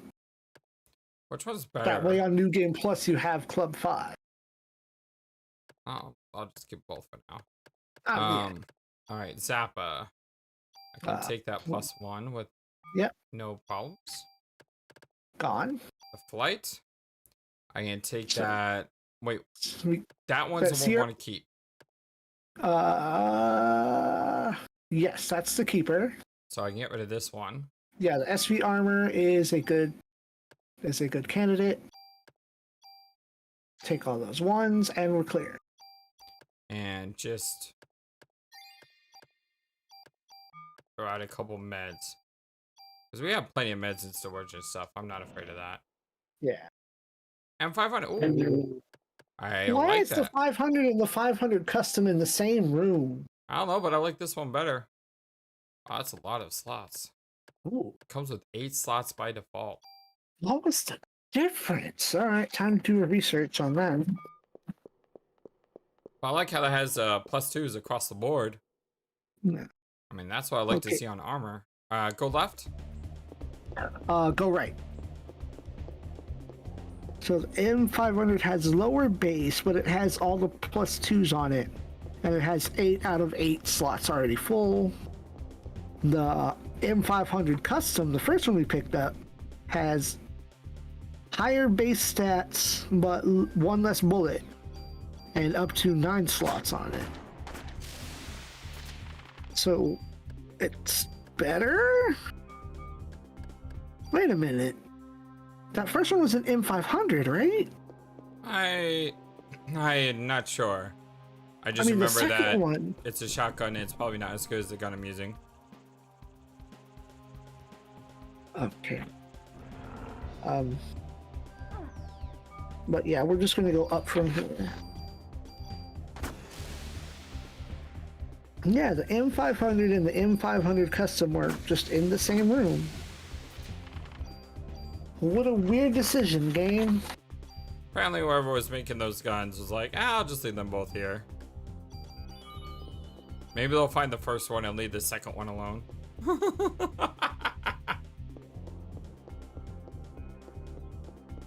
Alright, stairway up. Yep. But not quite the stairway to heaven.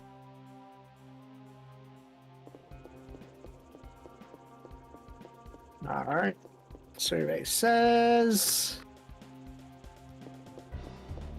left. Followed by... more left. And after that... T-bone at 11. Yeah, left is the correct answer on that one. And we should probably be nearing the boss room. Yeah, there's still another room that has one mimic in it. It might be this one. Could be. Because like I said, the timing has been pretty consistent. And we're at about 41 minutes. Mm-hmm. So, I can only imagine it's probably the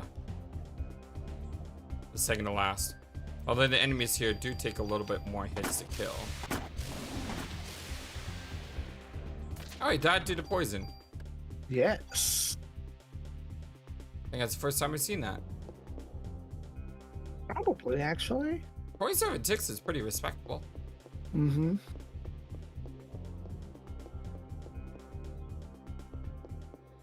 Then we're gonna go left.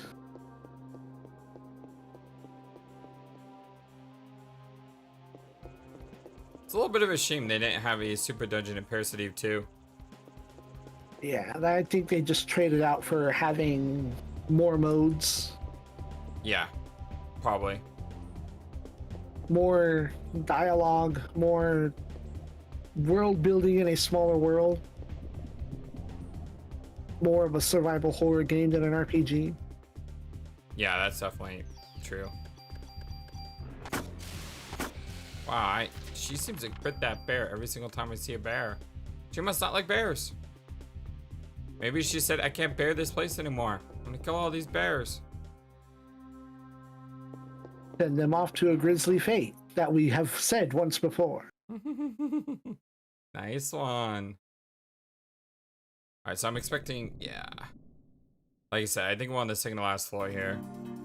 Mm-hmm. Let me look at the treasure list and see if it's all familiar. Oh yeah, I should open this box, but I'm going to just because I'm a completionist at heart. Yep. Even though I knew I had a monster, still opened it. Got the Club 5, we got the SV arm. This might actually be floor 69 because there's still a treasure room on the last floor. Got the 2 shotguns, all the treasure chest rooms, CM armor, we got that one, and we got the one with the weird super long gun.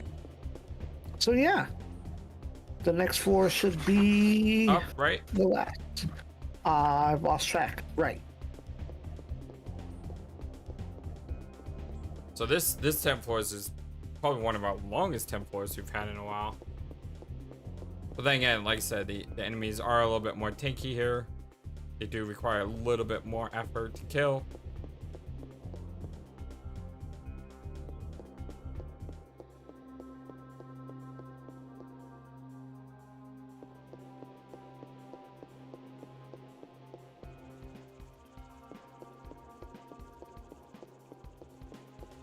I think I'm gonna just have this. All right, I'm assuming this is the floor 70. Mm-hmm. So if you look at your floor 70 map, see if this matches. Yeah, so far, so let's try going right first. I haven't been counting floors, I just see the timer on my recording. And let's go up, because so far this tracks. We should be at a 4-way. We go right again. And we'll be at a T intersection. We're gonna go right again to get our final room. Final room in the Chrysler Building, my friends. Final room.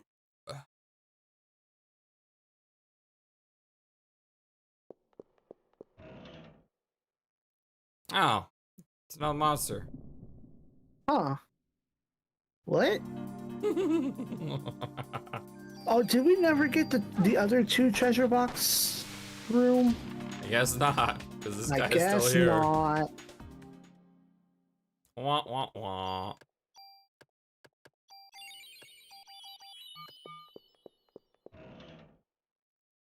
Oh! Oh, monster! This place is a troll. On the last floor, it had to be mimics. So that shows you how awesome the Chrysler Building is. On the very last floor, we get treasure chests. They give you double mimics. Because screw this place. Okay, so for reference, to the left, your other left.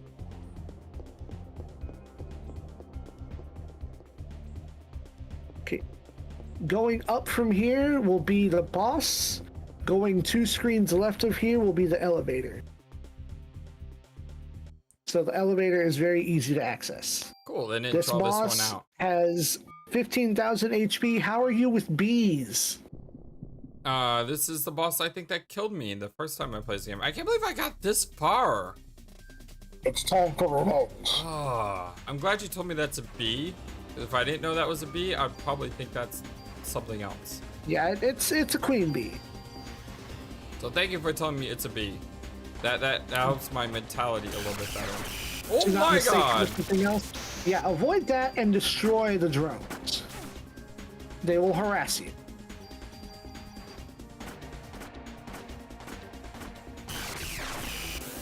Ooh.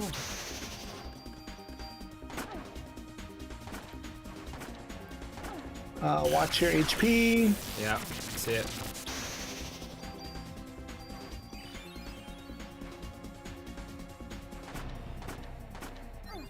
Oh, I didn't even see those. Wow, that hit hard. Oh, that hits hard too. What? Why does that do so much? Yeah, this is how my first experience with Parasite Eve ended. This thing right here. I don't remember it nuking me like this, but I remember it destroyed me. Maybe this triple move is working to our disadvantage, but it's over. Chrysler key number 7. I'm starting to think that maybe I should take off the triple? Yeah, no, not the triple move, the double shot. Oh yeah, to go down to 1 bullet? Yeah. Yeah, you actually could with the super tool. You can just move that on to something else. Because since we fire 3 times, yeah, you do a little bit more damage with the double, but doing the double also leaves you open for attacks.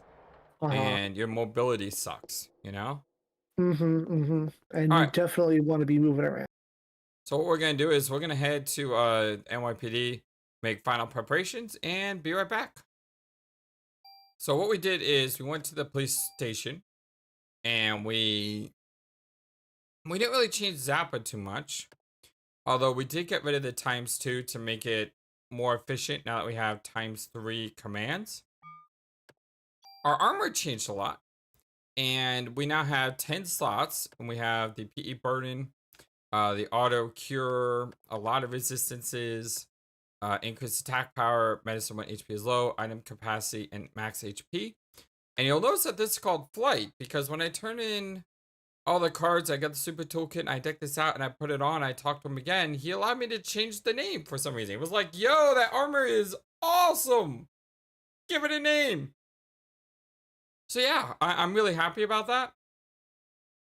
Because at the end here, we're going to end this with the Zappa gun and the flight armor, which is the way it should be. As far as items go, we got we got a lot of items.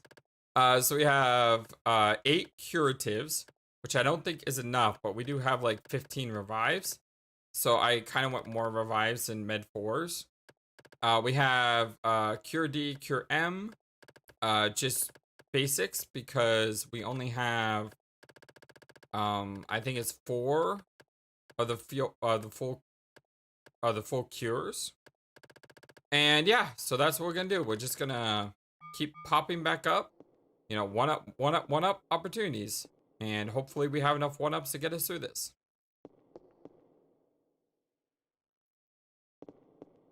This is different. Hey, remember when you said this building was an Art Deco building? Yeah, we had that discussion last time, I believe. Well, it looks like an Art Deco building. So, as you were explaining our upgrades, I was translating the Japanese guide and learned some things about this final boss that I don't think are actually written in any of the guides. It's going to do a move, and we'll have to actually watch exactly what it's doing carefully to figure out what's going to happen, but effectively, don't attack. And there's no don't attack unless you want to waste your time.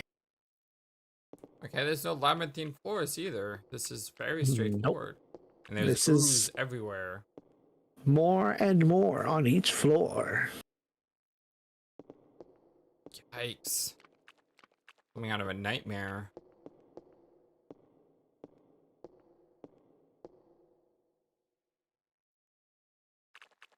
Whoa. More and more on each floor. Top floor, you just like go swimming. Oh my gosh. It's like something out of Silent Hill.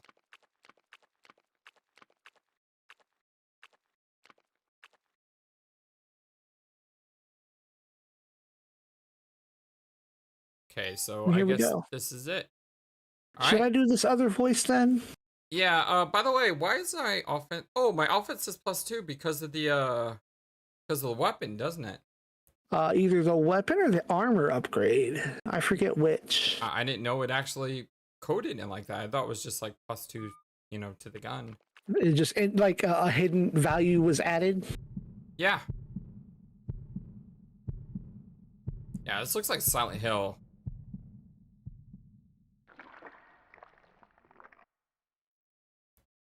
Isn't that, that's, Maya from the hospital? Are we seeing things? My eyes. No, I really am here. What you're seeing isn't an illusion. Maya? You're Maya, aren't you? Yeah, this doesn't look like Maya. You're wrong again. Yeah, this ain't Maya. We're just seeing her as Maya because we had the eye, possibly? I'm the original Eve. The original from Japan? From the book? No. Remember how original Maya was used as transplants into yes, Aya and Melissa? Yes. Who's to say that Maya actually died? Who's to say her body didn't die? Or who's to say that there wasn't another Eve born up here? I thought you were gonna go all ship a Theseus on me, where enough of her parts was taken away, and now there's a new version that's the original. Original? Eve? What do you mean? The mitochondria of Melissa was transplanted from this young body. Hans Clamp gave my kidney to you after giving the kidney to Melissa. He continued to culture my liver cells in order to study the original me. As Melissa's body was giving birth to the ultimate being, I made my nest here. Just in case Melissa or the ultimate being failed. At least the pure breed would survive. Then your bodies. This body belongs to your sister. It's been cultured from the real thing. Man, Clamp is one sick, twisted. No, that's not true. Yada! No! Want to chat with your sister? This is messed up. What?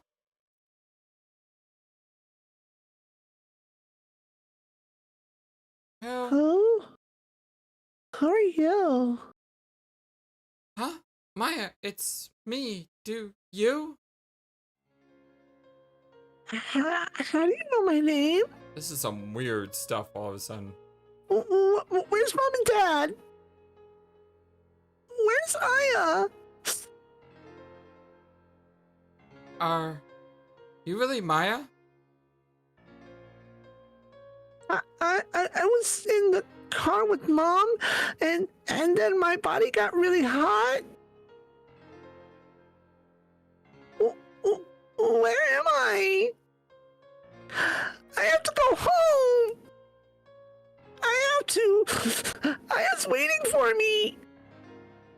I'm here, Maya. It's getting hot again. Maya.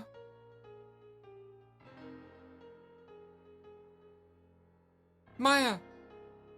Answer me.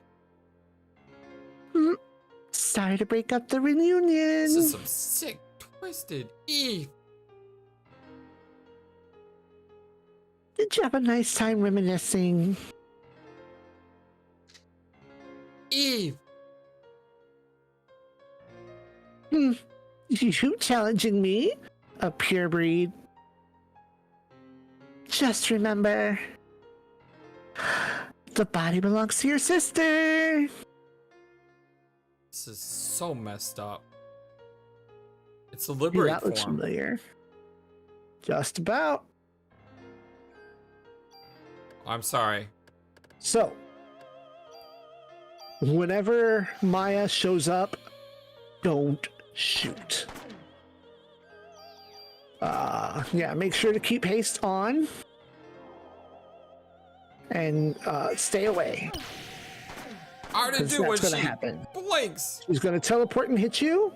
The only way to dodge that is to be moving in haste.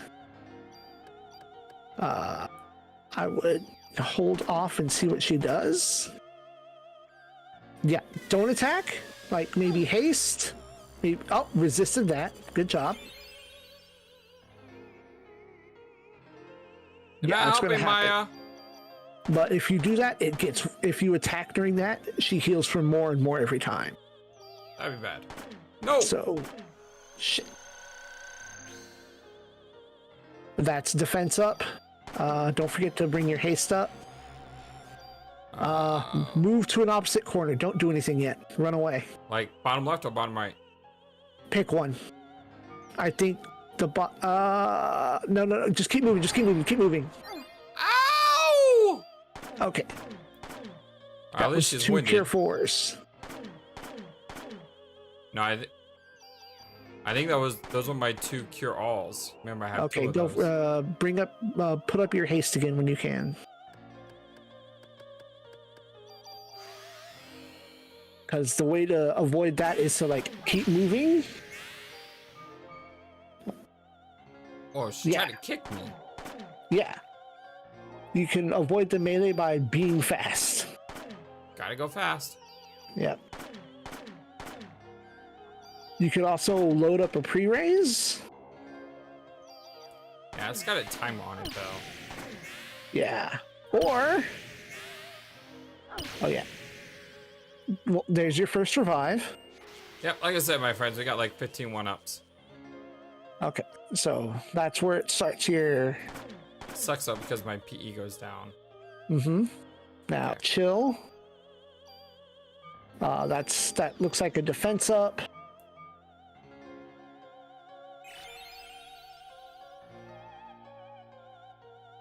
Maya, you're not helping. It's okay.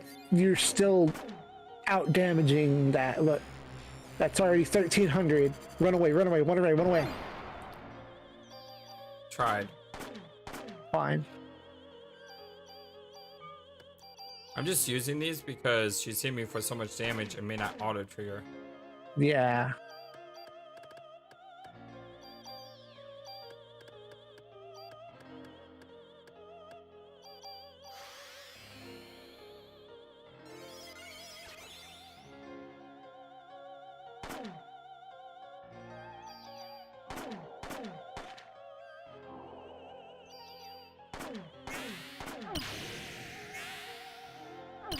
Ah!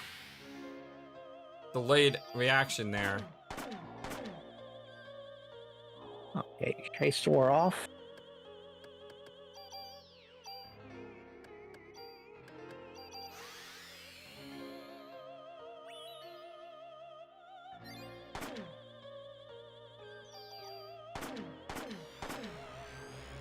Okay, just move, just move, just move, just move. Dang it. Yeah. So hard to avoid.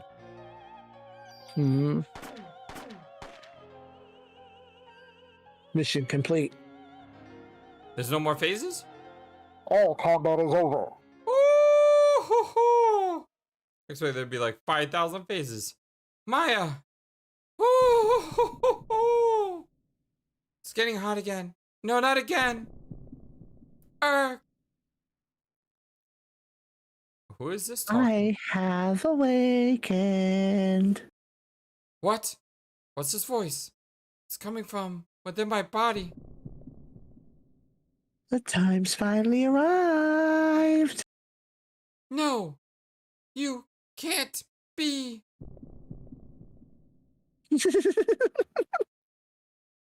Eve?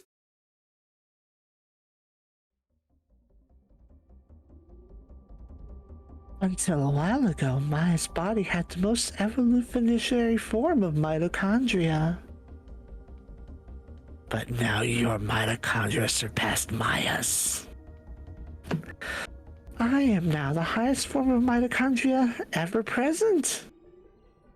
They're competing. That's what evolution's all about. Survival of the fittest, huh? Humans are the same. All knowledge and technology, you see, it's all about competition. In war, you use that knowledge and technology to determine who will survive. It's the same in the animal kingdom, where they tear their prey apart. Stop it! Impossible. We have survived war. The time has come for us to be released. Stop! Stop! Huh? Didn't know who was saying stop there. Don't interfere! Get her, Maya.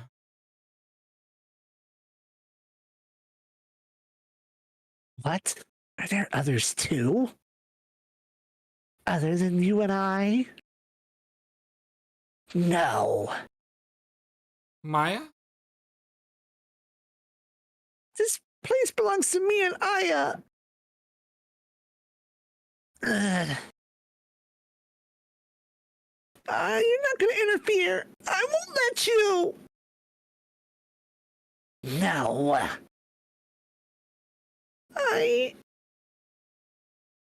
The evolution of your nucleuses. Go home. I have to go home. It's above. I need to go home.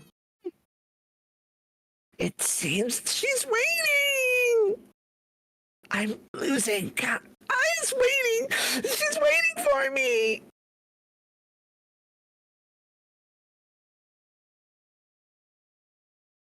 My body. It's back to normal. Before Eve ever came along. Before I had to come all that power.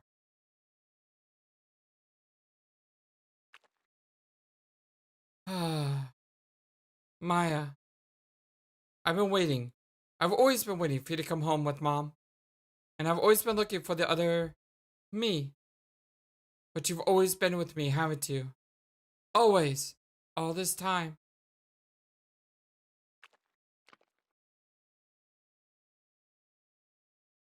Let's go home, Maya. Let's go back for good.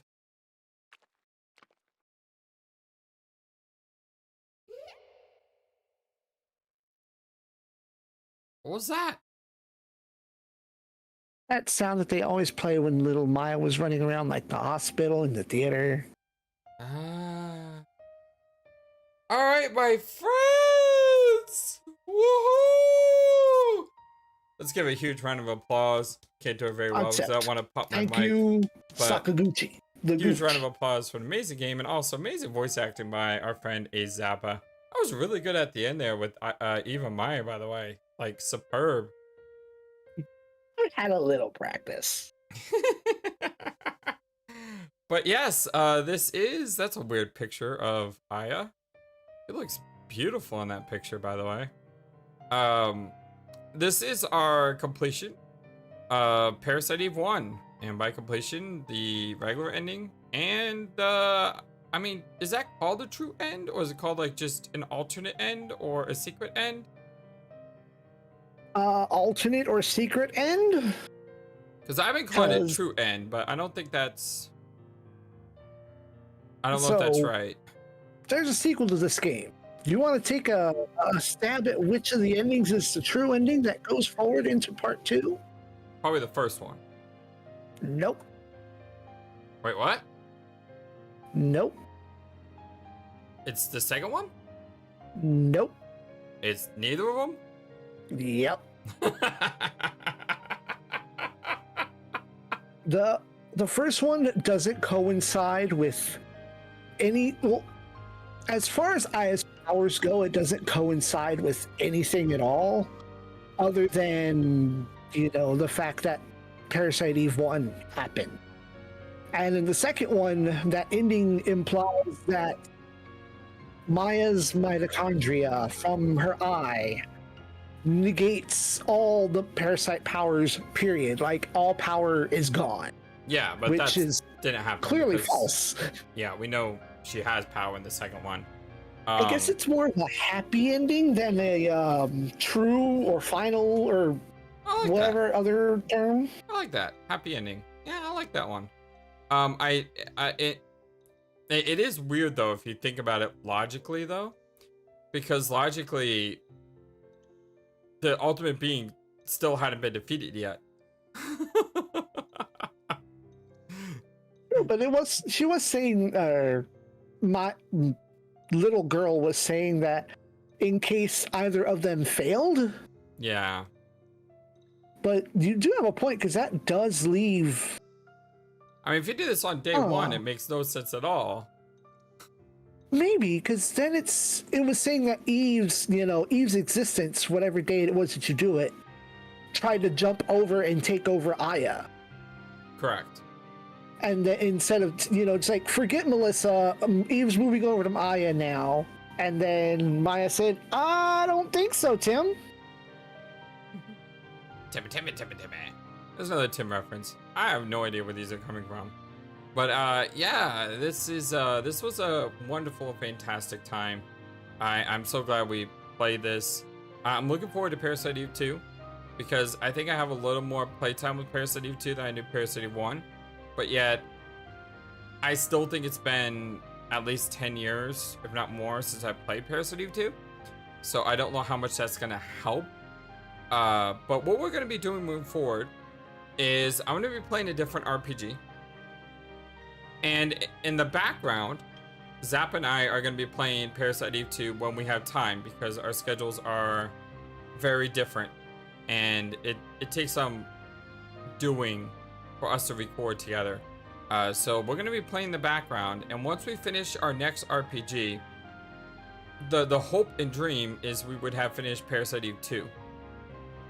So at that time, I'm going to upload all the Parasite Eve 2 videos one at a time, as if we were playing it at that time. And so yeah, that's how we're going to get through Parasite Eve 2. And I can't wait. It's going to be a lot of fun. Once again, got to give a huge thank you to Ace Zappa for being here. Zappa, you're amazing. You're awesome. I love you much. And make sure to check the description for his Twitch and YouTube section. Go show him some love. He's absolutely incredible. Thank you very much. I'll be slowing my uploads here for a while as I work on actually trying to translate a game.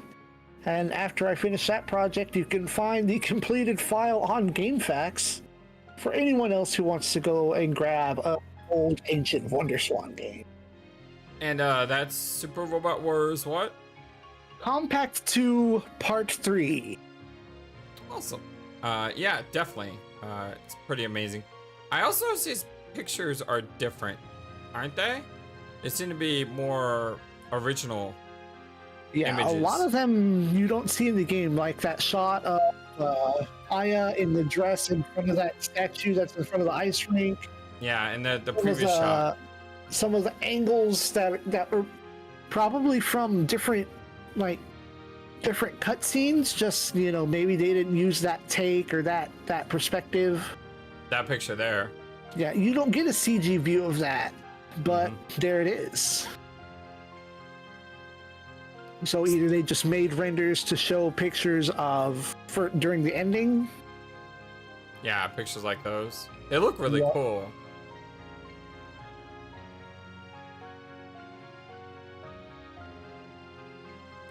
Oh, right, and because this is the last video of a playlist, I do need to make sure I shout out our wonderful, amazing Patreons and members of my YouTube channel. Patreon supporters, that being Techno Trouble, Chinikuti, Haiti Moteri, Zuzulus, and Tapras. Thank you all for your continued support. And of course, thank you Nella Doodle and Silver Pigeon members on YouTube. If you'd like to support me in that way, you can always just, you know, hit the join button or look at the links below to go to our Patreon page. And I'm just blown away. If you sat through this all, watched it to the end, even if you did sat through this all, if you just watched the playthrough and then use the chapter function to fast forward to the end, that's cool too. But if you did that, we had a lot of cool conversations on the way up. We had a boss that almost gave me a heart attack. Yeah, it was a very memorable experience, that's for sure. I never want to see a cockroach like that again. That thing was way too big. No. That thing was huge. No, I'm not. And I knew about the spiders. I didn't know about the roaches. So it was like, oh no. Yeah, just mash your button, and they're gone. The end. Or is it? Stay tuned. Day 7. That would be cool. +4. That would be cool. Like, no joke. If it just said like day 7 and it gave you something like entirely new that was hidden behind Fighting Eve, that would be just ridiculously insane. Yeah. Unfortunately, this doesn't even boot you back to the main menu. It's literally just a black screen. Forever and ever. There's no save. There's no nothing. Nope. I had to hit start. Huh. I just never pressed the start button. But yeah, there is no option to save over. It's just there. All right, my friends. Well, my name is FlightlessBird, and this here is your boy Zappa, King of the Giant Robots. And this has been our blind Let's Play. Not blind Let's Play. This has been our Let's Play of Parasite Eve. I'll probably say it was blind for the Chrysler Building. So that's how it felt. So yeah, but we did have an ace navigator helping us out almost every step of the way. So thank you so much, Zappa. That took a while.